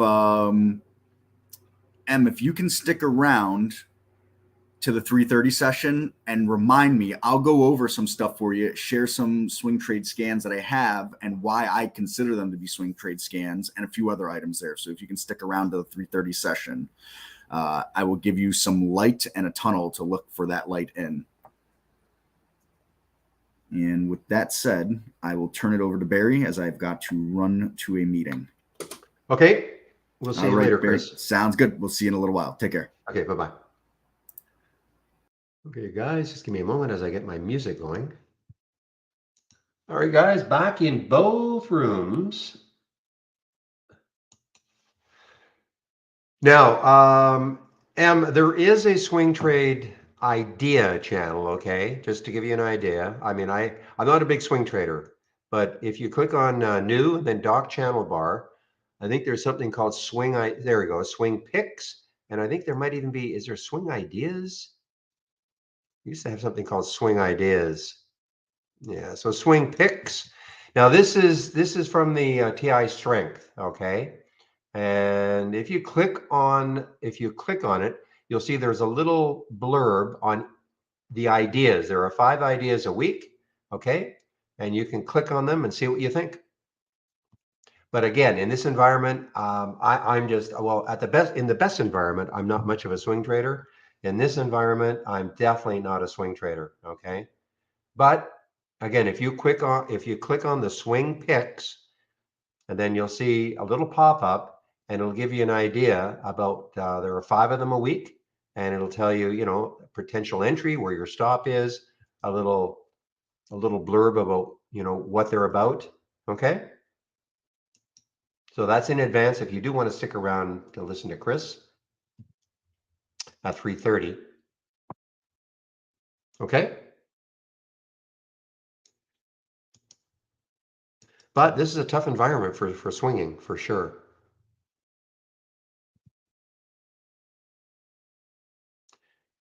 Will you please tell the other person to mute himself? Who's the other person?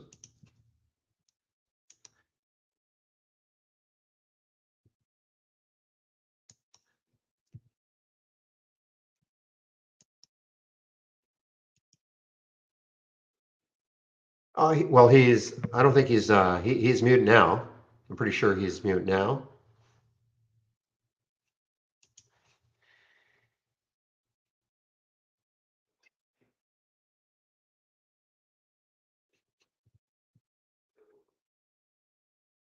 Can you still hear him?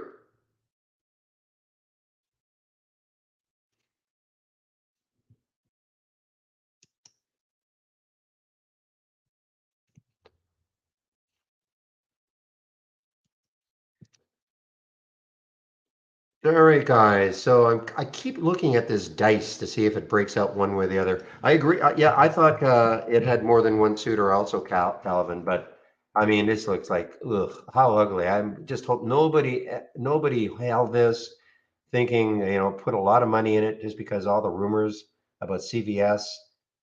And I agree. I think there might have been some others. And look at this now.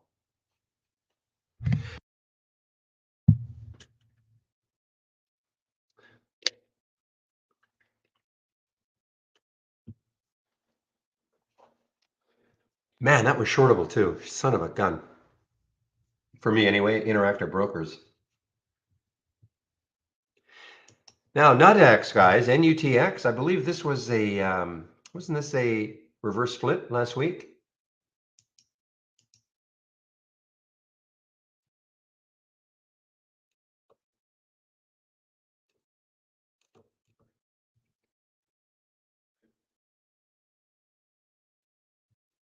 I thought it was a reverse split last week, or something happened with this last week. Maybe an uplisting to NASDAQ or something.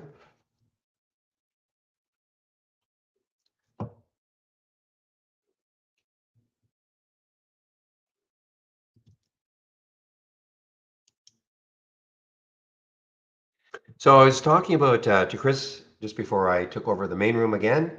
The KAVL, you can kind of see if it can take out 145. It's got a shot to that 172 level. So you know what? Just put a price alert at 143. See if it takes it out later on some volume.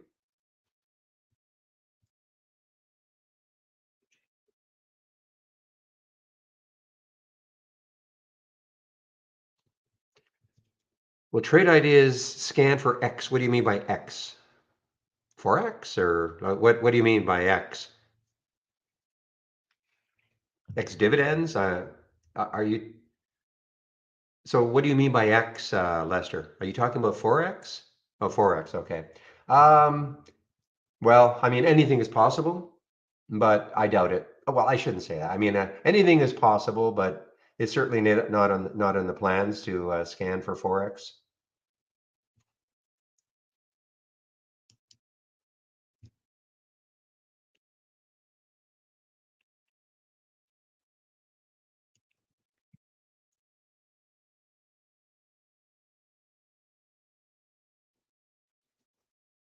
That's effective tomorrow. Yeah, announces a 1-for-10 reverse split effective tomorrow.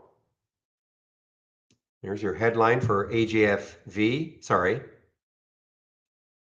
Yeah, Mitchell, upcoming beta. I was really hoping that a few things would happen with this during the test drive, that we'd get the smooth action of the up and down and also that last winners, but not to be. Maybe at some point during the test drive.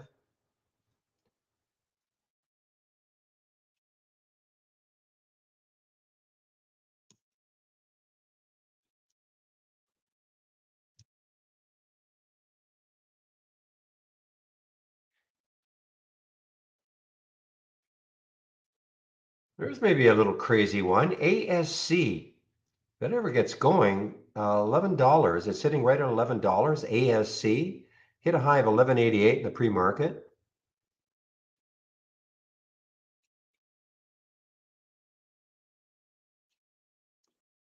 But right now, when you look at the market is just sort of stagnant. We had the big pop pre-market, nice move at the beginning, little pullback, but now market is kind of stagnant. Oh yeah, here, look at that cano. Wow. Boy, I mean, maybe 455 holds it, maybe. I mean, those are the next lows looking left. That actually showed up on the 10-day daily breakdown at 580 just before I went on my break. 464 now. These are a couple of scans that I am sharing. I don't have very many alert windows up and running. I just basically concentrate on these two races, but I do have a couple of alert windows.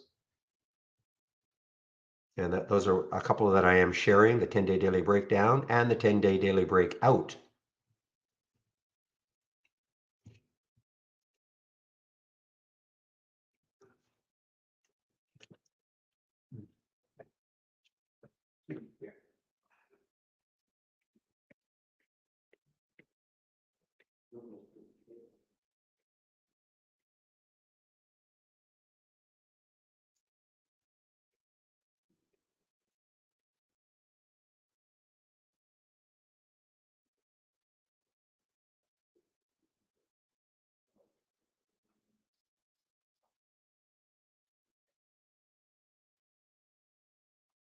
Now here we go. CVS won't comment on the report that it's abandoning the purchase, okay? It will not comment.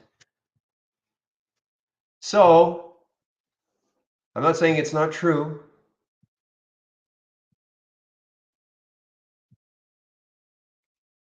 I mean, look at this, Bloomberg, 10 days after Bloomberg reported that CVS was in exclusive talks to acquire the company. So that was a big rumor.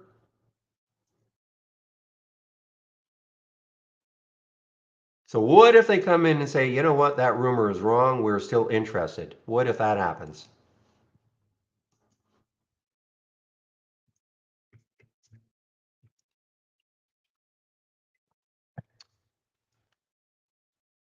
Okay, guys, can you hear Chris talk? You guys can hear Chris talk? Really? Somebody else talking as well as myself? Just need a yes. I can't. Okay, an echo come. Well, that might be on your end. Unless I get a lot of feedback saying there's a problem, it might be on your end, Mitch. Okay, so it's you. So what I would do is just do a refresh, okay? It's got to be on your end. I haven't changed anything, so. Okay, thank you guys. So in YouTube, they can only hear me and there's no echo. So maybe just, again, Mitch, just do a refresh and see if that helps.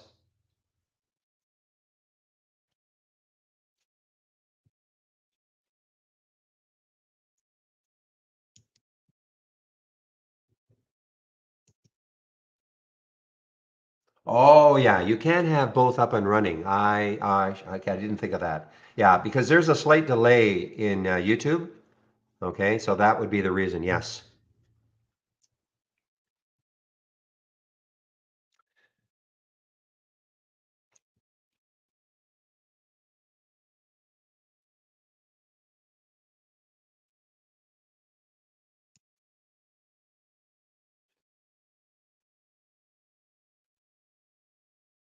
Wow, you know what? This Rblx has been very strong all day long. It did have that little pullback that I think maybe some took advantage of, but this is still strong. Rblx did have some news this morning. Zach posted it. It's also up after robust key September metrics. Okay, so it is getting closer to that 200-day moving average, about a little bit of $1.50 away or so from the 200-day moving average, but this is still strong stock, Rblx.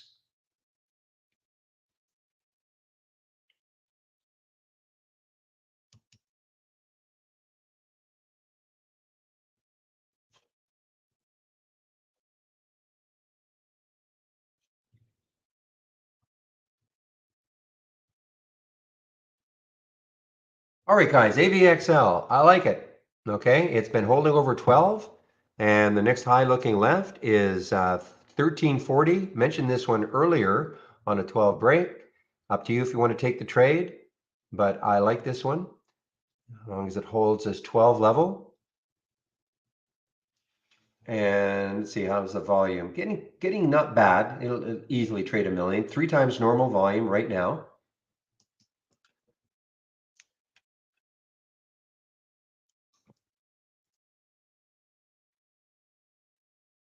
And there was some news. Announces a late breaking presentation. So this is an Alzheimer's drug. Okay, so that is the AVXL.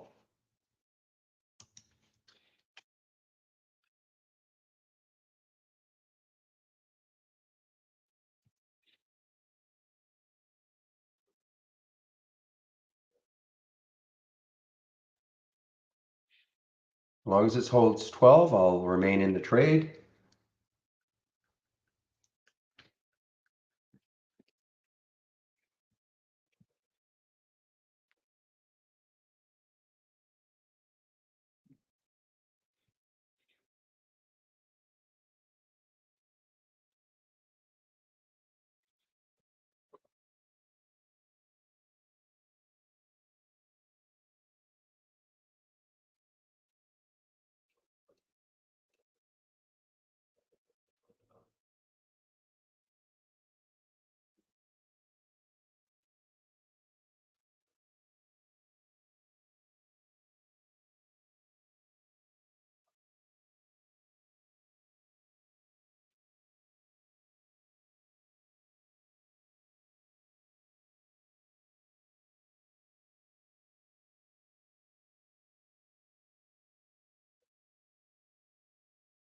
And you guys were talking about Arry earlier. Yeah, dropping sinking like a stone. ARRY. Just noticing it now.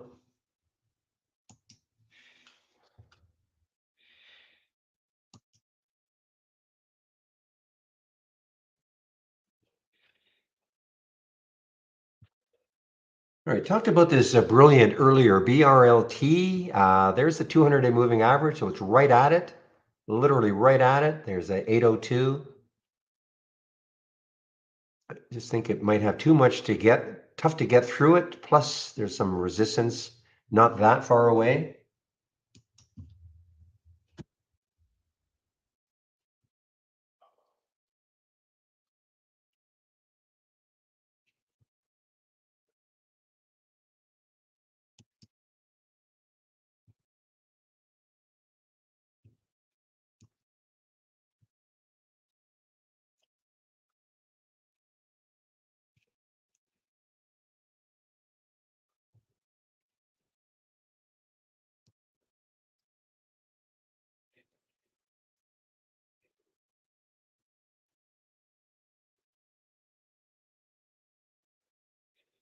All right, so AVXL is basically where I bought it. I'm just wanting to see if it can at least hold this level and maybe move from here, AVXL.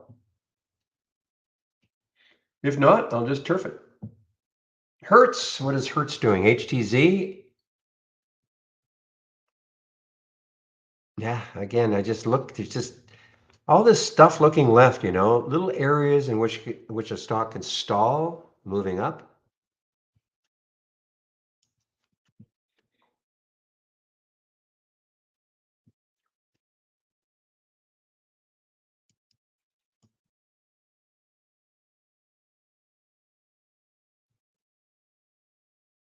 All right, so Vornado actually has, let's see, 2341 is the next high looking left. So it's got a little bit of room, just a little bit.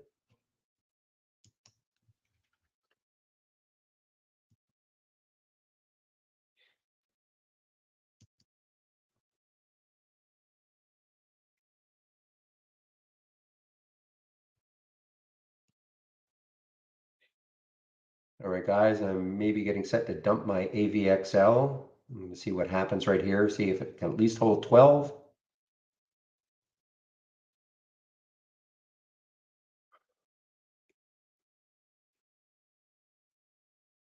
Boy, the market just flattened right out.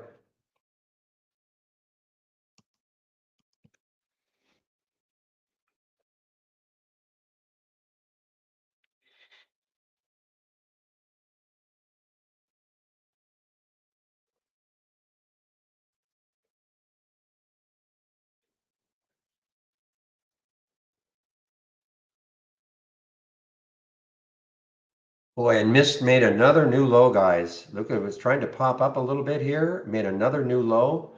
I did actually trade this again just as I took my break just to see. I'm not in it anymore, but man, oh man, what a short from this morning. 12.59 down to basically almost cut in half. I mean, gone tremendously negative too. I mean, down 16% when at one point it was up a lot.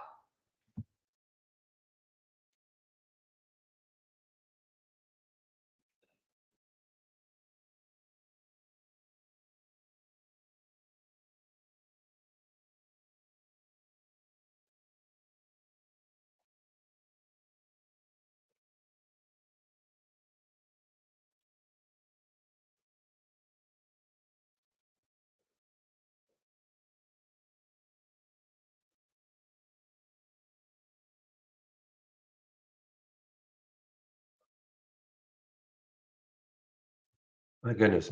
So this 200-day moving average now is 676. Wow.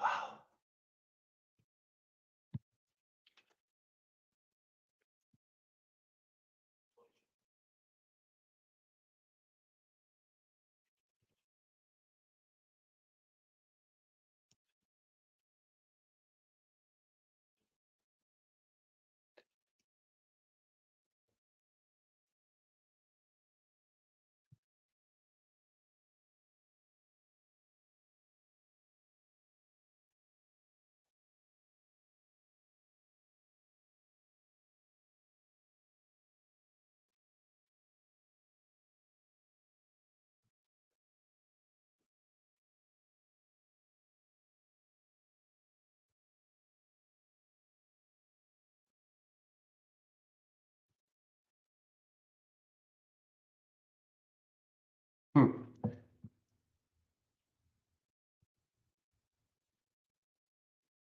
Yeah, I saw some pops in the cannabis plays. Okay, there's Tilray, and I just don't believe anything. I think somebody said that Cory Brooker said maybe there's a chance that it could get legalized. I think that somebody said in our YouTube room. Cory Brooker says that Congress has a good shot at passing. We've got a good shot. I wouldn't say it's a great shot, but it's on a good path. All right. Let's take a look at MJ. Let's take a look at MJ. I'm sure MJ might have had a little bit of a pop, but what a disaster. ETF for cannabis. What a disaster.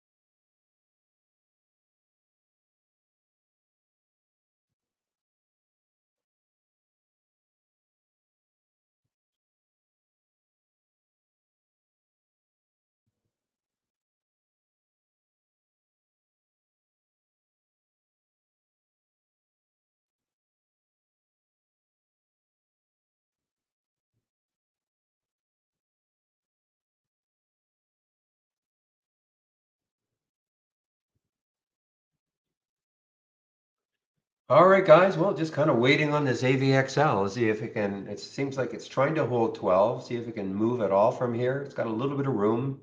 Only reason I took the trade.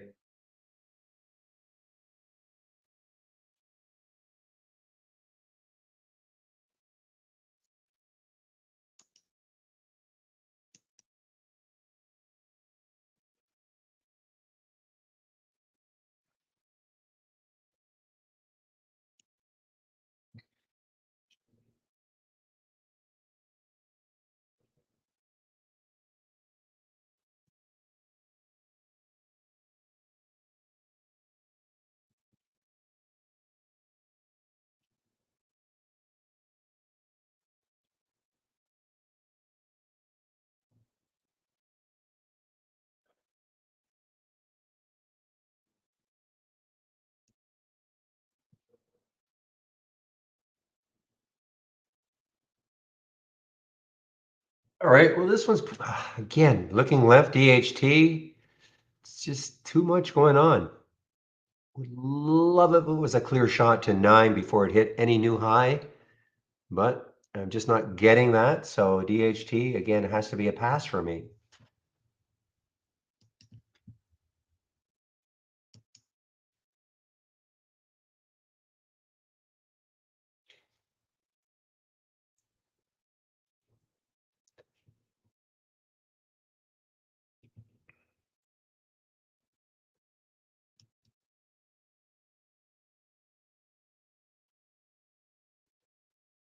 All right, guys, I know some of you like these sub $1 stocks. So this FNHC had a tremendous run from 50 cents all the way up to $1.14, pull back underneath $1, maybe trying to get going again.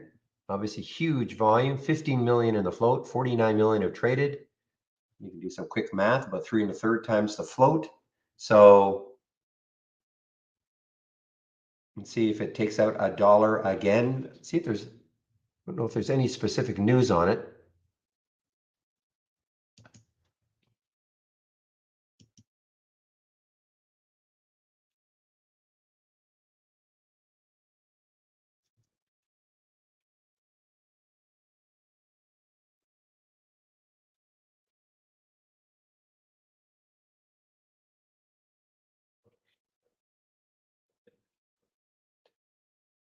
Oh man, the miss continues down here. Well, I mean, will the 200-day hold it? Will that be the bounce area? Your 676 is the 200-day moving average.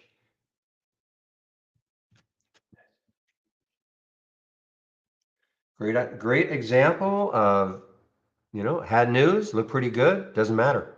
Just doesn't matter.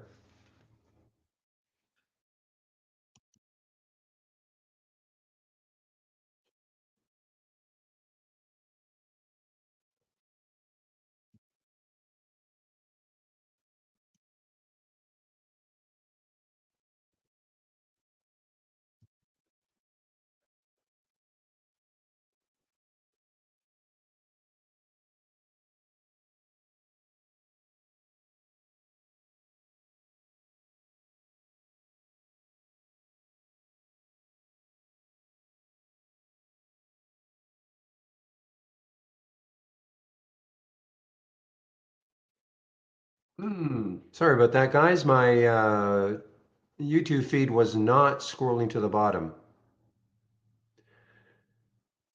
I only took it because it had room. That's exactly right. I only took it because it had room. I think the question was, why did I take AVXL? Yeah, because it had some room. Looking left, the next high way over here, 1340. Not saying it's going to get there, but at least it's sort of meeting what that one criteria that I've got. The stock must have some room to move before it hits that next high.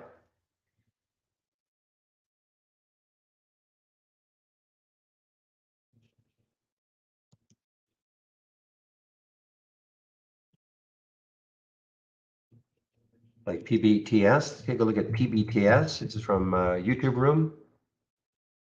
Yeah, well, except, I mean, I just don't look at anything under $1. But even that, though, you see, to me, it doesn't, I mean, the next high is 26 cents, or what is it, 22 cents? Yeah, I just have no feel for anything this cheap. You have to take so many shares to make it worthwhile. So no, I mean, yes. I mean, if you look left way up here for sure, but I'm talking about looking left and not seeing anything on a daily chart.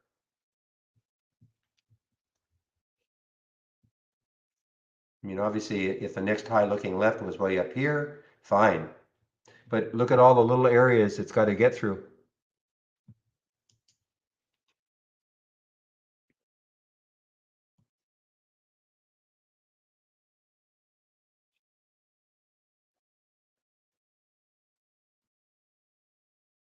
Well, you would think it'll bounce somewhere, but I'd probably, let's see. I mean, the 200-day moving average could be the ticket.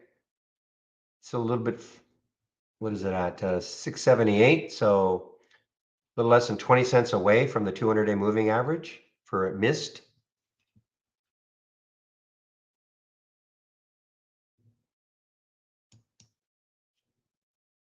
Yeah, big deal. Mr. Wainwright giving them a buy hasn't helped.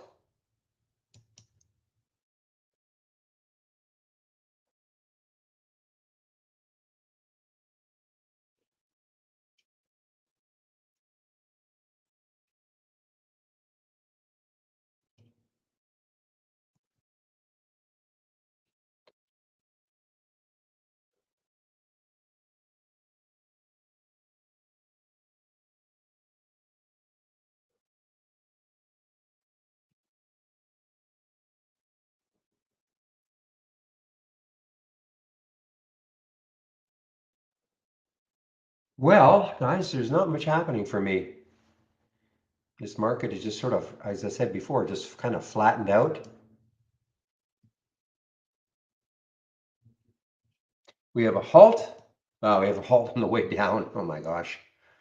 Look at NUTX. We had a halt on the way down, and now it just resumed.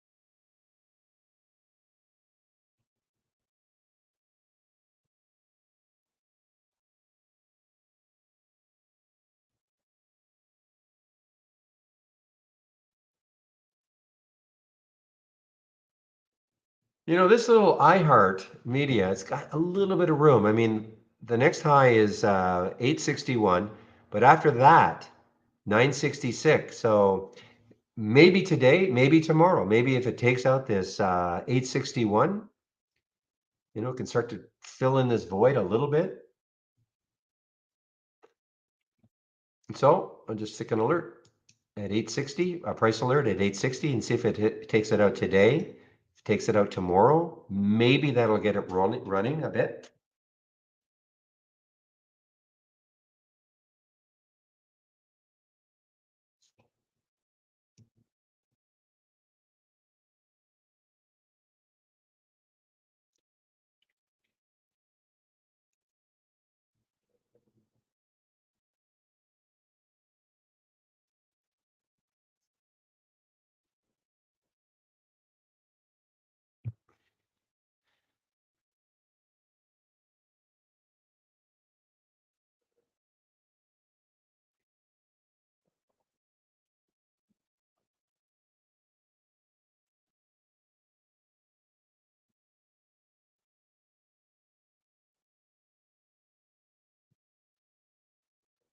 Well, guys, I think next week we'll have a lot more action also. I'll have a lot more companies releasing earnings.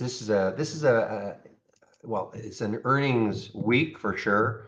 Alcoa, Goldman Sachs, and a few, but next week we'll have a lot of companies, and the week after. For me, it's the next 3 weeks, maybe even to a month, that we'll have a lot of excitement with companies releasing earnings. Companies that I call second, third, and fourth tier companies, the ones that most don't follow, but when they release earnings, they have their day, as I call it. Lots of volume. Could be up, could be down, but at least there's some movement. All right, guys, I'm out of the AVXL. I might look at it later if it takes out the 1215 level again. I'll put an alert here. So I took a small loss on the AVXL.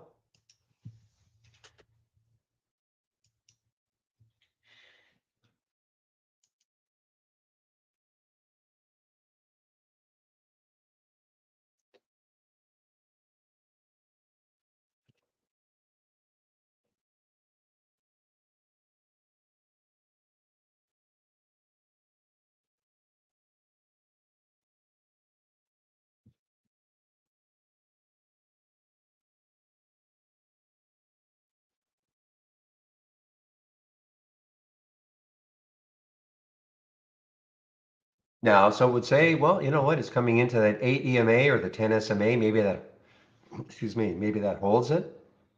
That's on the 15-minute chart. We'll see if it holds it.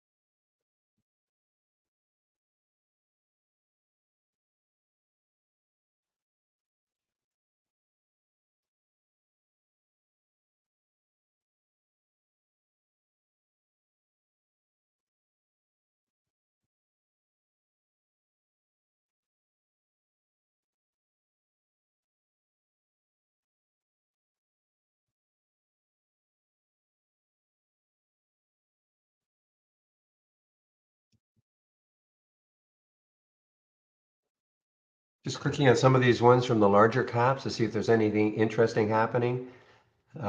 Interesting happening with Carvana. Looks like it wants to keep going lower. CVNA making lower highs on the way down. CVNA.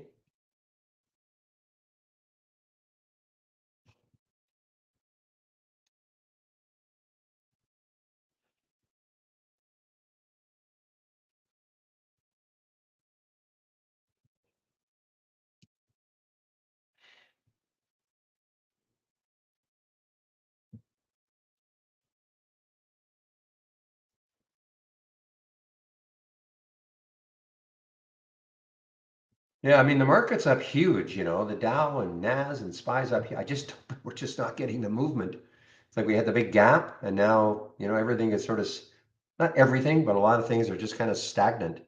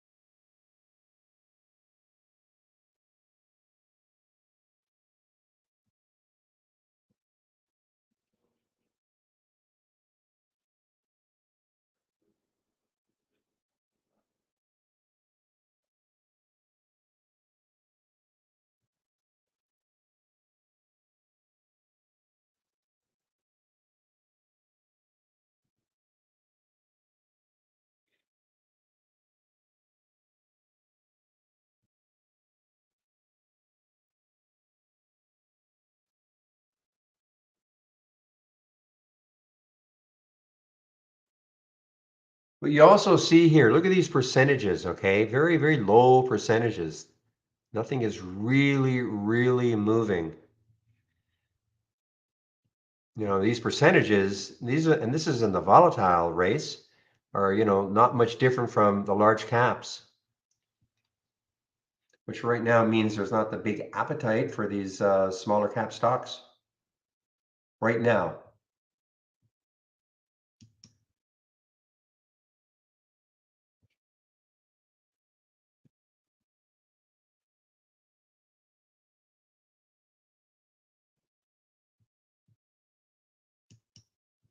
All right, guys. Well, as I'm biding my time right now, let's talk a little bit about the test drive. There's still opportunity to take the test drive. You get the balance of today up until October the 31st. It still will cost the $11.11.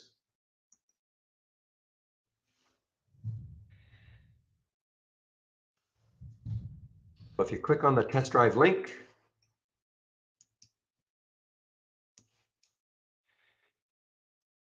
so if you'd like to try us out, it'll cost $11.11. You'll have access to our premium service, except no auto trading. Okay, no auto trading, no auto trading. And we do this 4 times a year. So it's a good opportunity, except we don't have free trials. So it's a good opportunity to try us out. Again, it'll run until the 31st inclusive. If you're a standard subscriber, you want to try out our premium service, you can do the same thing. Okay, it will cost you $11.11. We'll upgrade you to premium. Once the test drive is over, it's over. Nothing to do. You don't have to unsubscribe from anything. We do not put you into a subscription. Okay, so don't worry about that. You can sign up for the test drive until Friday. Obviously, you will not get the full benefit, but you can still sign up until Friday. Full benefit meaning it's over on the 31st, okay? You do not get 2 weeks from whenever you sign up. This is a fixed date.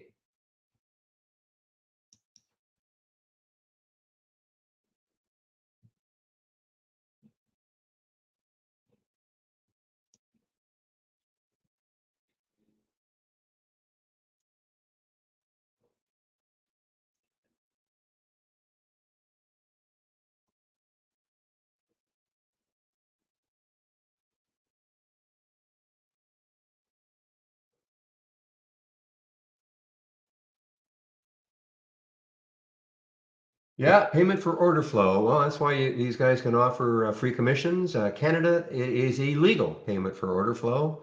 That's one reason why Interactive Brokers does not offer even their light service that is commission free, not available in Canada.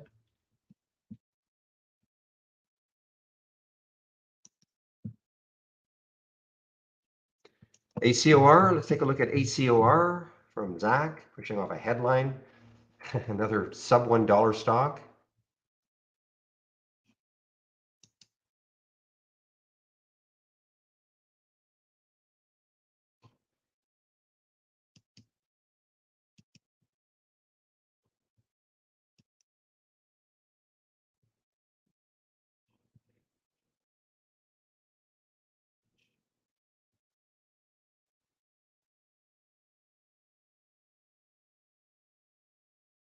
Yeah, Paul, I don't know about your mist now. I mean, it is still weakening again. Had a little pull up. Maybe you got out. I don't know.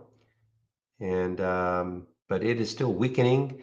Look what it got to, guys. I mean, almost to the penny. 682 is the 200-day moving average. Sorry, it got down to 682 within 4 cents of the 200-day moving average. I'm not a big indicator guy, but certainly that's one that I'll always be aware of. That's that green line on my chart, the daily chart.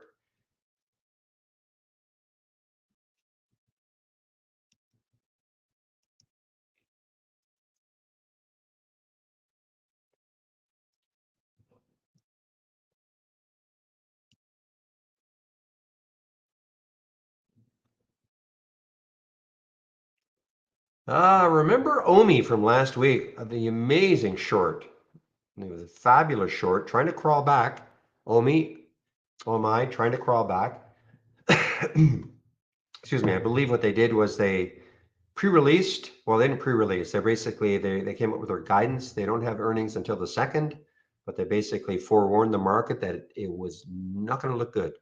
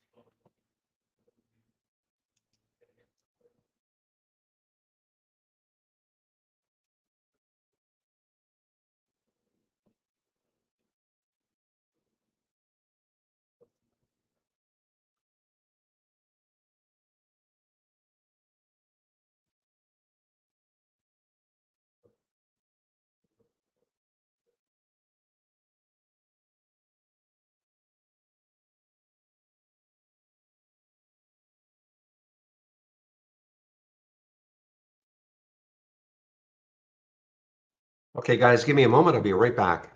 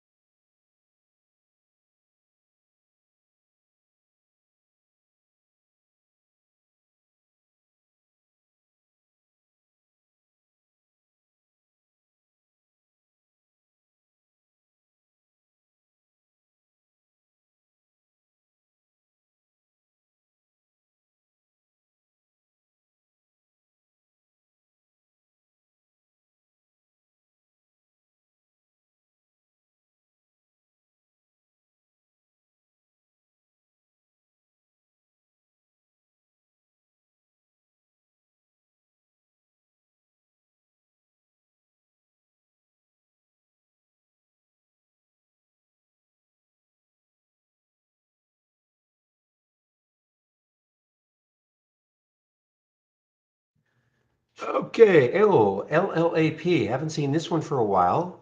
Saw it last week. LLAP. What sort of room does it have? A little bit of room. I mean, it depends. Maybe 20 cents. I mean, we're sort of scratching here.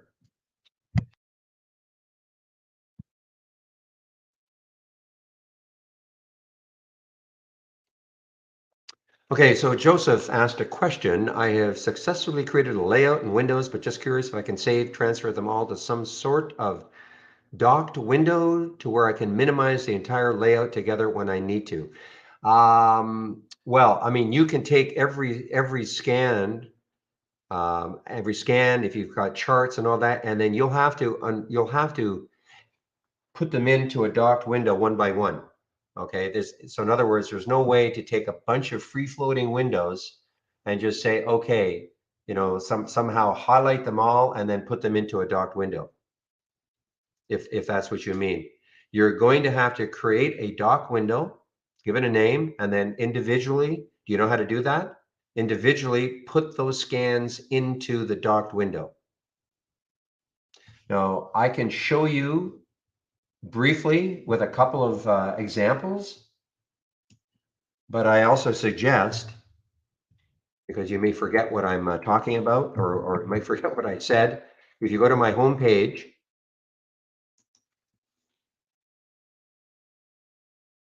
and you click on my link, and then click on the education section, and then click on the guide, and then docking. Okay, so all the information about docking is here. So if what you wanted to do was to somehow en masse take all of your free floating windows and then all at once put them into a dock window, you can't do that. You have to do it one by one. And then after that, yes, once they're in a dock window, then you can minimize the window. Just like I could minimize this window right here just by clicking on the minimize. So Joseph, let me ask you this. Have you created a docked window at all?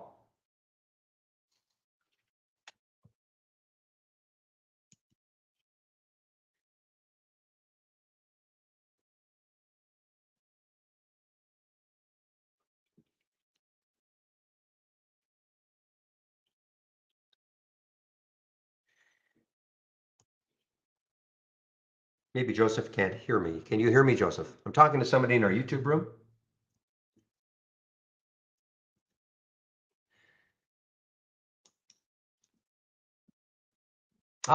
Keep an eye on MGNX, guys. So this had some news in the pre-market about a collaboration with, again, Gilead, okay, collapsed. I mean, it had a big pop, 524, came all the way back down to 337, but it is trying to move right now.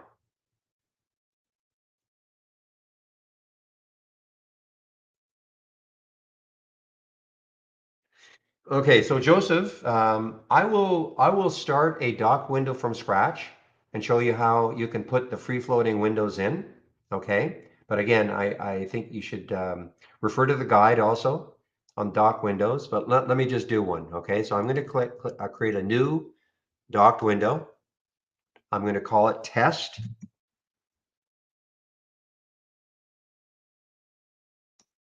Okay, I'm going to get rid of the instructions. Here are the instructions though. Okay, so I've got this dock window that I've called test. So now you can take all of your free floating windows that you want. Okay, so here is a free floating window called My Liked Symbols.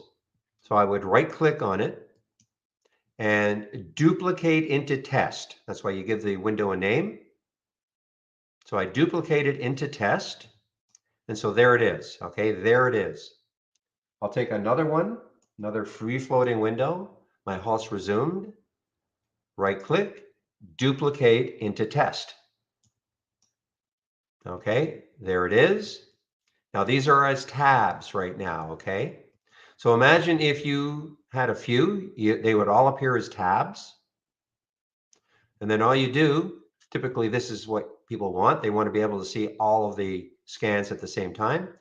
So now, and this is where, it gets a little, I don't want to say tricky, but you just have to practice a bit. If I grab the header right there, the header, left click on it, now I can drag it down. And when that icon appears with the up, down, left, and right, I just pick where I want to put it in relation to my like symbols that is still there. So if I click the right one, so now my like symbols is here and my Halts resumes is here. Okay. If I don't like that, if I want to put it underneath, so just a little bit of practice. Okay. So imagine though, if you had a series of stock of either charts and whatever you want in your docked channel, they're all going to appear initially as tabs, and then you can just start to arrange them where you want them to be. Are you following so far?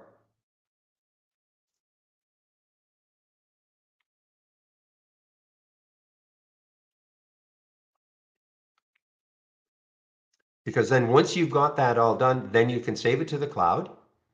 Make sure you always save your work to the cloud. So let's just say you had whatever your layout was with some charts, whatever those free floating windows that you put in, you just do it one at a time, right? Duplicate into test, or whatever you call it. Now, what I like to do is I call all my docked windows, I start off with dock.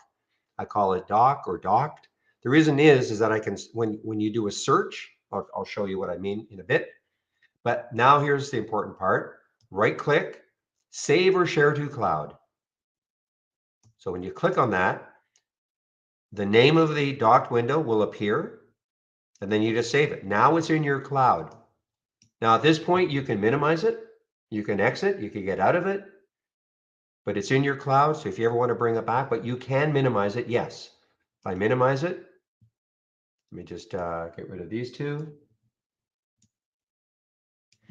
And then if I scroll down here, take a look at the ones that are, you can't see, but if I hover over the trade ideas down here, the very bottom one is test. Okay, and then I can just bring it back. Now, don't like have a bunch of layouts, okay, that you minimize and you want to bring them back over the course of the day. The reason why is that it can be a bit of a resource hog.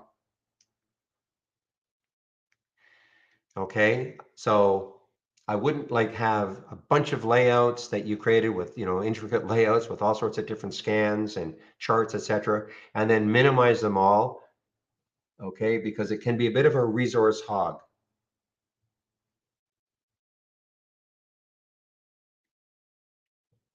Okay.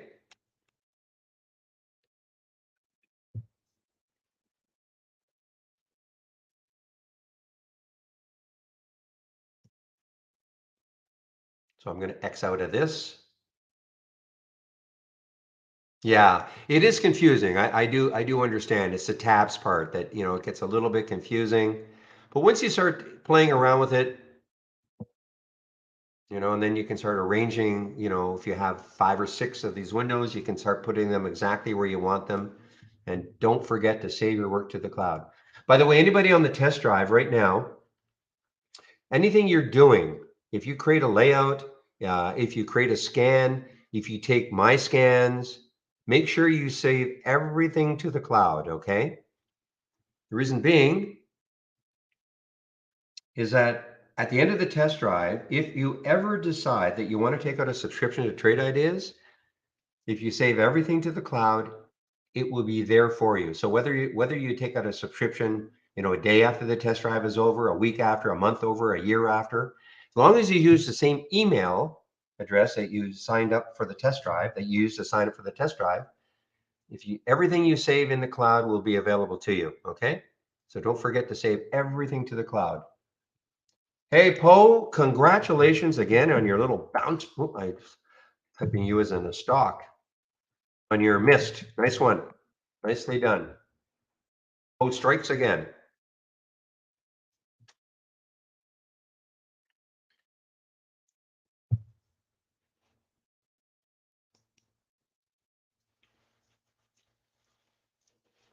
Now, there are a few other reasons why you should save things to the cloud.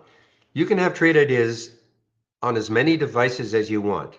All right, so I'm on a desktop computer, obviously, but I've got a couple of laptops, I've got some tablets, etc. So all you do is say on my laptop, all I have to do is download the program onto my laptop, and then I just file load from cloud. And as long as I save things into the cloud, I can load my layout, I can do it, load individual windows. Okay, so you don't have to start everything from scratch. So that's number one. That's one reason. So you can have trade ideas on as many devices as you want. You can only have trade ideas loaded one device at a time, but again, you can have it on as many devices as you want. And of course, the other huge reason, again, I'm on my desktop. If this were my only if this were my only excuse me, my only computer that I was using trade ideas, if something happened to it and I had to get a new one for whatever reason, yeah, pain, but all I have to do is download the program and then load everything from the cloud. Okay, I mean, it's typical cloud stuff, guys. So we save everything to the cloud, and then you don't have to worry about losing any data, anything you've ever done. I always save individual scans to the cloud as well as my layouts to the cloud.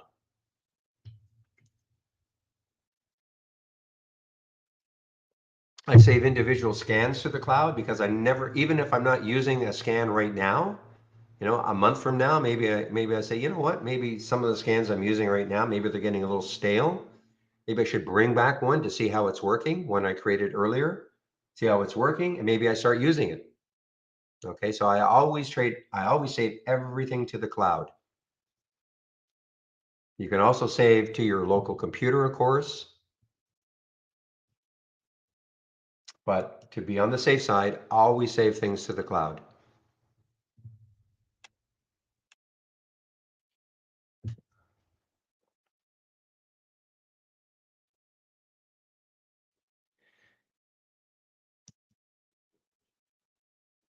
All right, AVXL, you're teasing me again. Let's see what you're doing, AVXL.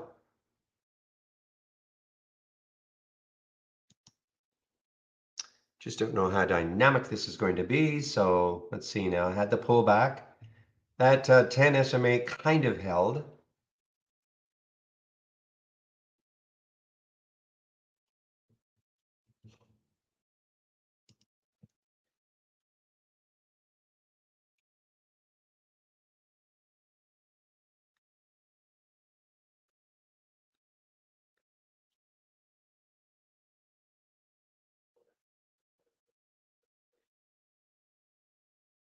So guys, you can ask me questions. I mean, this is a good time. I mean, I'm not really, wow, this AVXL is getting more interesting for me again, guys.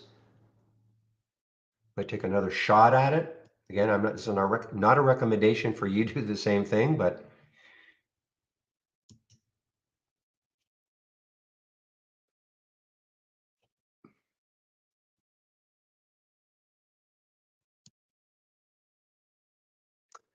is this an IPO today, Erna?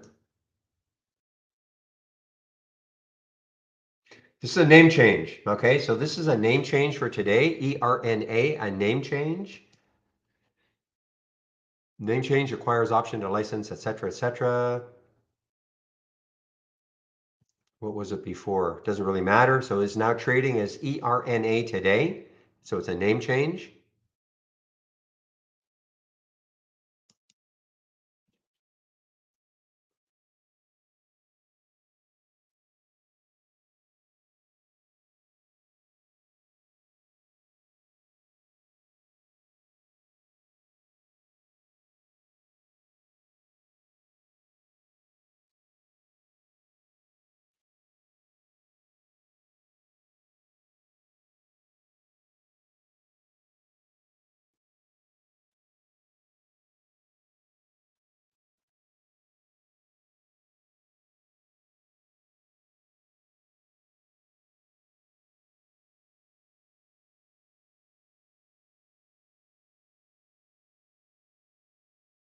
Jorge, I'm not sure what, yeah, I don't know what you landed on exactly. Yeah, you can in the channel bar. I don't do it very often, but you can. You can have up to 5 channels, okay? So for instance, I don't do it very often. Let me see if I can remember how to do it.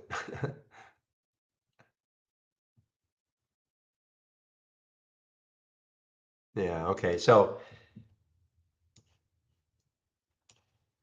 and this, yeah, you're right. This is probably down the road. So Joseph, if you watch what I'm doing, so the first thing you would do is you would click on new and then dock channel bar. And then at the very top where it says new channel, okay? Right at the very, very top, you right click and edit custom channels, edit custom channels. So at this point, you now can add a channel. Now, typically you would have saved it into the cloud, okay? The channel, like that layout perhaps that you had. And so you click on add a channel and then select from cloud, select from cloud. So let's say you created that channel or that, well, that docked window, and you saved it to the cloud, then you would select from cloud, and then you would see it. There's test right there as an example.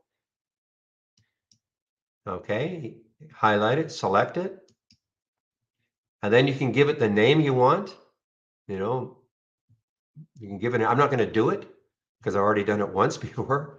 You give it a name, maybe Joseph's channel, and then say okay, and then it would appear up here. So you can have up to 5 channels that you do that, or 5 layouts that you do that with. Probably a lot to, but the bottom line is that you would right click on new channel, right click, edit custom channels, add a channel, and then select from cloud. That's why you save things into the cloud, select from cloud, find it, highlight it. You can give it another name, the whole bit. All right.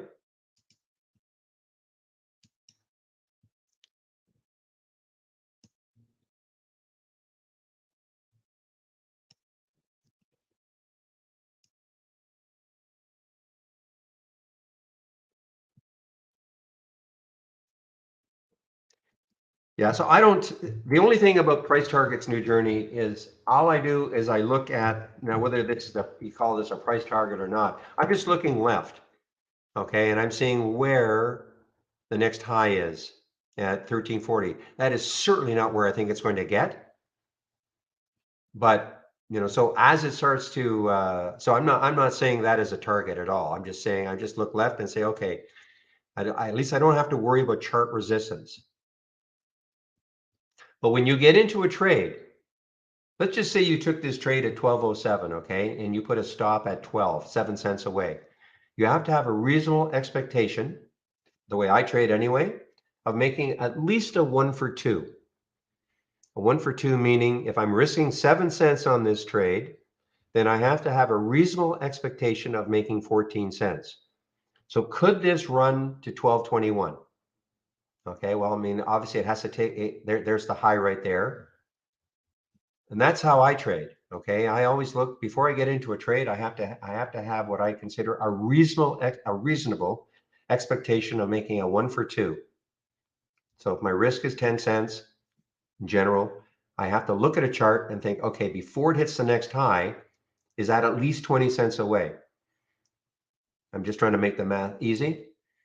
So if it is, then I say, okay, I'll take the trade. Now, if it gets up to that 20 cents level, then I start watching to see whether or not if it keeps going. If it keeps going, I'm not going to get out of the trade. But if it popped over that 20 cent and then it came right back down through it, I might take some profit as an example.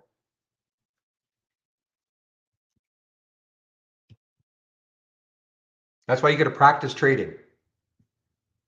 So I'm not going to tell you, well, this is where you should take profit.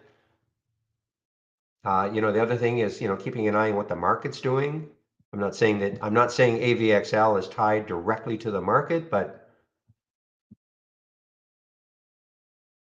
so the only way, Lester, is there is a custom formula that I can give to you. Have you ever written a custom formula before?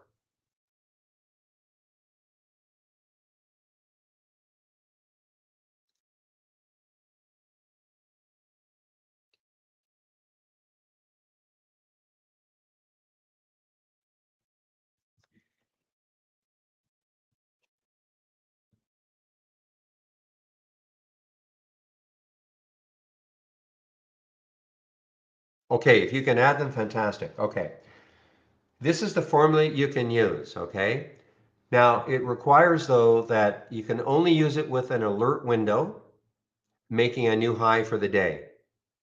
Because what it will do, if the stock makes a new high for the day, it has the ability to look left on a daily chart to see where the next, well, see how much room, not how much room it has, but you can put a minimum. I used to, but I don't really care that much anymore. But because I'm just, I'm always just going to look at a chart and I'll check because I want to get the alerts. I do want to get the alerts. I don't want to be restricted, but let me just show you what it looks like. And I'll show you the formula. Distance to next high or low. So for instance, what time is it? 2:08? Okay, so if I look at CRSP, okay, so I'm looking at CRSP, you can see right off the bat that the next high is 59.68 at 56, certainly far enough away, okay? And how did it do that?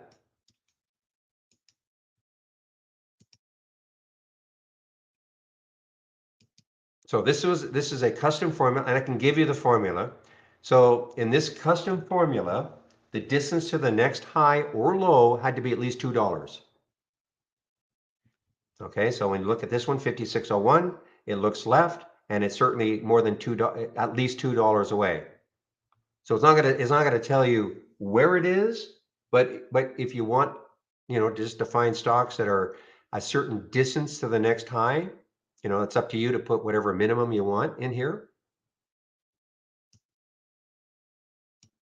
And unfortunately, I cannot copy this and give it to anybody. The reason being is that custom formulas are unique to each person's account.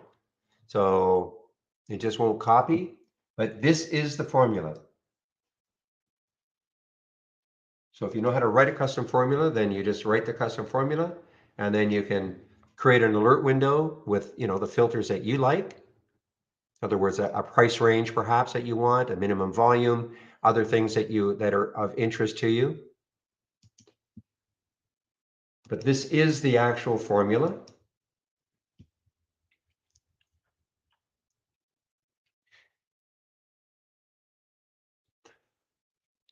So the quality will do it, right? But you need that custom formula.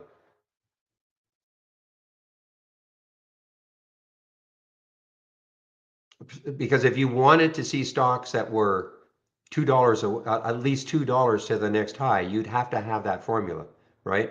I don't think quality does that. Yes, it will show you.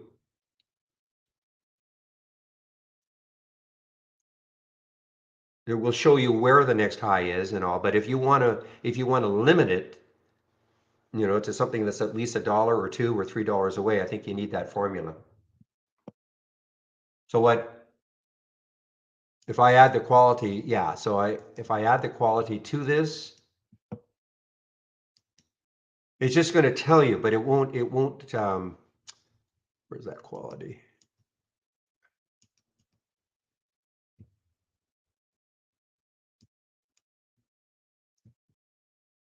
And then the description.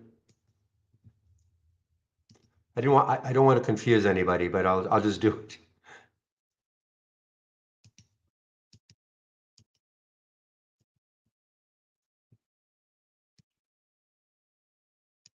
Yeah, you see, yeah. So the next high. So it is telling you where it is and the date that it happened, But so you can use this kind of in conjunction, I suppose. But the formula you want to use, because if I just start clicking on any alert and I added the quality and description to any one of the alert windows, it may say, well, the next high is 5 cents away. I don't care. But let me just, I digress. Let me just give you the formula.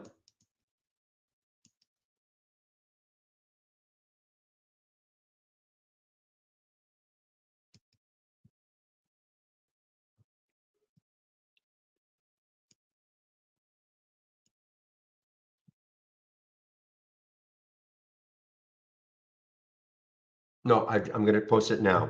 There's the formula, okay?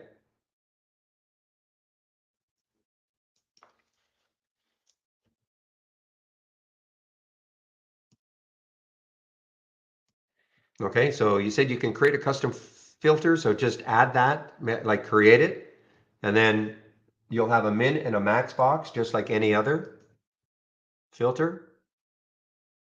Again, this is super advanced, guys. If you're new, don't worry. You don't have to learn this, okay?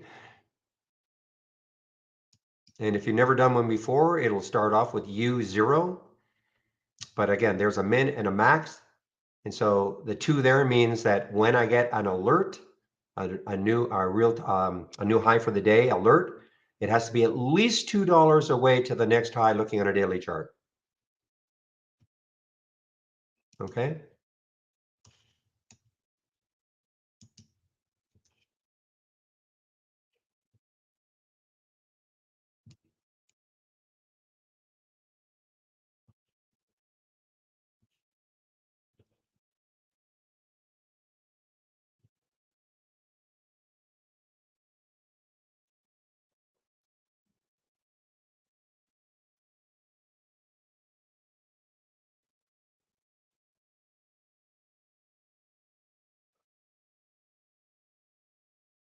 All right, guys. Well, the AVXL is kind of holding here. I just don't know how dynamic it's going to be. I mean, that's the issue right now, but it is holding. Let's see if we get some volume and start to push this higher. I'm not in it yet.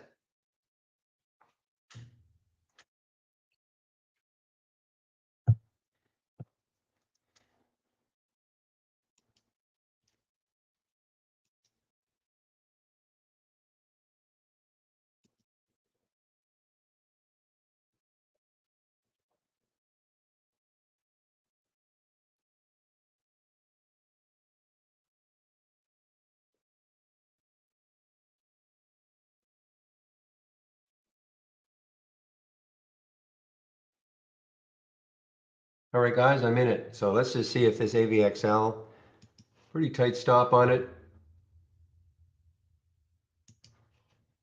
One more time.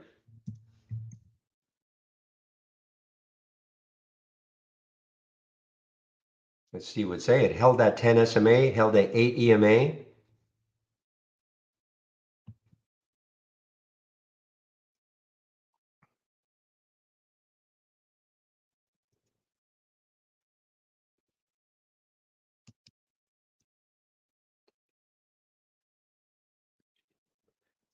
All right, 215. I've got another, just a minute.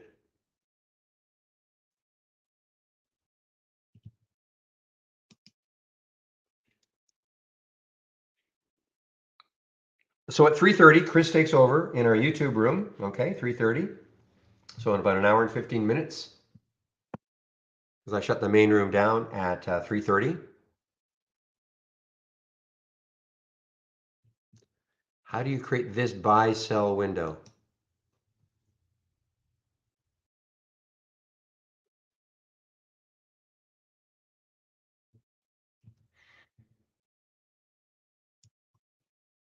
Okay, so I think what you're looking at are previous AI alerts. Okay. Let me just see if I can if I can get one that is a previous one. Ah.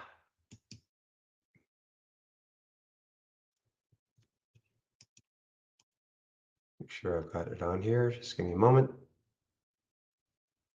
Okay, just give me a moment, okay? All right, so this was a previous, so when you say how to create it, there's nothing to do. If this were a previous AI alert, that was a cell for Rita on this date, okay? That's all that means. These are just previous AI alerts. That happened to be a cell. You know, if I had a monthly chart, you know, I could probably see some more, but so there's nothing to create, if that makes sense.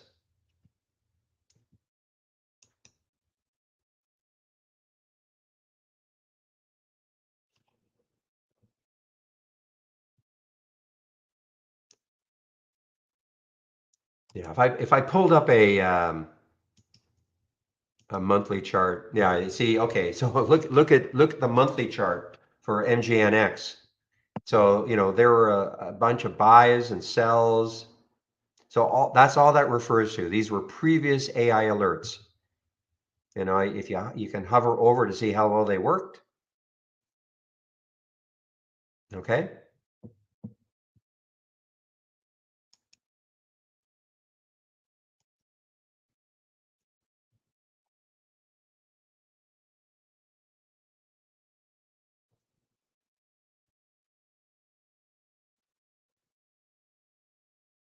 Bulldog, hello. Yeah. So my races are, once a race is over, another one will begin.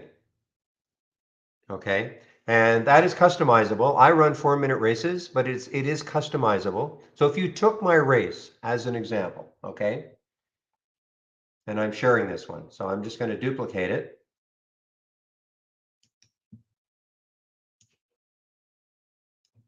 I'm going to click on the square, and then I'm going to click show the race setup. Okay, so this is my race setup.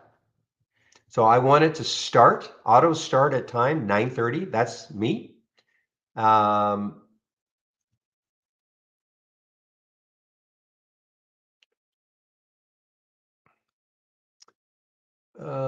is the auto rerun? That's right above it. So there is the auto rerun. Okay, right above it. So I check it. That means when a race is over, it'll automatically start another one. I chose 4 minutes. You can, you know, I mean, there's no magic to it. I know Chris chooses, I think 3 minutes. Some have 5 minutes. When I started doing this race, these races several months ago, I picked 4 minutes. And if you ask me why, I can't really tell you, but I've stuck with 4 minutes.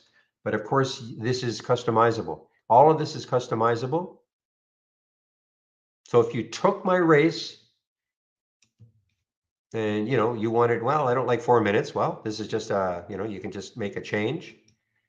I think most people would want the auto rerun. That's the whole idea of it, rather than having to manually start a race once a race is over.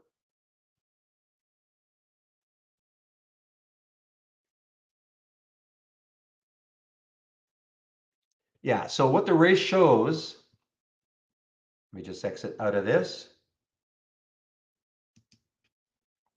So this race is based on every race is based on a top list, okay? I'm going to open the top list.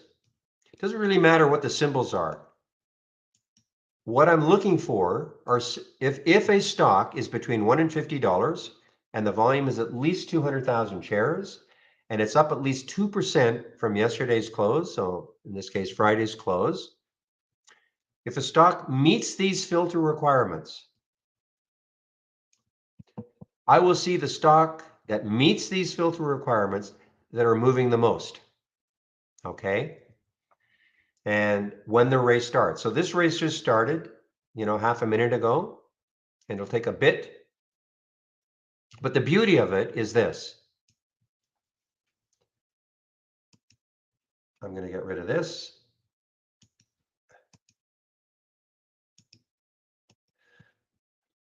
So before we had the races, you know, we still have top lists, obviously. The purpose of a top list, though, was to show you, for instance, if I wanted to see the stocks that were up the most from the open today, well, as long as I have it as a column header, which I do, change from the open percent, I can double left click rapidly, and I can see that AVCT is up the most from the open today. That meets all of the filter requirements between $1 and $50, minimum 200,000 shares, and up at least 2% from Friday's close. It meets all, so these stocks meet all those filter requirements, and it ranks them then. So I can see that this is the top one, and then AVAH is 19%, etc. But the idea of good, AVXL is starting to move a little bit. So the idea of the races, though, is that, I mean, this is all well and good, but how am I going to tell if a stock, if one of these stocks is really moving that meets the filter requirements? If I stare at this 37.6% and check to see if it starts moving to 40 and 45, great. But that'd be obviously ridiculous to have to do all day long. What if this one, RLMD, at 9.9% from the open, changed from the open? What if all of a sudden it starts to move? And now it's at 10%, now it's at 15%, now it's at, how am I going to know that? Well, that's what the races do. The races will show you the stock that is the stocks that are moving the most since the race started.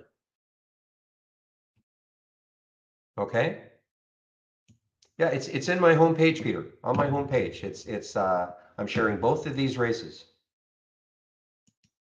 I'll give you my homepage link. Go to the scan section.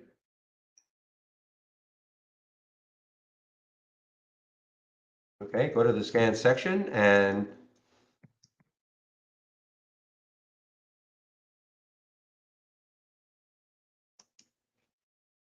I mean, listen, it just saves me from having to copy and paste links all day long.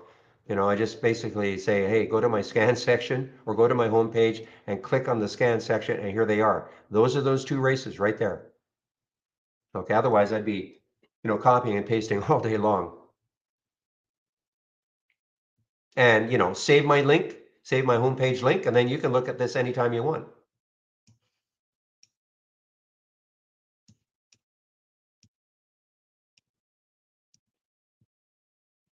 So that's the whole idea of the races, because as the stock that is going to move the most will float to the top, okay, of the leaderboard, as I call it. And at the end of the race, one stock will be declared the winner. And then that's how these stocks appear. In the number one position was AVCT at 14. That means that AVCT won 14 races today. Okay.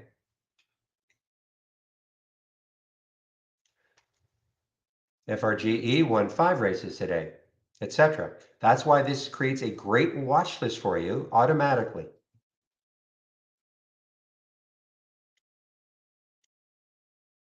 Don't understand what you mean, Bulldog. Would be nice if the race showed the move by racing forward. This is what it does, though. I mean, this is racing forward. As a stock, it starts moving up the leaderboard. I mean, that's the whole idea of it. It starts moving up the leaderboard once the race starts. You don't have to wait for a stock to win a race before you click on it. As a stock is moving up the leaderboard, okay, and it takes 30 seconds, now, so you can see drug right now, I mean, it's only moved 0.87%. Okay, but all of a sudden, some stock, that's why I'm saying sometimes out of nowhere, some stock that has never won a race today, you've not even seen it, moving up and down. All of a sudden, some stock out of nowhere can start winning a race or start moving up to the top. You just click on it, see what's happening.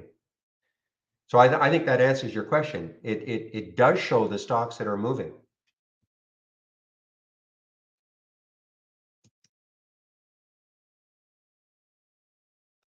And to me, it's a great visual. It combines the whole idea of a top list, which basically zeroes in on the stocks that you should be interested in terms of a price range, minimum volume, and all that, with the alert window, because these are real-time alerts. These are telling you the stocks that are moving that meet your filter requirements. And then the bonus, it creates a watch list for you to watch all day long. I mean, look at Beat as an example. I don't know if Beat is going to come back, but it's pulled back. Maybe if it gets back over 450, it starts to run again, as an example.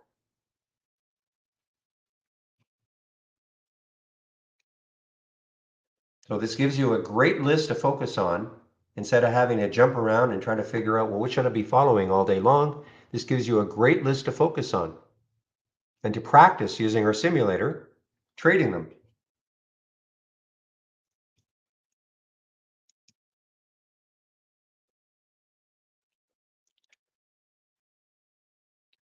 I'll say this, I mean, there haven't been some huge, I mean, in the last little while, there haven't been some huge movers because I'm looking at these percentages. You know, a lot of times what we'll see is some stock out of nowhere and you'll see like 5, 10, 15% move.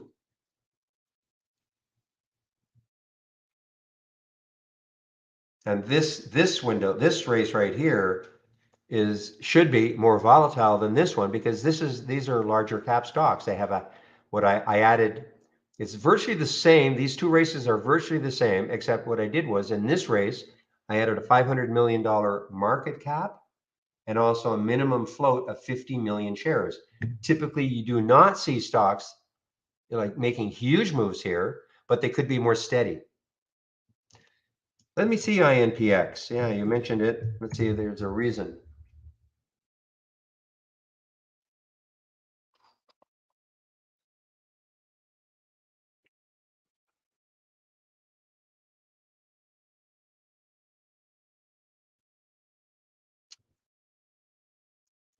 Yeah, there it is now.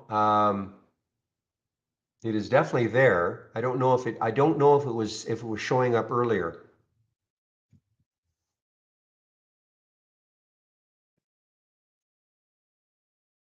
And there it is, INPX.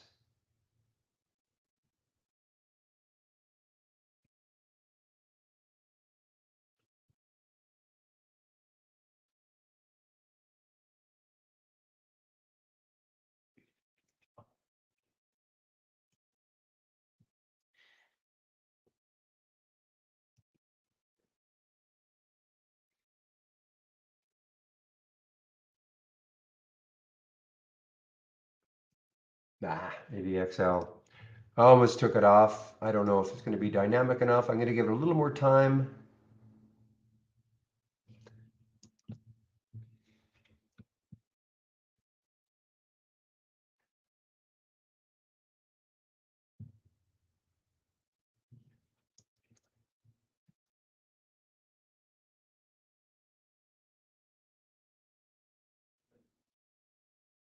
Yeah, no shorts available immediately at Interactive Brokers for INPX.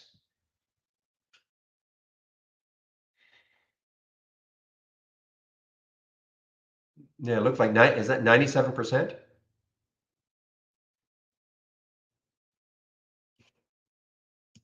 Yeah, so I'm not a big macro player. Somebody's asking me what is my market analysis of the SPY. Um, I mean, listen, we're still in a market that wants to sell off everything, in my opinion. Yes, we've had a great day today. It reminds me of Thursday, but then Friday we had the big down day. Um, I mean, if the market somehow got above that 379 mark on the daily on that SPY, maybe. I would have to see 2 or 3 days in a row though before I would think that the market's going to have any sort of a big bounce. So, but because mainly I'm an intraday trader, it doesn't really affect me what I think the overall market's going to do.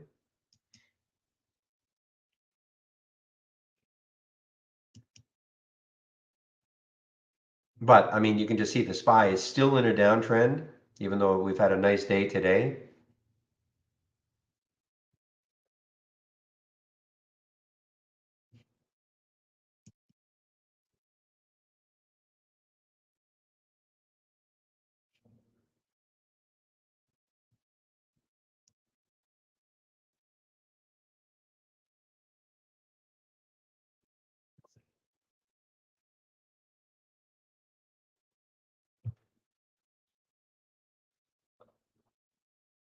And as far as the Qs are concerned, the same thing. I mean, I don't know.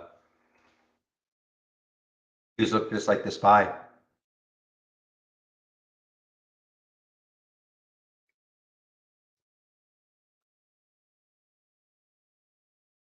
Yeah, again, Bulldog, I really don't overanalyze things like why is the market moving higher? Is it a squeeze and all that? again, I hate that, I just not trying to slough off the question, but because I'm mainly an intraday trader, I just trade what I see. Okay, whether or not this market's moving higher because some shorts are getting squeezed or whatever, tomorrow could be a completely different day. I'd love to see 2 days. Let's see if we can get 2 days in a row of green.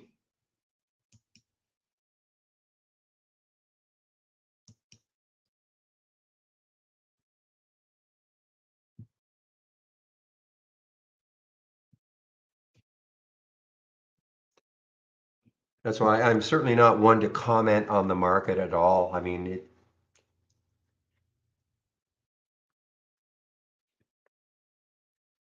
only thing I can say intraday is that we had the big pop in the pre-market, nice gap again when the market opened, and we just kind of been floating around in this level.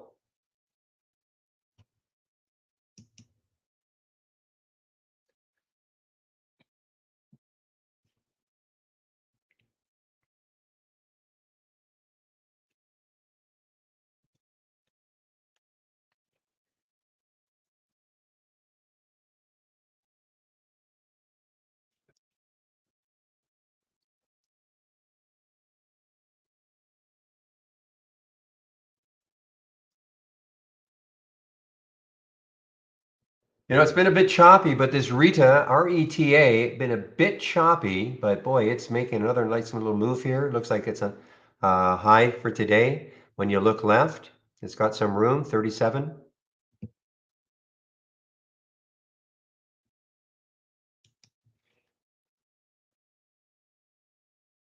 I can't remember what the news was here on Friday, but obviously that pumped the heck out of it. And just a great continuation.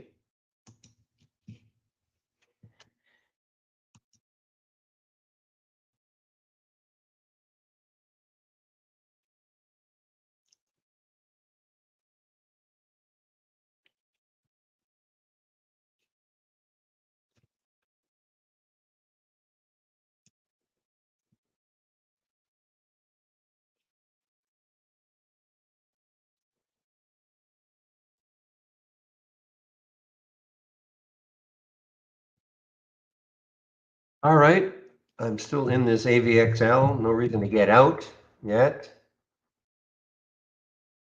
See if we can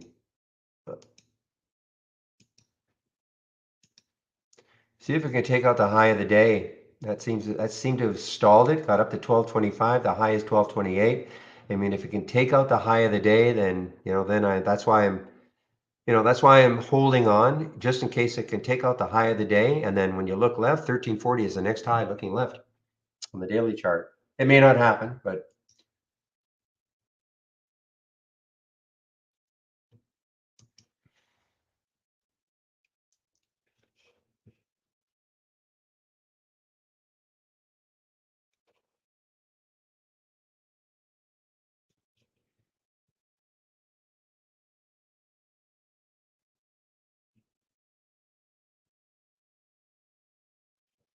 all right, how ugly is this now? Now that they've announced their 1 for 10 reverse split, AGFY, and that'll be effective tomorrow. So you're rolling along, everything looks not too bad. Had a great 4 days, got up here, 206. You're thinking, okay, yeah, this looks interesting. And then they say they're going to do a reverse split. Boom.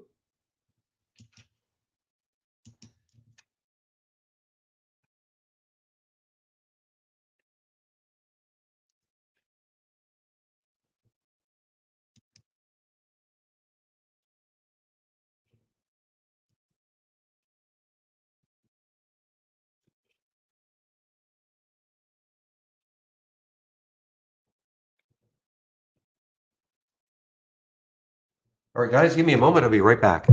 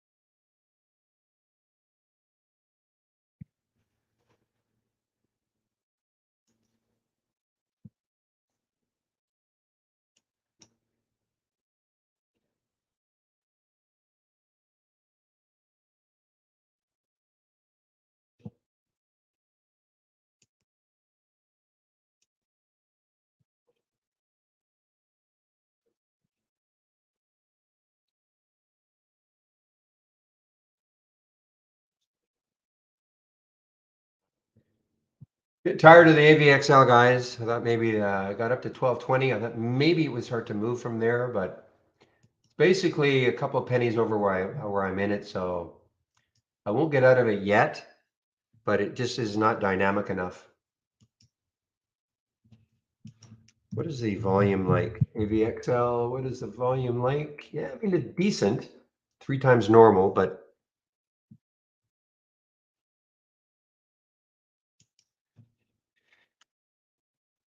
still holding that 10 SMA.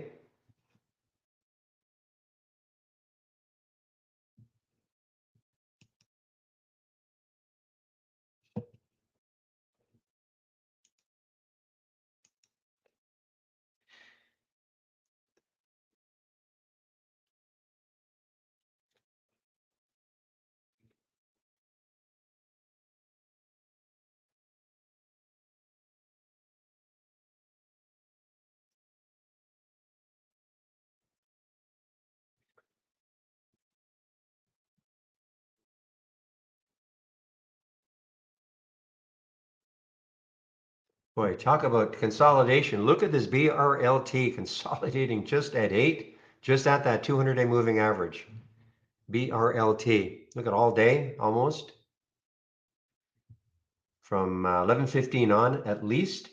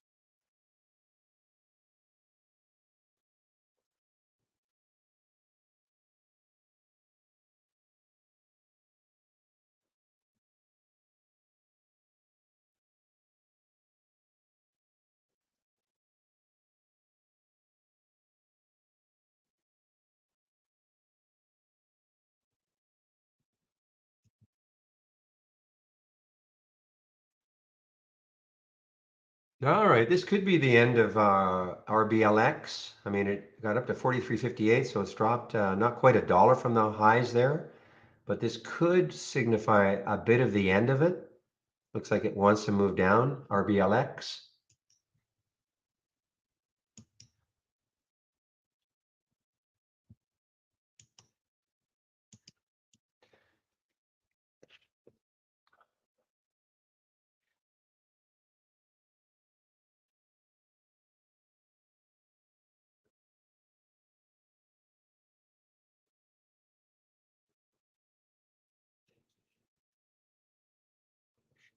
Now, where could it go to? Looks like there could be some support around 42.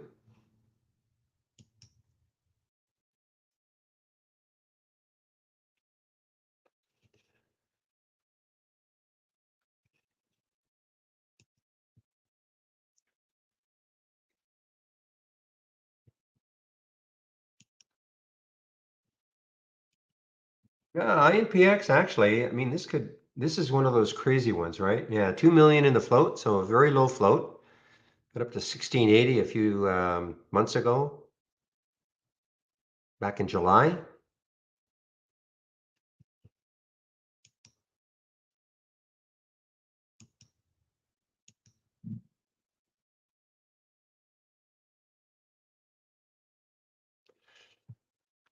Most important thing, how much room it has on the left. Okay, Bulldog, for me, when I look left, I want to see a lot of room, especially because most of the trades I take are near the high of the day. So I'm always looking left to see where stock could keep running to before it hits the next high.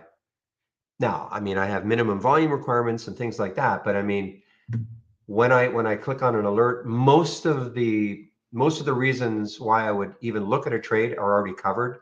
You know, the minimum volume is there, the price range I want, etc. So that's all I'm doing then is looking left to see whether a stock has enough room to keep moving. That's me. That's me, of course. That's why, I mean, I liked the AVXL because it seemed to have that room. It hasn't really worked out, but doesn't mean I would still do it again.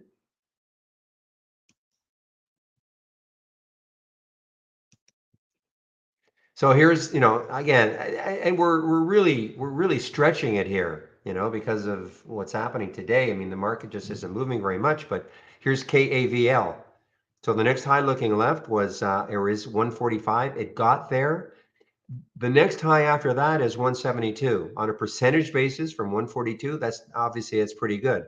I don't know if it's going to move there, but at least I know that if I took this trade, I don't have to worry about the next high being too close. Sort of the next resistance there. I mean, a lot of people would think, well, that's not really resistance, and that's fine. If you don't think that, I'm not talking to you specifically, but that's just the way I look at things. I've seen it too many times.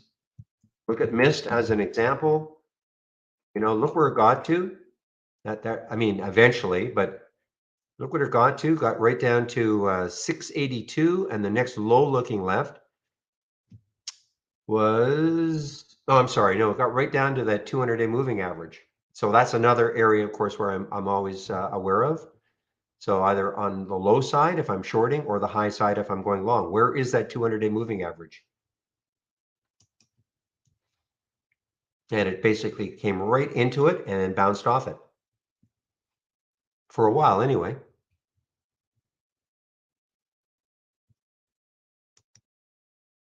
But what I haven't seen today is a lot of tremendous continuation on a lot of the things, in these two races. It's just one of those, one of those days.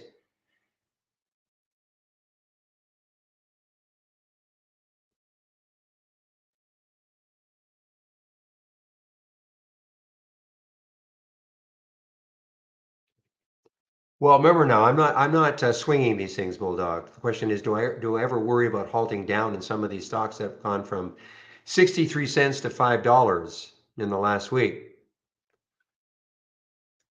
I mean, that's why I'm never going to wander away from my computer. If I'm in a low float stock, I'm always going to be watching it.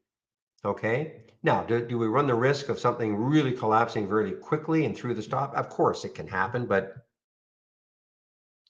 I'm never wandering away from my computer. Okay. And I'm not typically swinging stocks like that ever. So it really doesn't concern me.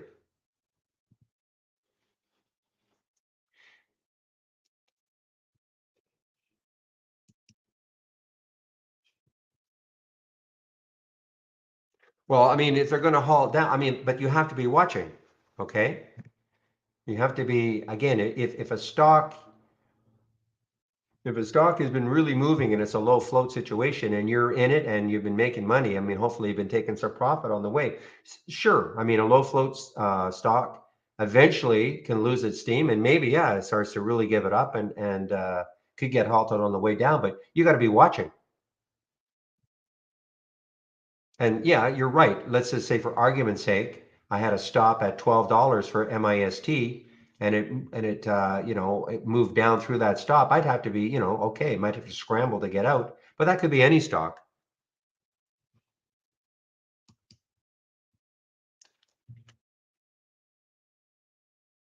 Yeah, so everybody's account size is different, of course. So the question is, what's kind of size am I trading? All I can say is that, whatever my account size is, I'm risking about the same amount per trade. So, depending in the simulator, I always like showing a risk of $100 a trade, but I'm always risking about the same amount every trade. Yeah, so we don't talk about how much we trade, how many shares we take, how many, at least not in this room anyway.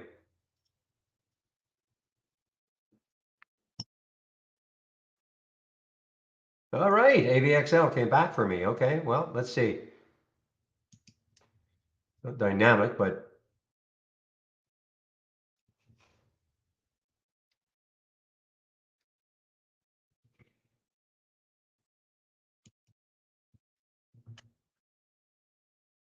Yeah, so there's some schools of thought that you shouldn't take more than 2% every trade of your account. I'm not a financial advisor, so that's why I really not hate, but I mean, I don't want to start giving out information and say, okay, well, if that's what he does, that's what I should do. There's schools of thought that say, you shouldn't risk more than 2% of your account on a trade. So if you got a $100,000 account, you shouldn't risk more than $2,000 on the trade, things like that. Good question. Lee asks, how long do we recommend simulator trading before jumping into real money? Well, first of all, if you cannot make money in the simulator, until you can make money in the simulator, forget about trading live. Now, if you start trading the first day in a simulator and you made money for whatever reason, no, that doesn't mean you should start trading live. I mean, you could spend 3 months in a simulator, to get used to trading and finding a trading style that appeals to you easily. I know people don't want to hear that. They want to start trading immediately, but you could easily spend 3 months in a simulator before you become comfortable at trading a live account. And I'm not saying that, 3 months. I mean, there are people that will spend 6 months. So it's not a matter, it's everybody has a different learning curve. So I cannot say, well, this is what I recommend. But the only thing I will say is that if you cannot make money in the simulator, forget about trying to trade live. Yeah, Jorge, unfortunately, races are not available on the web. Question is, which channel is used for races? I sure hope maybe at some point during this test drive that we'll have a beta that will allow you to use the races, but unfortunately right now it's just not available.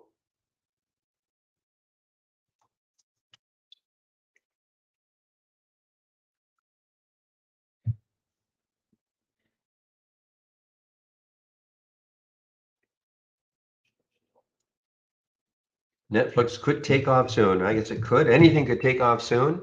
If you're referring to the fact that they're going to start charging, they're going to have a tier, an advertising tier. Yeah, it's interesting. I think it starts at November 1st.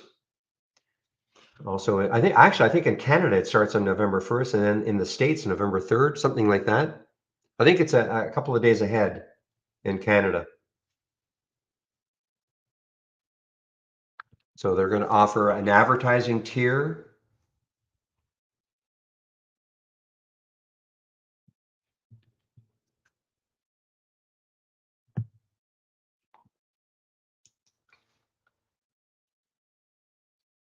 And whether or not that's going to juice the stock, we'll have to see.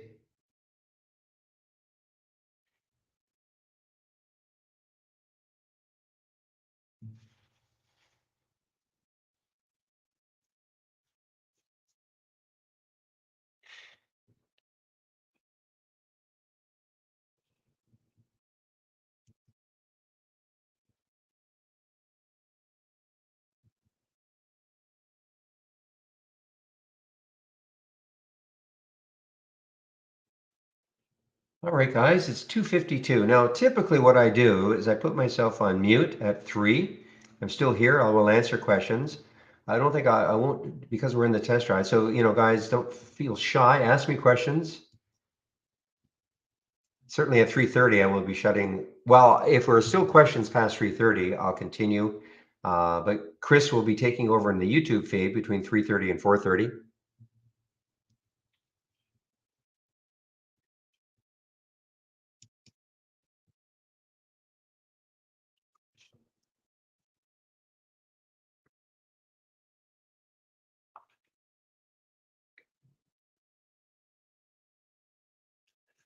No, I do not have a favorite stock or two to trade during the day. No, I have no favorite stocks.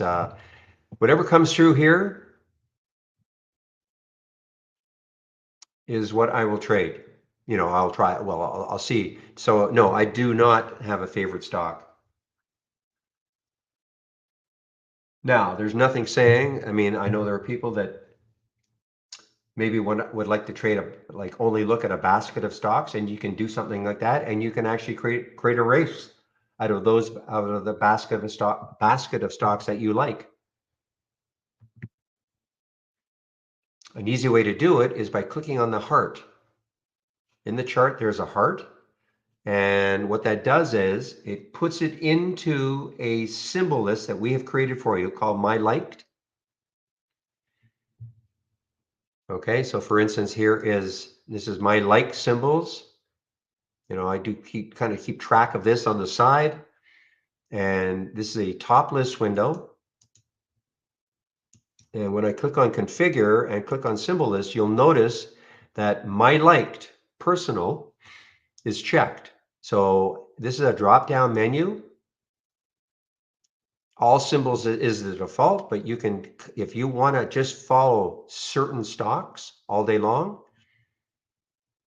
and you want to create a race out of them. Now, I wouldn't, if you had 3 stocks, obviously pointless to have a race, but maybe you had a basket of 20 or 30 stocks.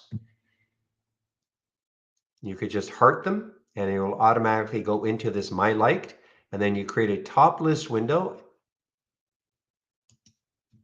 You create a top list window and attach the My Liked to it, and then you can monitor it, or you could launch a race from it. I'm going over a lot here, but so there is a way in which if you had a basket of stocks that you like, that you could create a race just with those stocks. Yeah, Jorge, I really, you know what? I'm going to disappoint you again. The web-based version has limitations. 2 of the big limitations right now, no simulated trading, because you need this window called Brokerage Plus in order to paper trade, get into simulated trading. Okay, and then there are no races in the web-based version. Now, if you are prepared, I'm assuming you're using a web-based version because you have a Mac or something like that. If you're prepared to use an emulation program like Parallels, which I know people at Trade Ideas who have Macs, that's what they do, or AWS, Amazon Web Service, something like, or Microsoft was a 360. If you're prepared to do something like that, then you can use, of course, your Mac, and then you can have our downloadable version using it on a Mac.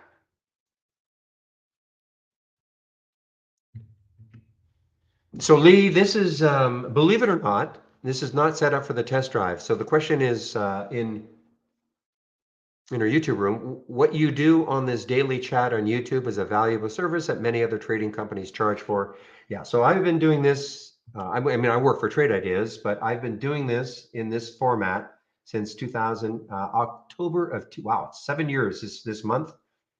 October of 2015, so 7 years, and it's been free ever since, okay?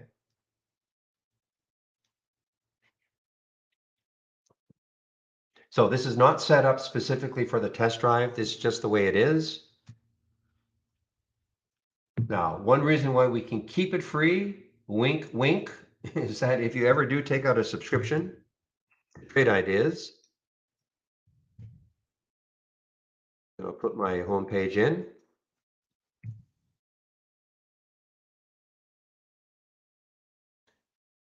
So at some point, if you ever decide you do want to take out a subscription, I'm just talking in general, of course, and you click on my homepage link. If you use my link and you take out a subscription, right there's a promo code you can use, then the room gets credit for it. In other words, the company knows that, okay, the room is paying for itself, we're making it free. And yes, I do get a little cut out of it, okay? So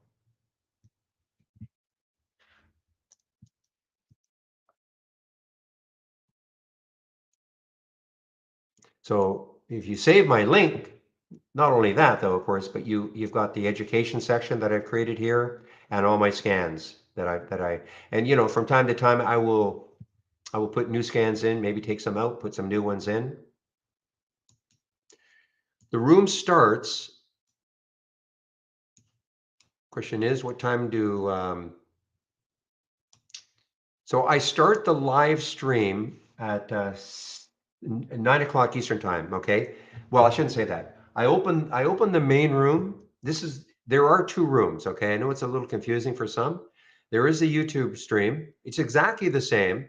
They see my screen, but there is another trading room. There's a lot more traders in it, a lot more action among traders, okay? Ideas.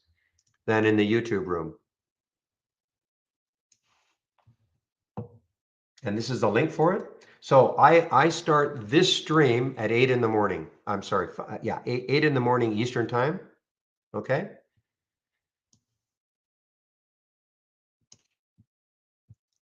And just give me a moment. This is the link to the trading room. If you want to head over into the trading room.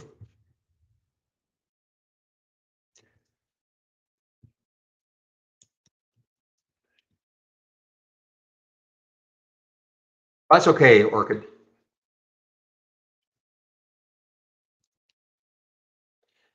No, I haven't used my option scanner for quite a while now, Martin. Yeah, I mean, for several months it was my go-to scanner, but things change, and I really adopted using the races.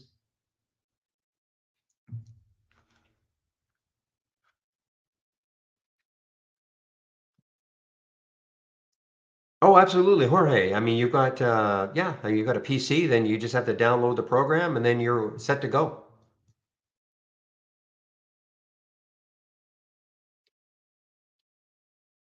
When you, yeah, I mean, it's the simulator is, if you've downloaded it, then you'll see the toolbar.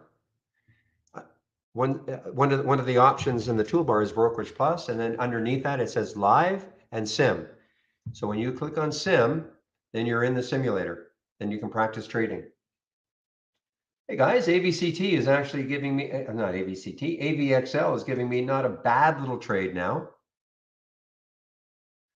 There's my ASC. Yes, yes. I mean, it's starting to curl a little bit here, guys. I mean, I'm not in this one, but yeah. I mean, it's interesting. Look at the pre-market high. I don't know how much on how much volume that was.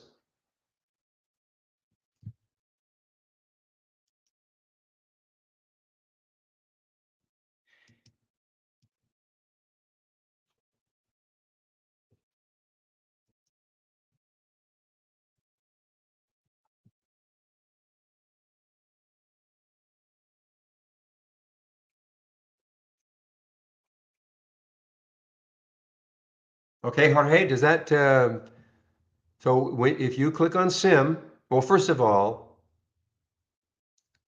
click on the toolbar, or from the toolbar, click on New, and then load the Brokerage Plus window. Okay, and then that blue window, that Brokerage Plus window will appear. And then you click on Sim.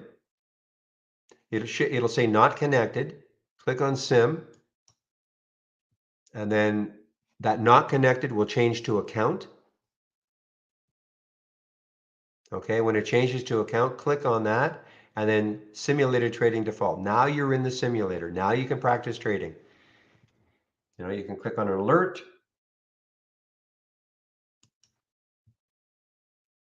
All right, AVXL giving me not a bad little trade now, guys. It took out the high now, high of the day.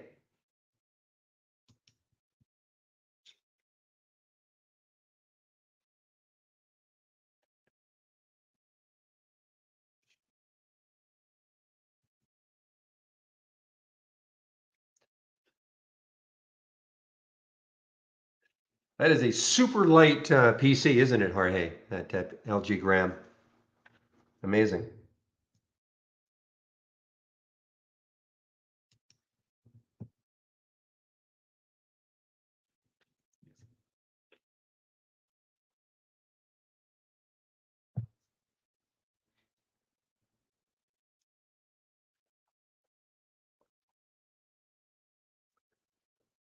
Island of Misfit Toys. That's a great little movie.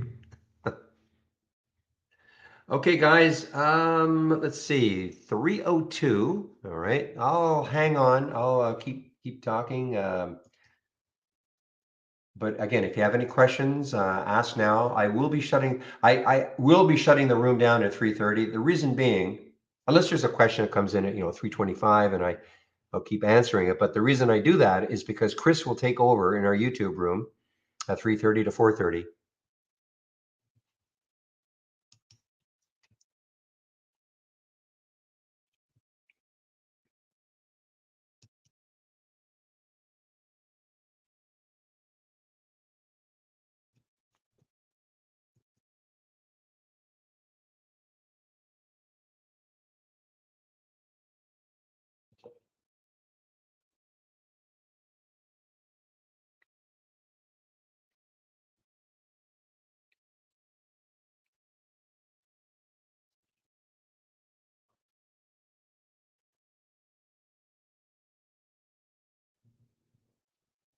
All right, guys. Again, I'm just kind of watching this AVXL to see if it has any more room to move. Well, it has room to move, but will it? I mean, that's obviously can't know for sure, but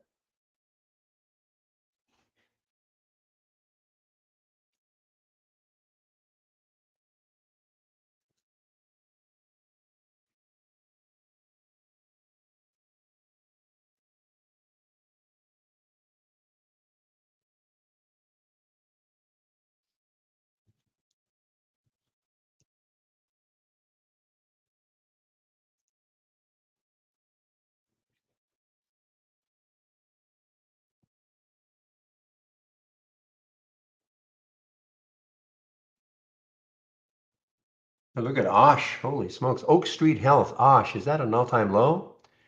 Not quite. OSH.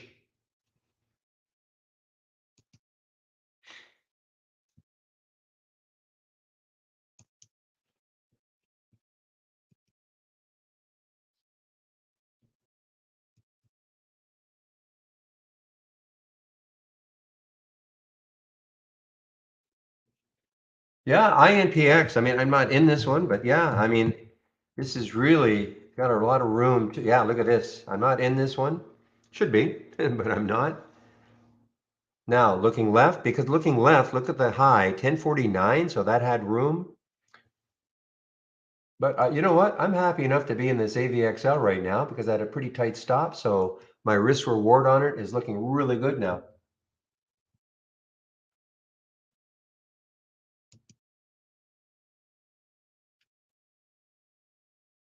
So somebody asked me, yeah, just look left, look left. That's all I really do, just to see what sort of room a stock has to keep moving before it hits that next high.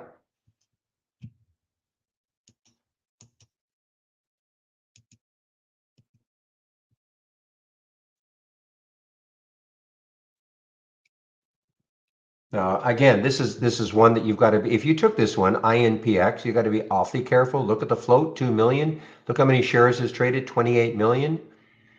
You know, basically, 14 times the float.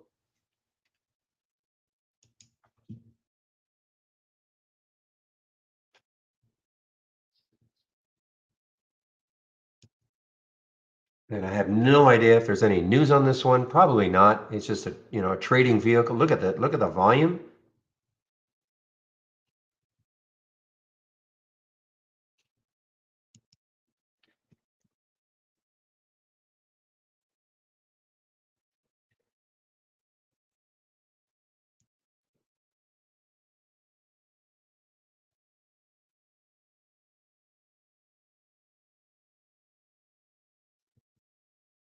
All right, guys, as that 12:30 mark got rejected a little bit, I took some off of the AVXL.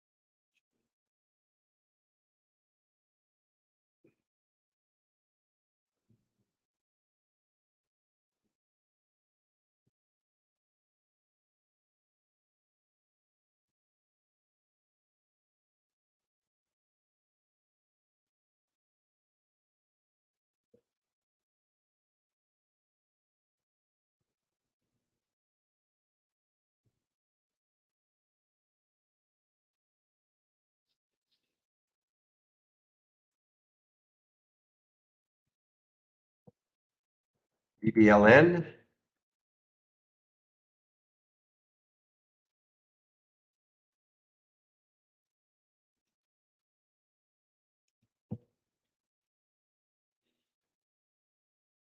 Ah, another one under $1.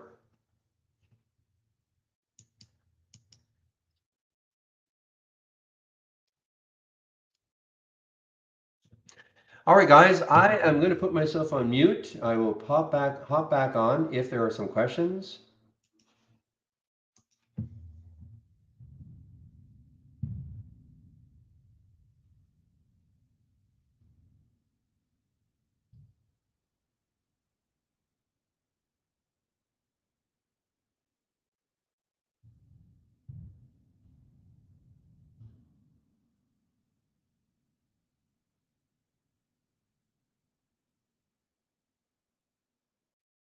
Okay.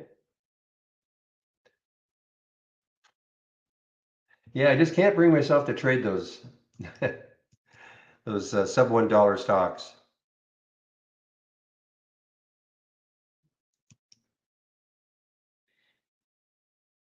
All right, come on, AVXL, get back into the 30s and gonna give me a little bit more.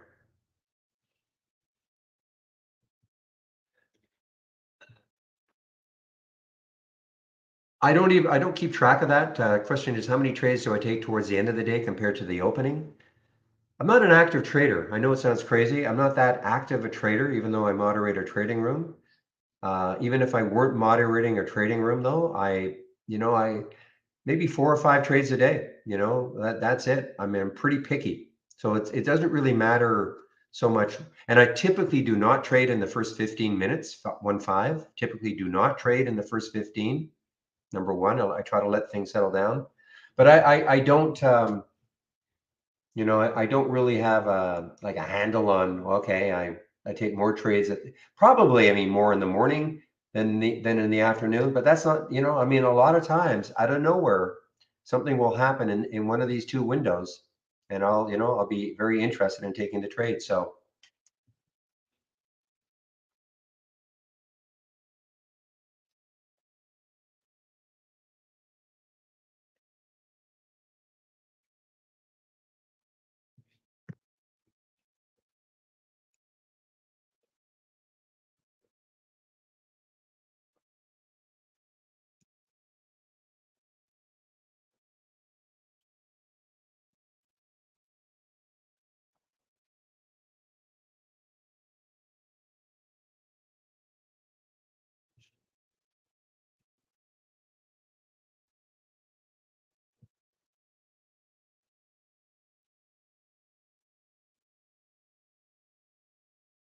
you look at this KAVL, it just doesn't want to really take this out, this 145 level.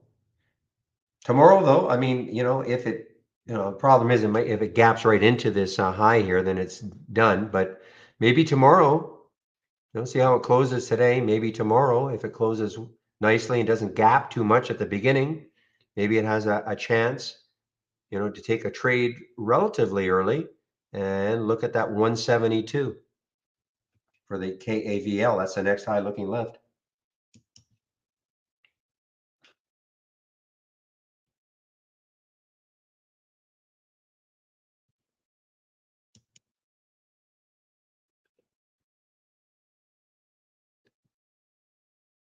Okay, guys, so I'll put myself on mute again. I'll hop right back on the mic if there is a question.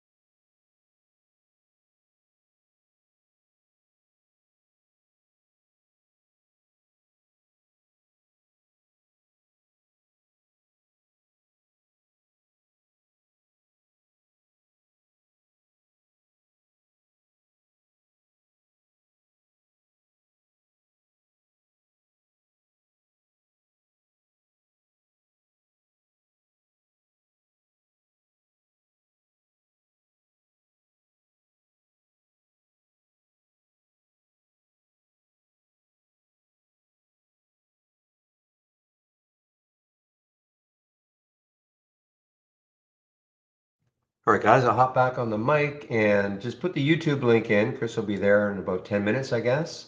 I'll just put the YouTube link in. And you can listen to Chris between 3:30 and 4:30.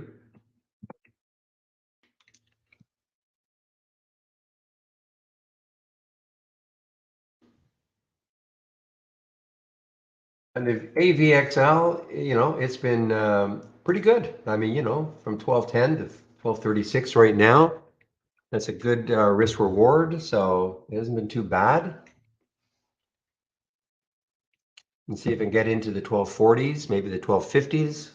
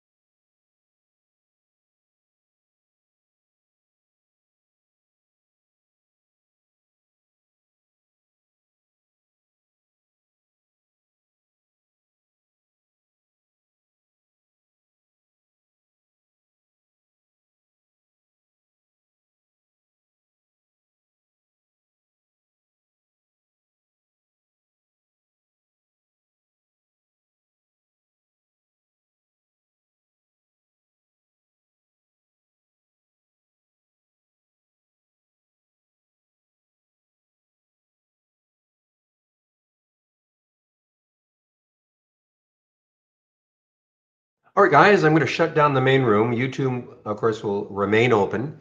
Chris will be there in about 2 or 3 minutes, I think. So I'm going to shut down the main room now. I'll open it tomorrow at 8 o'clock Eastern time. So have a great, thanks, first of all, for all the help today. And have a great evening, and we'll see you tomorrow. Bye-bye. And of course, YouTube is still open, just waiting for Chris to show up.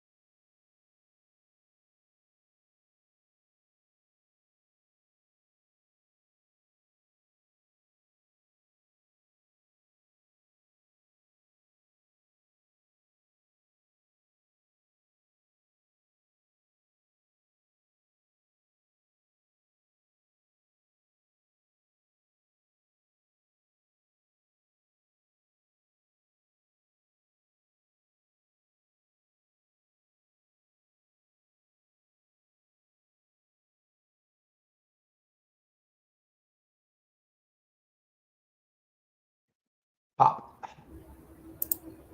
Yellow. Yellow. So I kept an eye on that KAVL. Set off a price alert, just never did it. And that was the closest thing that I'm looking at. I mean, I was watching a few other things here, but I had a good trade in, I don't know, whichever one that was, AVCT early, and I decided, you know what, I'm just going to go out a winner today. Yeah, I did okay with his AVXL. It just over 12. I actually took a small loss the first time, got back in it, got in about 12.11, got up to 12.43. Again, looking left, it had all sorts of room, and then, of course, that's why I did it. But not terribly dynamic. But I'm going to watch it tomorrow and see if it can hold these highs, and see if it can start to approach that high of whenever it was, the 15th of 1339 tomorrow. So we'll see. Sounds good. All right. Well, I'm sure it does sound good. It would be nice. I'm sure you're eager to get out of here. I guess we'll see you in about an hour, though, right? In about an hour? Yeah. Oh, right. Yes. Wait, no. Are we doing that today? Has it been canceled? I'm not sure. Check with Scott. I thought he put something else afterwards to cancel it for some reason because of the test drive going on. But don't quote me on that. All right. Well, I'll check with Scott because I still have it in my calendar to start in an hour from now. So we'll see. Okay, Chris. So, I'll see you then. If not, I'll see you tomorrow. Okay, you bet. Okay, bye-bye. Take care, Barry. All right, everybody. So I'm back. Not a terribly large amount of things have happened in my world of stocks since we last saw each other in between noon and 1 Eastern. The SPY itself, really just flat. Flat. I'll bring that up real quick. There we go. So, that's what I've got there. Inside day. I mean, anybody's guess for tomorrow. This is a lot of indecision here as far as that goes. So with that said,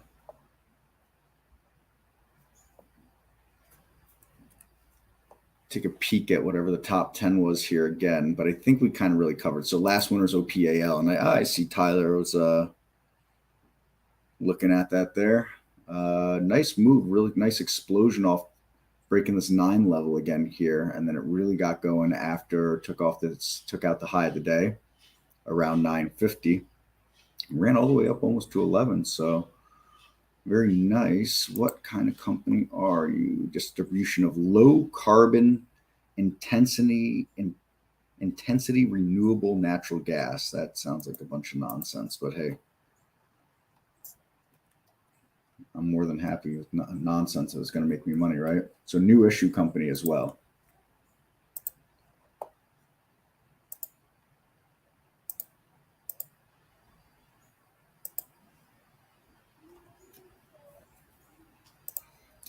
Sorry, just checking a message here. We had a scheduled meeting for later today, but then we canceled it. I thought we did anyways.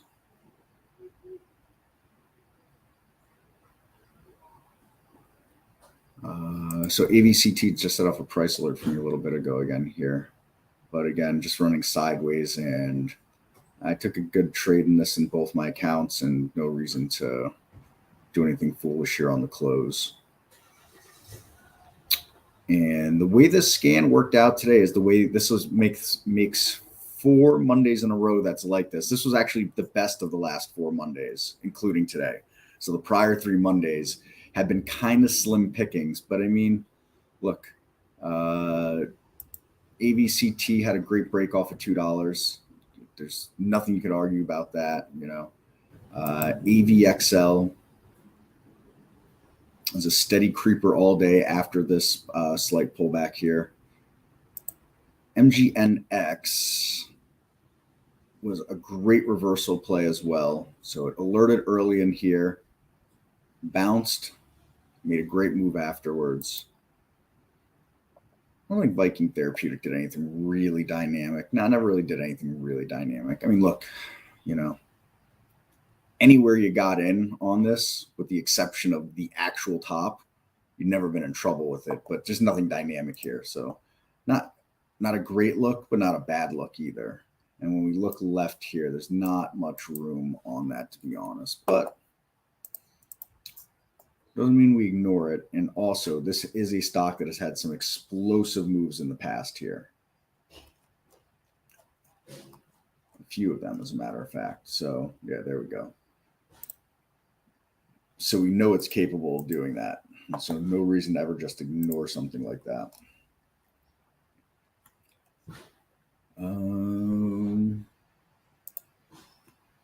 INPX over the last couple of hours has really made some noise as well, and a great move after breaking the high of the day again here. When it got through 9, had a nice move too.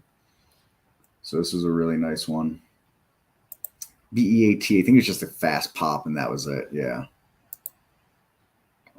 Nothing too exciting to write home about. I still think this is one of those weird stocks because it's $3 million in the float. And while, yes, it definitely had this amazing move that was here, with $3 million in the float, you would have thought something bigger than that could have happened. Obviously, it didn't, but that doesn't look like there's anything special going on to today. Nevertheless, on the list, we'll talk about it. PAC was something that we hadn't seen earlier in the day. Nah, not a whole lot there. The reason why I say not a whole lot there is, I mean, think about when we break the high of the day here. Well, I guess, all right, that's better than I thought. So let's say 315 or so, and makes a run up to 340. That's better than I realized, to be honest. I got to give that a little bit more leeway than that. I thought we didn't really break out till 320 and didn't even get to 340. So I thought it was like a 13 or 14 cent breakout. That's a little better than that. That was a 20 plus cent breakout. Okay. That's all right. I was being too hard on PAC. CLNE continued to remain a dog after its initial move up. I wouldn't expect to see anything special about that tomorrow. But then again, you never know. This is why as they say, that's why they play the game. I mean, going to be 6 million shares traded, doing 3.5 times what it normally does here. So, you know, that won't just go away tomorrow. However, it's not a great looking daily chart. So it's not that it has tons of room to get, get itself around in either. You get up to 6. 6 is going to be tough to start with, and then you're running into the resistance just above 6 that's there. Then possible resistance here. So not saying to ignore it. I'm just saying probably going to be better options tomorrow out there. I thought this was going to be one of those ENTs or ETNs, not ENTs. ETFs, ETNs. Pretty good look from this here, both on the daily chart and intraday chart. And I sure do like fractal patterns. So, look at this fractal pattern that's gone on here.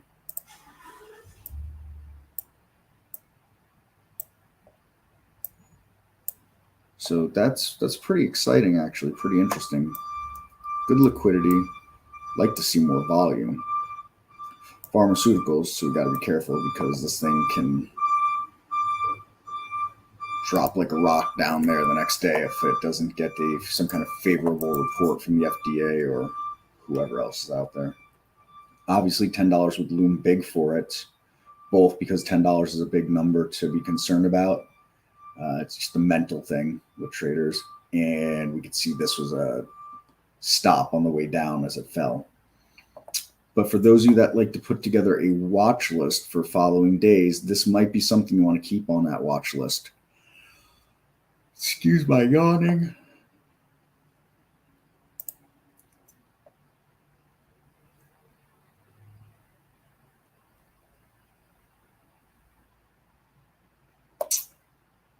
And last but not least, Tilray. No, I don't know. They're doing a ton of construction around me right now. They're putting up one of the houses that's near me is renovating, and then they're putting up a new building near me, actually. So I'm stuck with all those noises. I've got my screen doors open, or my regular doors open, so I have the screen door. Let some fresh air in.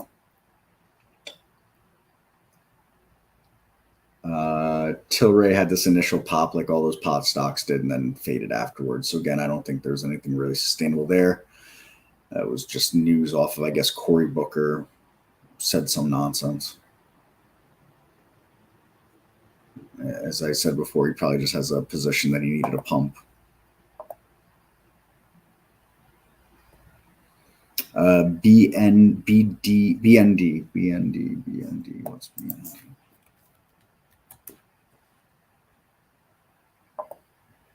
Yeah, no. I mean, first off, that distance traveled was $15, number one. So there's nothing dynamic for me to trade there, number one. Number two, it's a bond. And number three, it's in a wicked, wicked downtrend. So, I mean, if you've got a reason for it, by all means, but there's absolutely nothing tradable there for me. On a weekly chart. Yeah, no way. No way. Just out of curiosity. Yeah, it's at an all-time low. So this means support is at 0. Yeah. Nope. It's bottom fishing to the max. It's literally at all-time lows.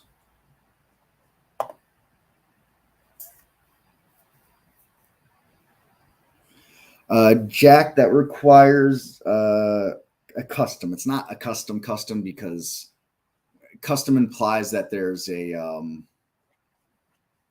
there's code compilers involved, which there isn't. But it is, since a data point exists within the system, you can plug it in. If you want to follow along with me, I'll go over this with you, and then I'll drop a link for more instruction on customs. So first head to trade-ideas.com. And there's a link if you want. I posted it there.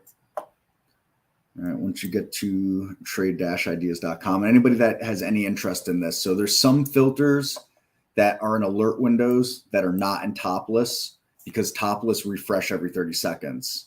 So that was the reason why leaving out some of these 1-minute filters. So anybody that like to follow along, you're more than welcome to. So you start on trade-ideas.com and log in on the accounts management page.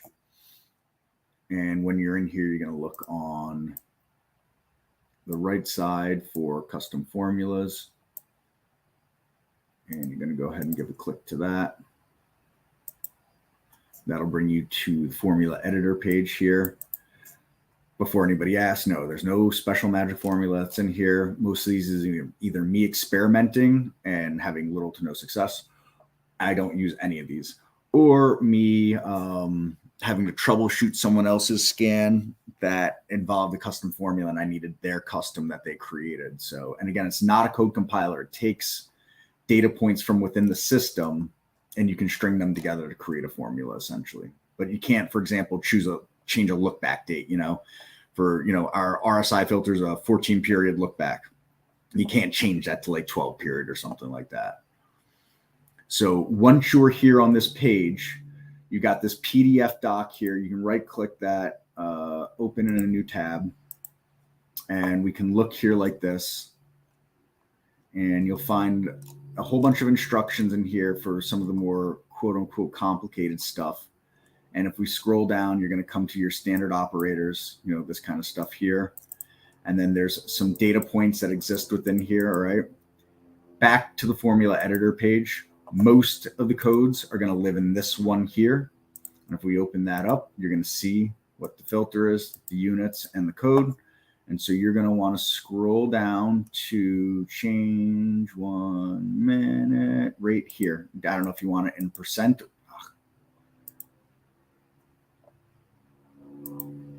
I don't know if you're going to want it in a percent or a dollar. I forget which one you asked for. You didn't ask for a specific one. So pick which one you want, percent or dollar. I like to work in percent. So you're going to highlight that. Okay, so you want dollars. So you're going to want to highlight that one, right? Right click, copy, come back to the formula editor, go to create new. And if this is your first ever you creating, then it should be a U0. And you're going to click into the source, paste it there, make sure it doesn't paste like mine did. So that looks like this. Then you're going to just call it whatever you want. So you got change 1 minute, dollar.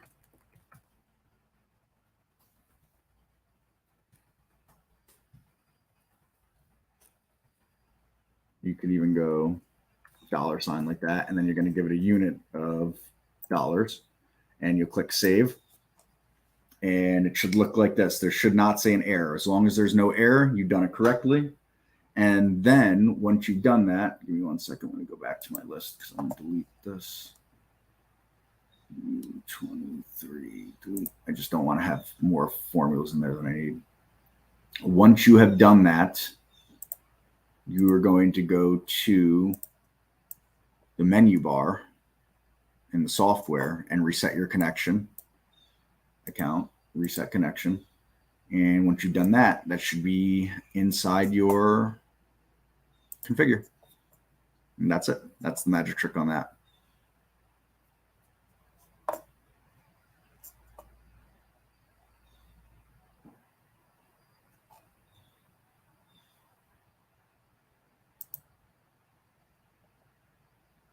Let me know if that worked for you.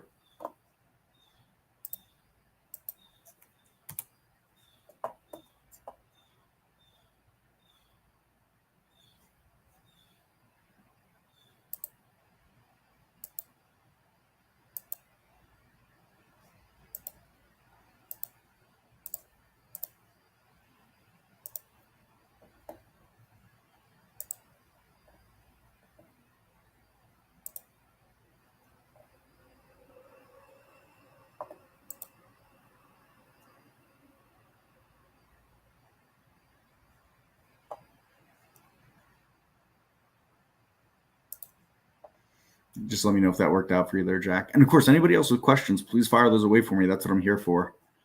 Mondays are tough when there's not a lot of action or anything going on. Coming up with content here, there's just not a ton to talk about. I'm not going to go chasing anything here in the last 13 plus minutes till we close. And the market is not, I don't think the market's going to do anything other than what it's really done today. It's going to move sideways, I think. When I spoke with you all last, then you did not put it in correctly. It should be the last filter on your list. If you come to any top list, right click, configure. If you go to search, it should be the last one on your list here. All the U's will be down here. Oh, it's here. Perfect. Excellent, excellent, excellent. That's what we like to hear.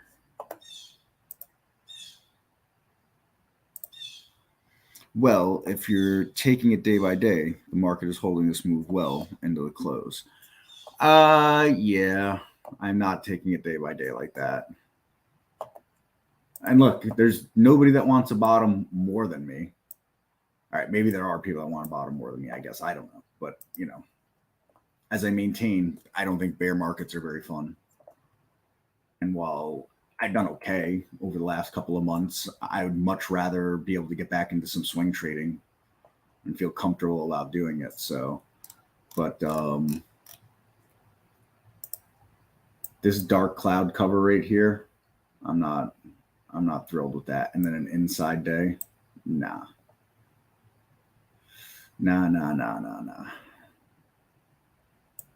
But we'll see. Bottom's got to start somewhere.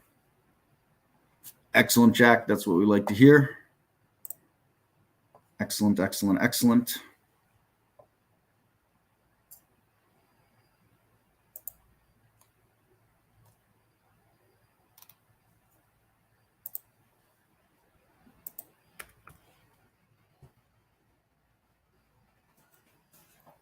And again, please, anybody with any questions, let me know.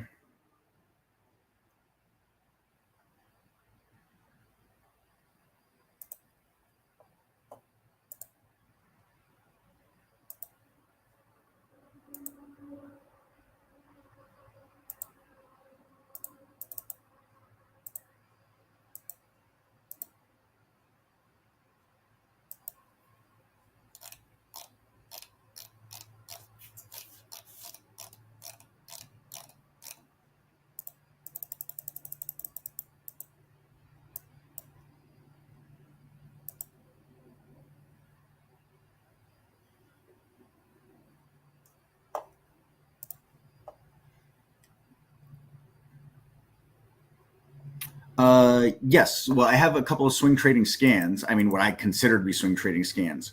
But with that said, I've shown one of these scans to someone before, and they didn't really understand why I thought it was a swing trading scan. They've been trading for longer than I have, and they liked it better for day trading. So, you know, beauty's in the eye of the scan holder, I guess. But I call it my evening scan. And there's just not going to be anything on it right now, or very little. So let me share the link to that. I'll share both them first, and then I'll go over them. My evening scan. Copy. Okay. Paste. Come on, mouse.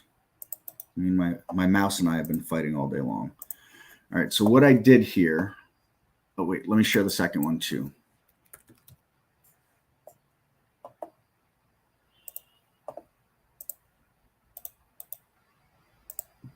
Let me just get the second one shared and loaded as well. And we'll go one by one.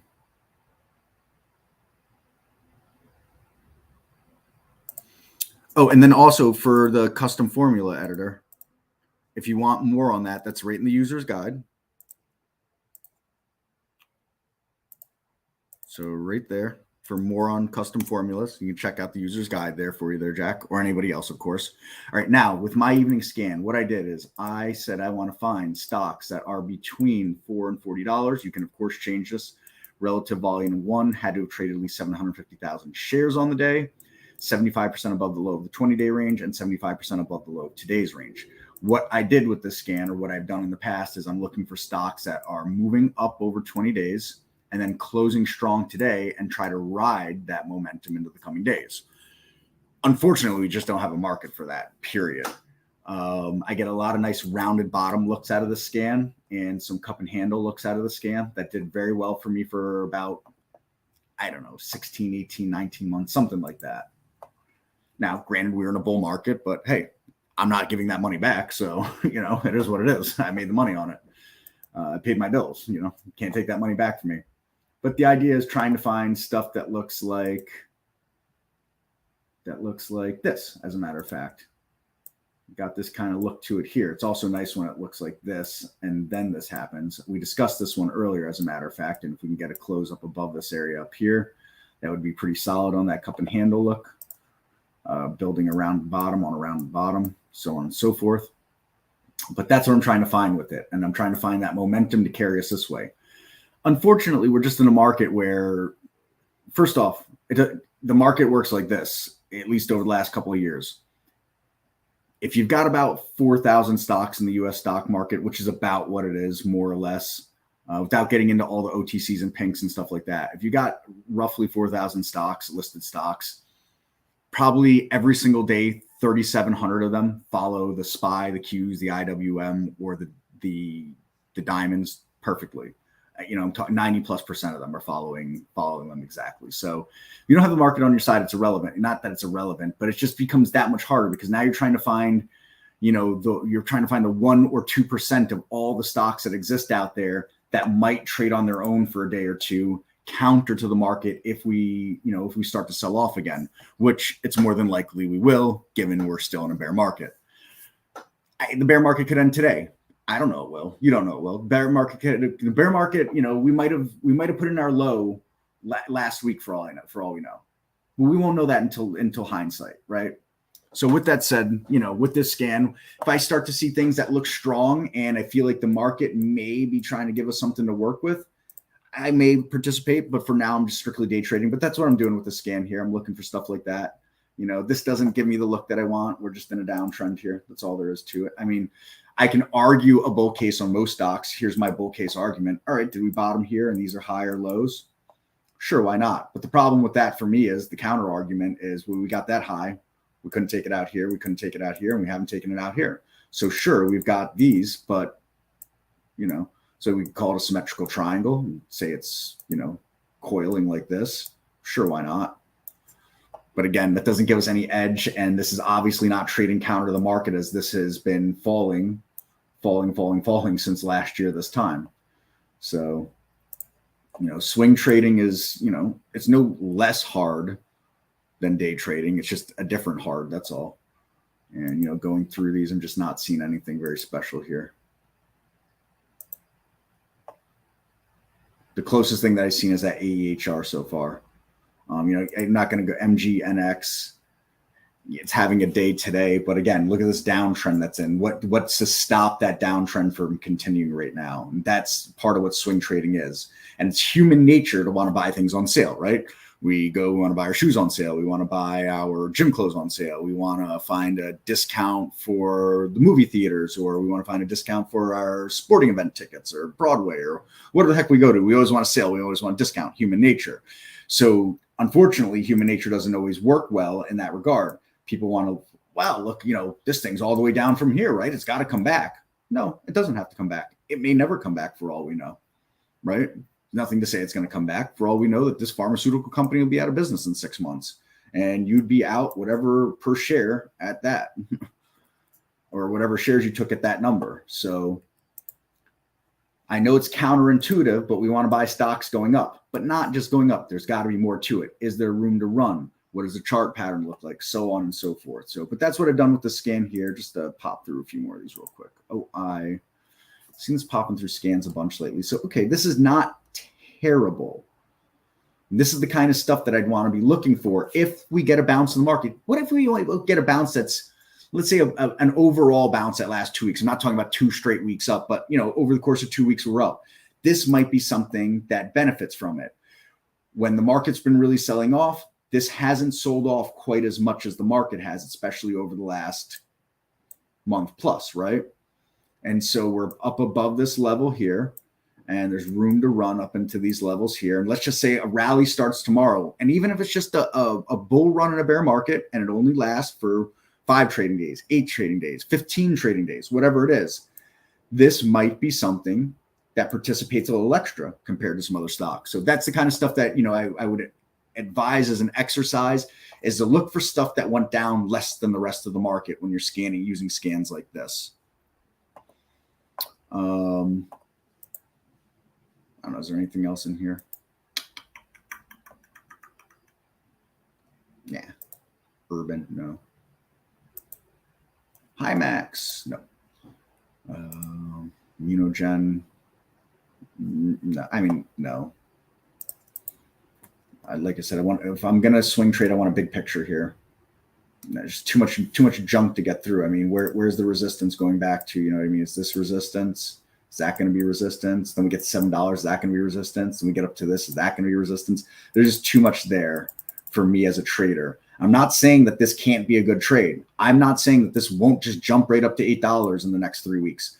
But I'm also not saying might not go to $4 in the next 3 weeks either. There's no way to predict any of it. It doesn't set up a catalyst trade that I like here personally looking at that. I wonder why natural gas ETF is lows of the month with all the problems. Yeah, I've got nothing for you on that, Michael Anthony. I thought the same thing earlier. Well, you know how sentiment works. If everybody's saying the bottom's in, then it's not. That's generally how it goes. That's usually how it works. Well, there's a lot of cash on the sidelines that's got to come in at some point from big fund managers and things like that. They have to put the money to work somewhere. They can't just sit in cash. So, you've got 101 reasons for the market to go up. You've got 101 reasons for the market to stay down. I can make all kinds of macroeconomic reasons why the market's going to go down. I can make all kinds of macroeconomic or logical reasons, because not even macroeconomic reasons that the market should go up. Macroeconomics are terrible around the world right now, but they always look terrible around the world, depending on who you talk to anyway. So with that said, that's that. So that's my evening scan one. That's the first scan that I shared. Second one, we call strong options in 20 days. Very similar to my evening scan, but higher price points on this. Relative volume stays as 1, but you have to trade at least 1.25 million shares on the day. 75% above the low of 20 days, just like that, but I'm not using a position in today's range for this. And then I'm sorting based on options volume. So the stocks that have the most traded options by a 10-day percent of average are sitting at the top. So this was a buyout. I'm sure of that. It has to be a buyout. But MWA, here we are. So before I was just knocking this chart. I don't like this chart, right? But perhaps I'm missing something. Maybe someone knows something I don't, because look at the options volume in this thing. On a percent basis, 1,200 means it's doing 12 times what it's normally doing for 10 days options. Now, I don't know what the options chains are. You have to look up that in your broker, and then you can make some inferences from there. But I don't know, maybe someone knows something and we can capture this level. And next thing you know, we're catapulting to this level and this level. And, come on. What's that, $10 down here? So what if I was, if I was in here and I'm risking right now, if I thought maybe you can get to 12, well, that's a 1-to-1 risk ratio. What if I think I can get up into this gap to 13? That becomes a 2-to-1 ratio, right? So and $10 seems like a pretty solid number to be on for a stop. Now, am I saying, hey, take this trade and set your stops and accordingly like that? No, that's not what I'm saying. But what I'm trying to illustrate here is how I'm using this scan, or how I would use this scan, and how I'm looking for things. Again, I'm not looking to put on any swing trades. I don't want to have any risk overnight right now. The risk reward is not there for me. I don't mind taking 1-to-1 risk reward trades if I feel like, we've got a market that's more on our side. Again, rising tide lifts all boats. Right now, we don't have a rising tide, so just as simple as that. FNB is a bank, a regional bank, right? Yeah. So, looking at this, gee, this is interesting here. What if tomorrow we get up over 13 and we hold over 13? Then all of a sudden we could look at this level here, the bottom of that candle from Friday, and say, are we bouncing here? We're up over 13. We get over this, and can we crawl this little mountain here up to 14? Stop just under a little ways under 12. I don't know. It doesn't seem unreasonable. But again, I want the market on my side for the stuff. I don't want to go at it alone on this. Like, there's no sense in being a hero on this stuff. But that's what I'm looking for in these scans. Again, I'm trying to find stuff that looks strong over 20 days. I'm going to guess that's a buyout. Here's one that's not a buyout. Look at this. Look how strong this chart is. Not that far off all-time highs. Look, 1584 is the all-time high. Just busted out of this. In fact, I saw this over the weekend. I think I talked about this in the live streams that I did this weekend for the test drive. So, that's not too shabby looking there. Now today, train left the station, but this was on the scan this weekend, right? And so if you had, prepared mind, or a chance for favors of prepared mind, you saw this 1050 level and you thought, gee, if I can break above this 1050 level here, might have a little something going, you'd be sitting very comfortable in the money right now, right? So that was work that could have been done over the weekend with a scan like this. Now, look, the scan's going to have, some days it's going to have 100 stocks on it. Some days it's going to have 35 stocks on it. There might be 1 to 15 good ideas on there. And of those 1 to 15 good ideas, maybe, 3 or 4 end up working out. But that's, part of charting. That's part of trading. That's the work aspect of this. So, yeah. Let me know if what I'm saying makes sense. If something I've said doesn't make sense to you, or you want me to cover something again, go in more depth with something, or just if you want to take another direction on this, let me know and we can do that too.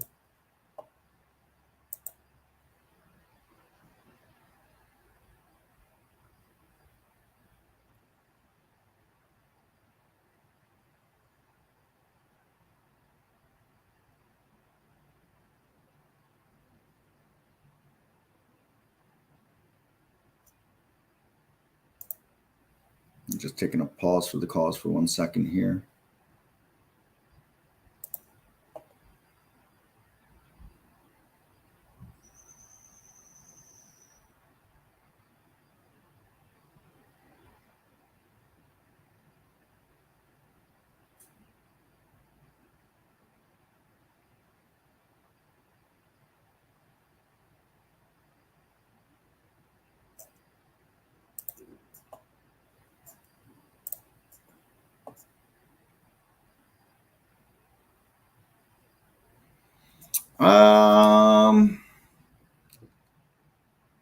When I was swing trading, yes, Mark. Now that I'm not swing trading, no.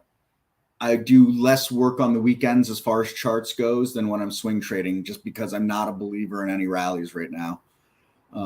We'd have to see something like this. Give me 1 second. Pull up a SPY chart. I would need to see something like this where we chopped around for a little bit and then made a nice move up. That would, then if I could capture, let's say, now I'm using the SPY as just a proxy for what I'm talking about. But if I could capture, let's say, we broke out here. If I could capture this part of the move on a swing trade here, that would be fantastic. So there's a bottom. There's the top of the move, right? Here's the breakout, and I'm trying to capture that part of it. I think that's very reasonable.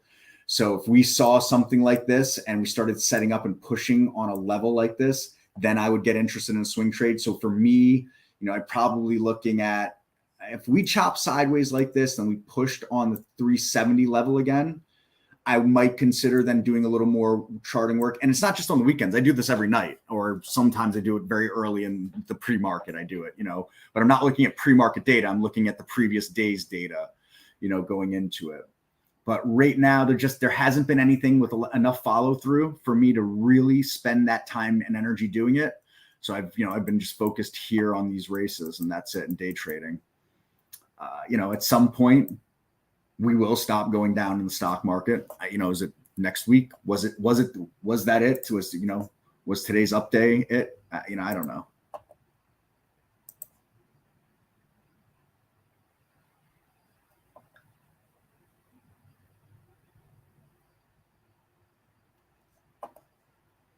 But I'd say the more bullish the environment, the more work I'm doing on the weekends for swing trading. The less bullish, the less work I'm doing.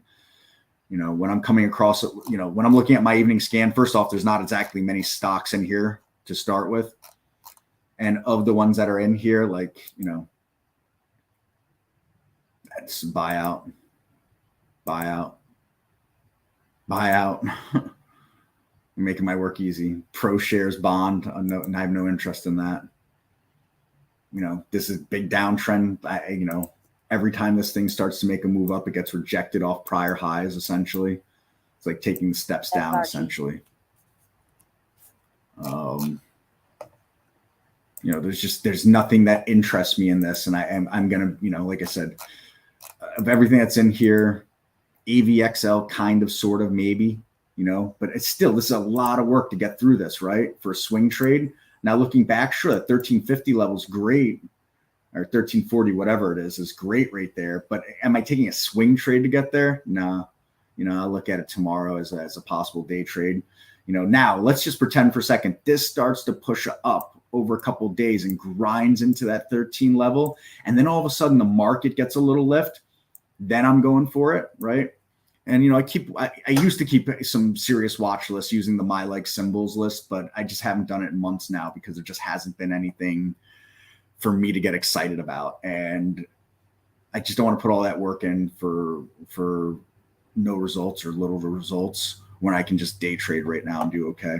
Like I said, when we get back to a rising tide lifts all boats, I am sure the scan will be lighting up all kinds of great names on it.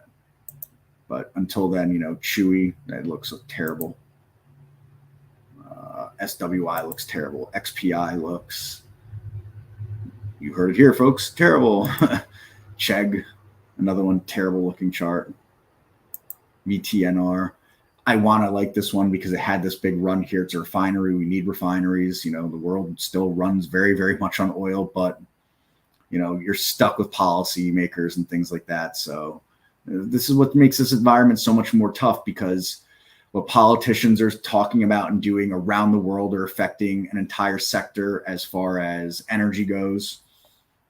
You know, and then we have a bear market that's smacking everything else down. And a lot of the stuff that's lighting up these scans is going to be pharmaceuticals, right? And, you know, I think AVXL was a pharmaceutical. Yeah, so it's a pharmaceutical. So on top of it already having to get through this, now I have to deal with the fact that what happens if the FDA comes out and doesn't like something they're doing, or what happens when one of their trials fails, or, you know, something like that. So I'm contending with so many obstacles on a stock like this in a bear market.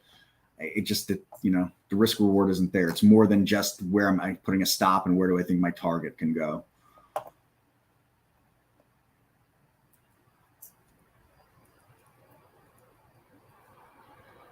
So, and again, let me know.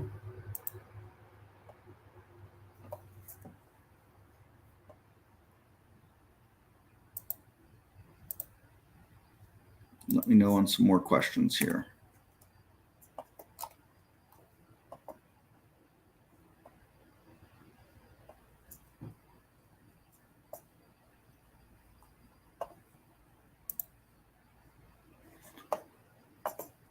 Fly through a few others. STNG. This thing continues to plow away. So there's some shippers that actually look decent here. Kind of interesting. And this thing's way off lifetime highs, just out of curiosity. Not day. Give me a weekly chart. So that's interesting. Draw a line here. If this thing gets up over this level, I mean, now it's already made a huge move, but gets over this level, that 155 region doesn't seem out of reach, right? So for those that, you know, want to swing trade, you know, and I understand there are people that are in a position where they can't sit at their computer all day, every day and day trade.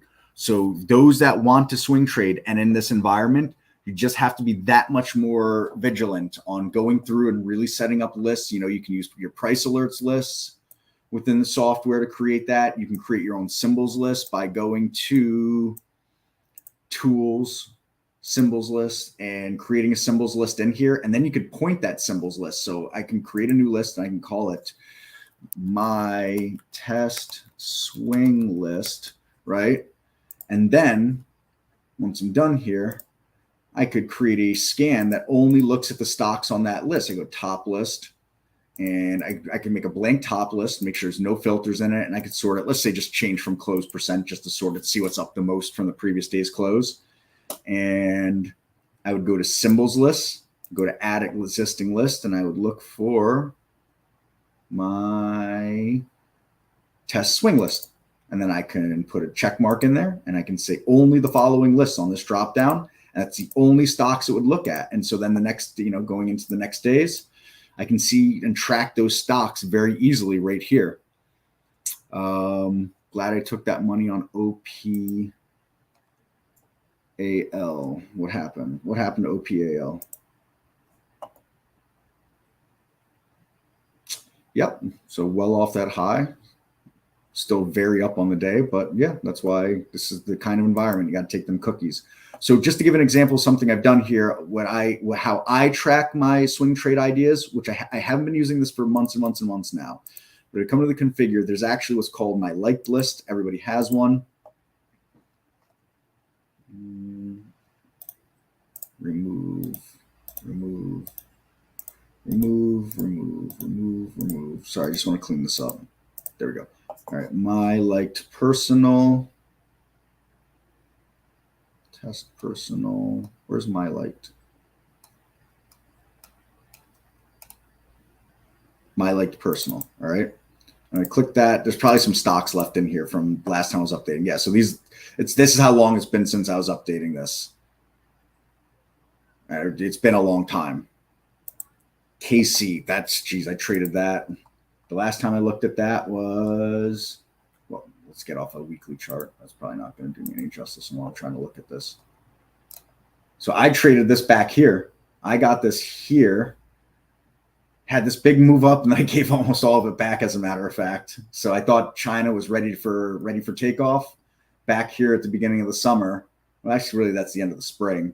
And I eked out a win on this, actually, on this breakout. So that's how long it's been probably since I've updated this list here. It's a lot of work and not returning me anything. And like I said, I have the luxury, we'll call it a luxury, I guess, of being able to day trade. So, the my like list works like this. See this heart up here? By unclicking that heart, I can pull stocks on and off. So watch, I'm going to unheart this and give this a second, and this will come off this list in a minute here. There, nope, there it doesn't go yet. Come on, list refresh.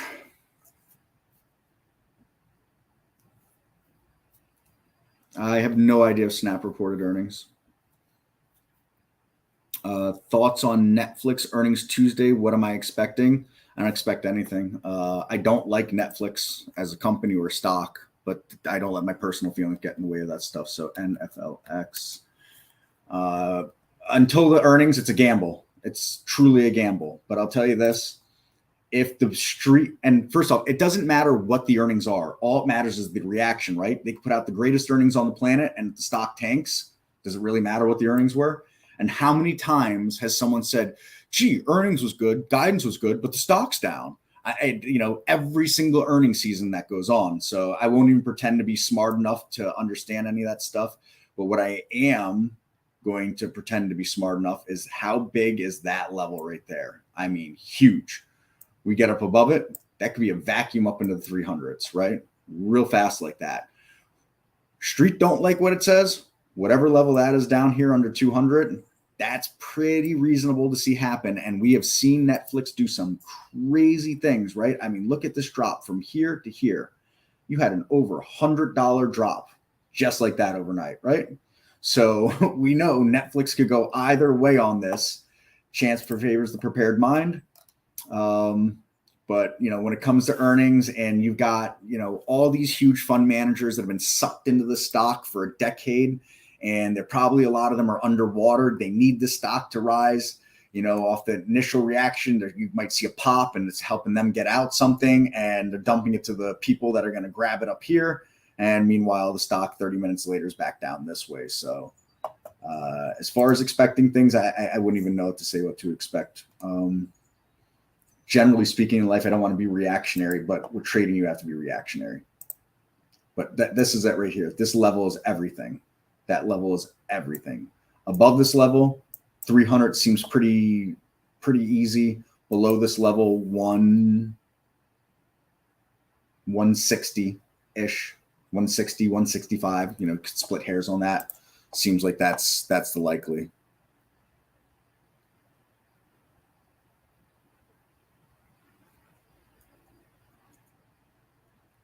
So you can check out for, here's two videos on race. Here's two things on racing. Here's the user's guide section of it.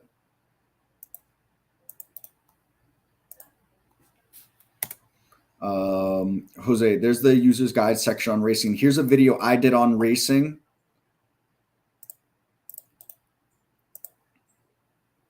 And here is the, let me get you the layout that I used in that. Load from cloud.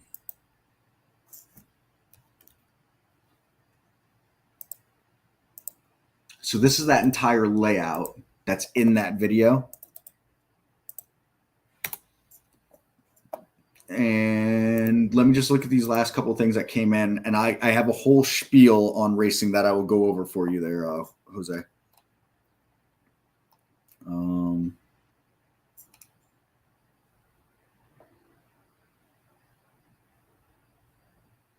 Yeah, exactly, Peter. None of it makes sense when it comes to that stuff. I won't bother trying to make sense of it. Hi, is there a moving average or indicator someone could use when trading the races to assist with entries and exits? You could use anything, Shannon, to be honest. I like an 8 EMA and a 20 SMA on intraday time frames. I don't use any moving averages on my daily or weekly charts. I don't like a lot of stuff on my charts. I like my charts pretty clean. I just happen to have a good rapport with an 8 EMA with the 20 SMA. There's nothing magical about it, but I would suggest experimenting. I know Steve Gomez likes a 10 SMA on a 15-minute chart, and he does very, very well with that, you know. But it's one of those things that there's no right or wrong, no clean cut on one way or the other for any of that. So put some different moving averages on there, experiment and look around a little bit. What becomes very popular is that as long as a stock is obeying the moving average, you're in, and as soon as it breaks the moving average, you're out. That's generally how a lot of people will use a moving average as far as entries and exits with it. The shorter the period, the faster the moving average will react. But remember, every indicator is a lagging indicator. Price leads every indicator. Volume leads every indicator. Every indicator lags price. Every indicator lags volume. So, keep those in mind. So, you can see this 20 period SMA reacts much slower. So if I had been using this to try to find an entrance on Netflix, for example, today, I'd have never found one. If I was using the 8 EMA, saying a pullback to it was going to get me in, I didn't get it till late morning, essentially. So, no clear-cut way to use it, but those are some examples of those two particular moving averages. Now, an EMA will react much quicker than an SMA. It's due to what's called the drop-off effect. So, 10-period SMA is looking at the past 10 periods, and that's it, where a 10 EMA would be looking at the last 10 periods, and then the total EMA for all periods before that to eliminate the drop-off effect.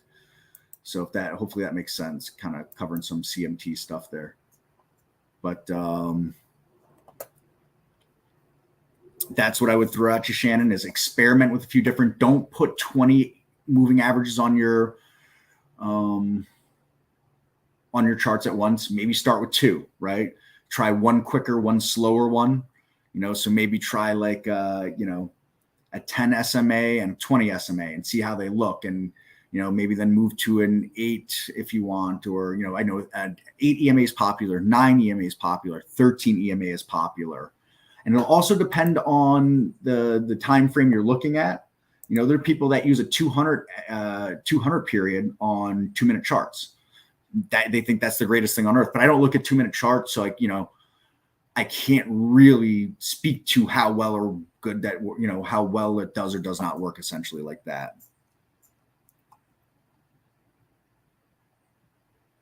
Yeah, of course, Shannon. Absolutely, absolutely. So sorry, I had to scroll down to see that. So there's two ways to do it. You can right click and go to indicators, and that'll give you this box here, or this little squiggly line in the circle. We can click that, and that'll give us that box here. Any indicator you click on is going to have some defaults to it, and we can always change those. So, for example, if we went to, let's say, an EMA, it defaults to be a 30 period. All you have to do is change that to what you want for the period to be 8, 10, 13, whatever. So if I want a 13 EMA, I put the 13 here. I can change the color. Let's set this color at, I don't know, let's set it at this pink here because it's just going to be different. I can press OK and press OK, and I can add it. And now you can see that that pink EMA is right there. You can see how it lays in between those two moving averages that I've already got on there. And then if you have any indicators on your charts whatsoever and you want to edit them once they're on the chart, just come to the edit here. And now look, I can make this EMA. I can change the color here. You can make it black. Press OK. Press OK. Save. Now it's that blackish, greenish color or whatever, you know. And you can do that with any of these here, you know, any indicator. Once you add the indicator here, then once you've added it, if you want to change it down the road, whether it's 1 second down the road or 1 year down the road, you change it in here. Are you able to set alerts when there's a crossover? Kind of. You can first, if you wanted to set an alert looking for a crossover, you know, hindsight's 2020, but I could look here on this. And when I was, you know, if I was watching in real time, I could have said, gee, if the price, you know, makes a move to this area down here, we're going to find a cross. So I could right click and set a price alert like that. And then we have,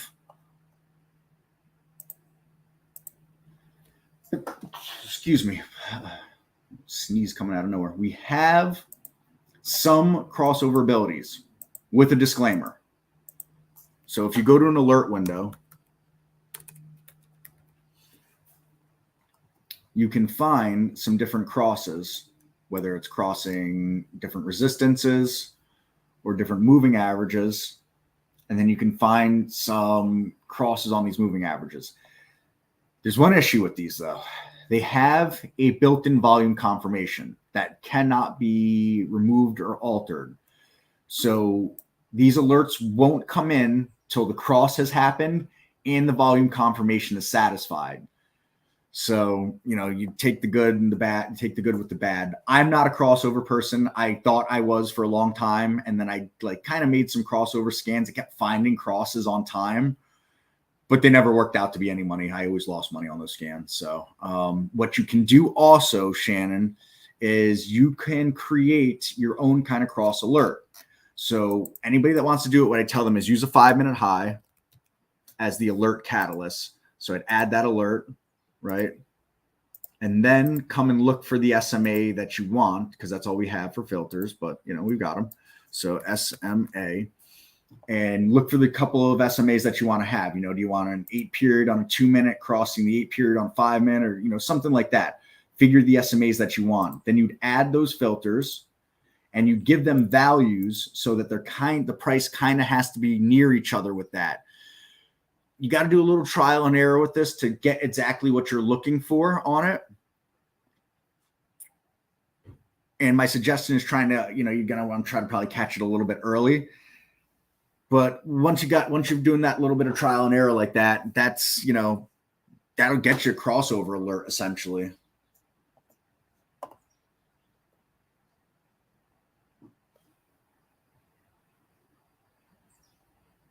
Let me know if that makes sense there, Shannon.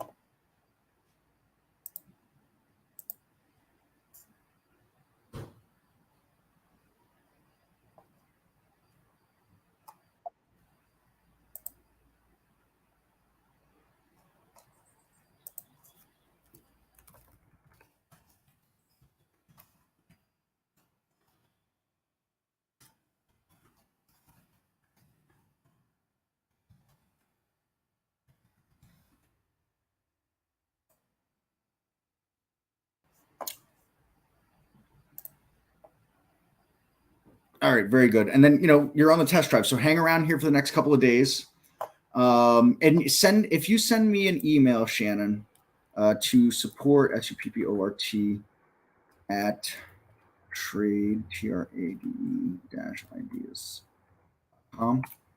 Send me an email there, and I can. There's some kind of template I'm sure I can come up with to send you. Now, it might not be exactly the moving averages that you're looking for, but the idea behind any template that I'm willing to always come up with and share with someone is just to give you a direction to point you of what something could look like.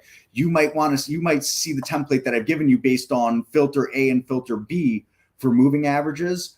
And you might go through and you say, I rather have filter X and filter S instead of filter A and filter D, like Chris said. But he pointed me in a direction, and I've got some catalysts and some things to work with, and I can certainly get you pointed in a direction that way. If you're struggling, send an email without any question, and we will get to you. We will not leave you hanging for too long. So, all right, I just realized the time at 4:27. I have to leave here right at 4:30 on the dot to pick up my daughter. Bear market and all that stuff. So, bear that in mind. Hopefully you folks that, especially that are on the test drive, you're looking for your entrance into this market. With that said, you saw what I did trying to look for scans, trying to find strong stocks. You know what your homework is now. I gave you a couple scans to work with. Adjust those scans. There's a lot of stuff in here. You might want to see stocks that have a bigger range than other stocks. So, you might want to add a range stock filter, right? Stuff like this. So keep this all in mind. And any questions, support at trade-ideas.com. Oh, yes, he did, Jamie. He did get back to me. What did he tell me? It's a 13 and 50, I think. Give me 1 second. He told me yesterday.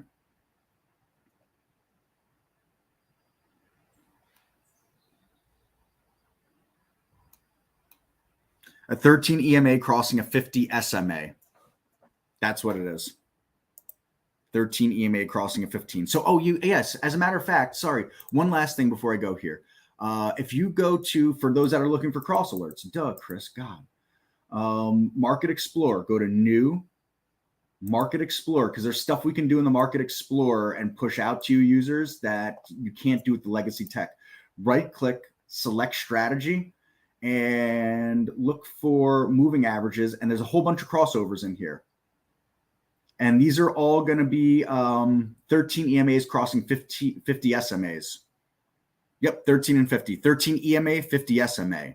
So there's that in here. So there's a bunch of crossovers that are in here as well. And then there's a lot of support and resistance in here as well. There's a bunch of stuff in here. Please don't forget to sleep on the Market Explorer. Completely forgot about that. Some really, really amazing scans in here. So you got that as well. So, all right, folks, I got to wrap it up for the day. I do appreciate all the questions, the comments, and the interactions as always. We'll do this all again tomorrow. Barry will have this open sometime around 9 o'clock Eastern. Tomorrow's Tuesday, so Michael Noss will be here tomorrow. And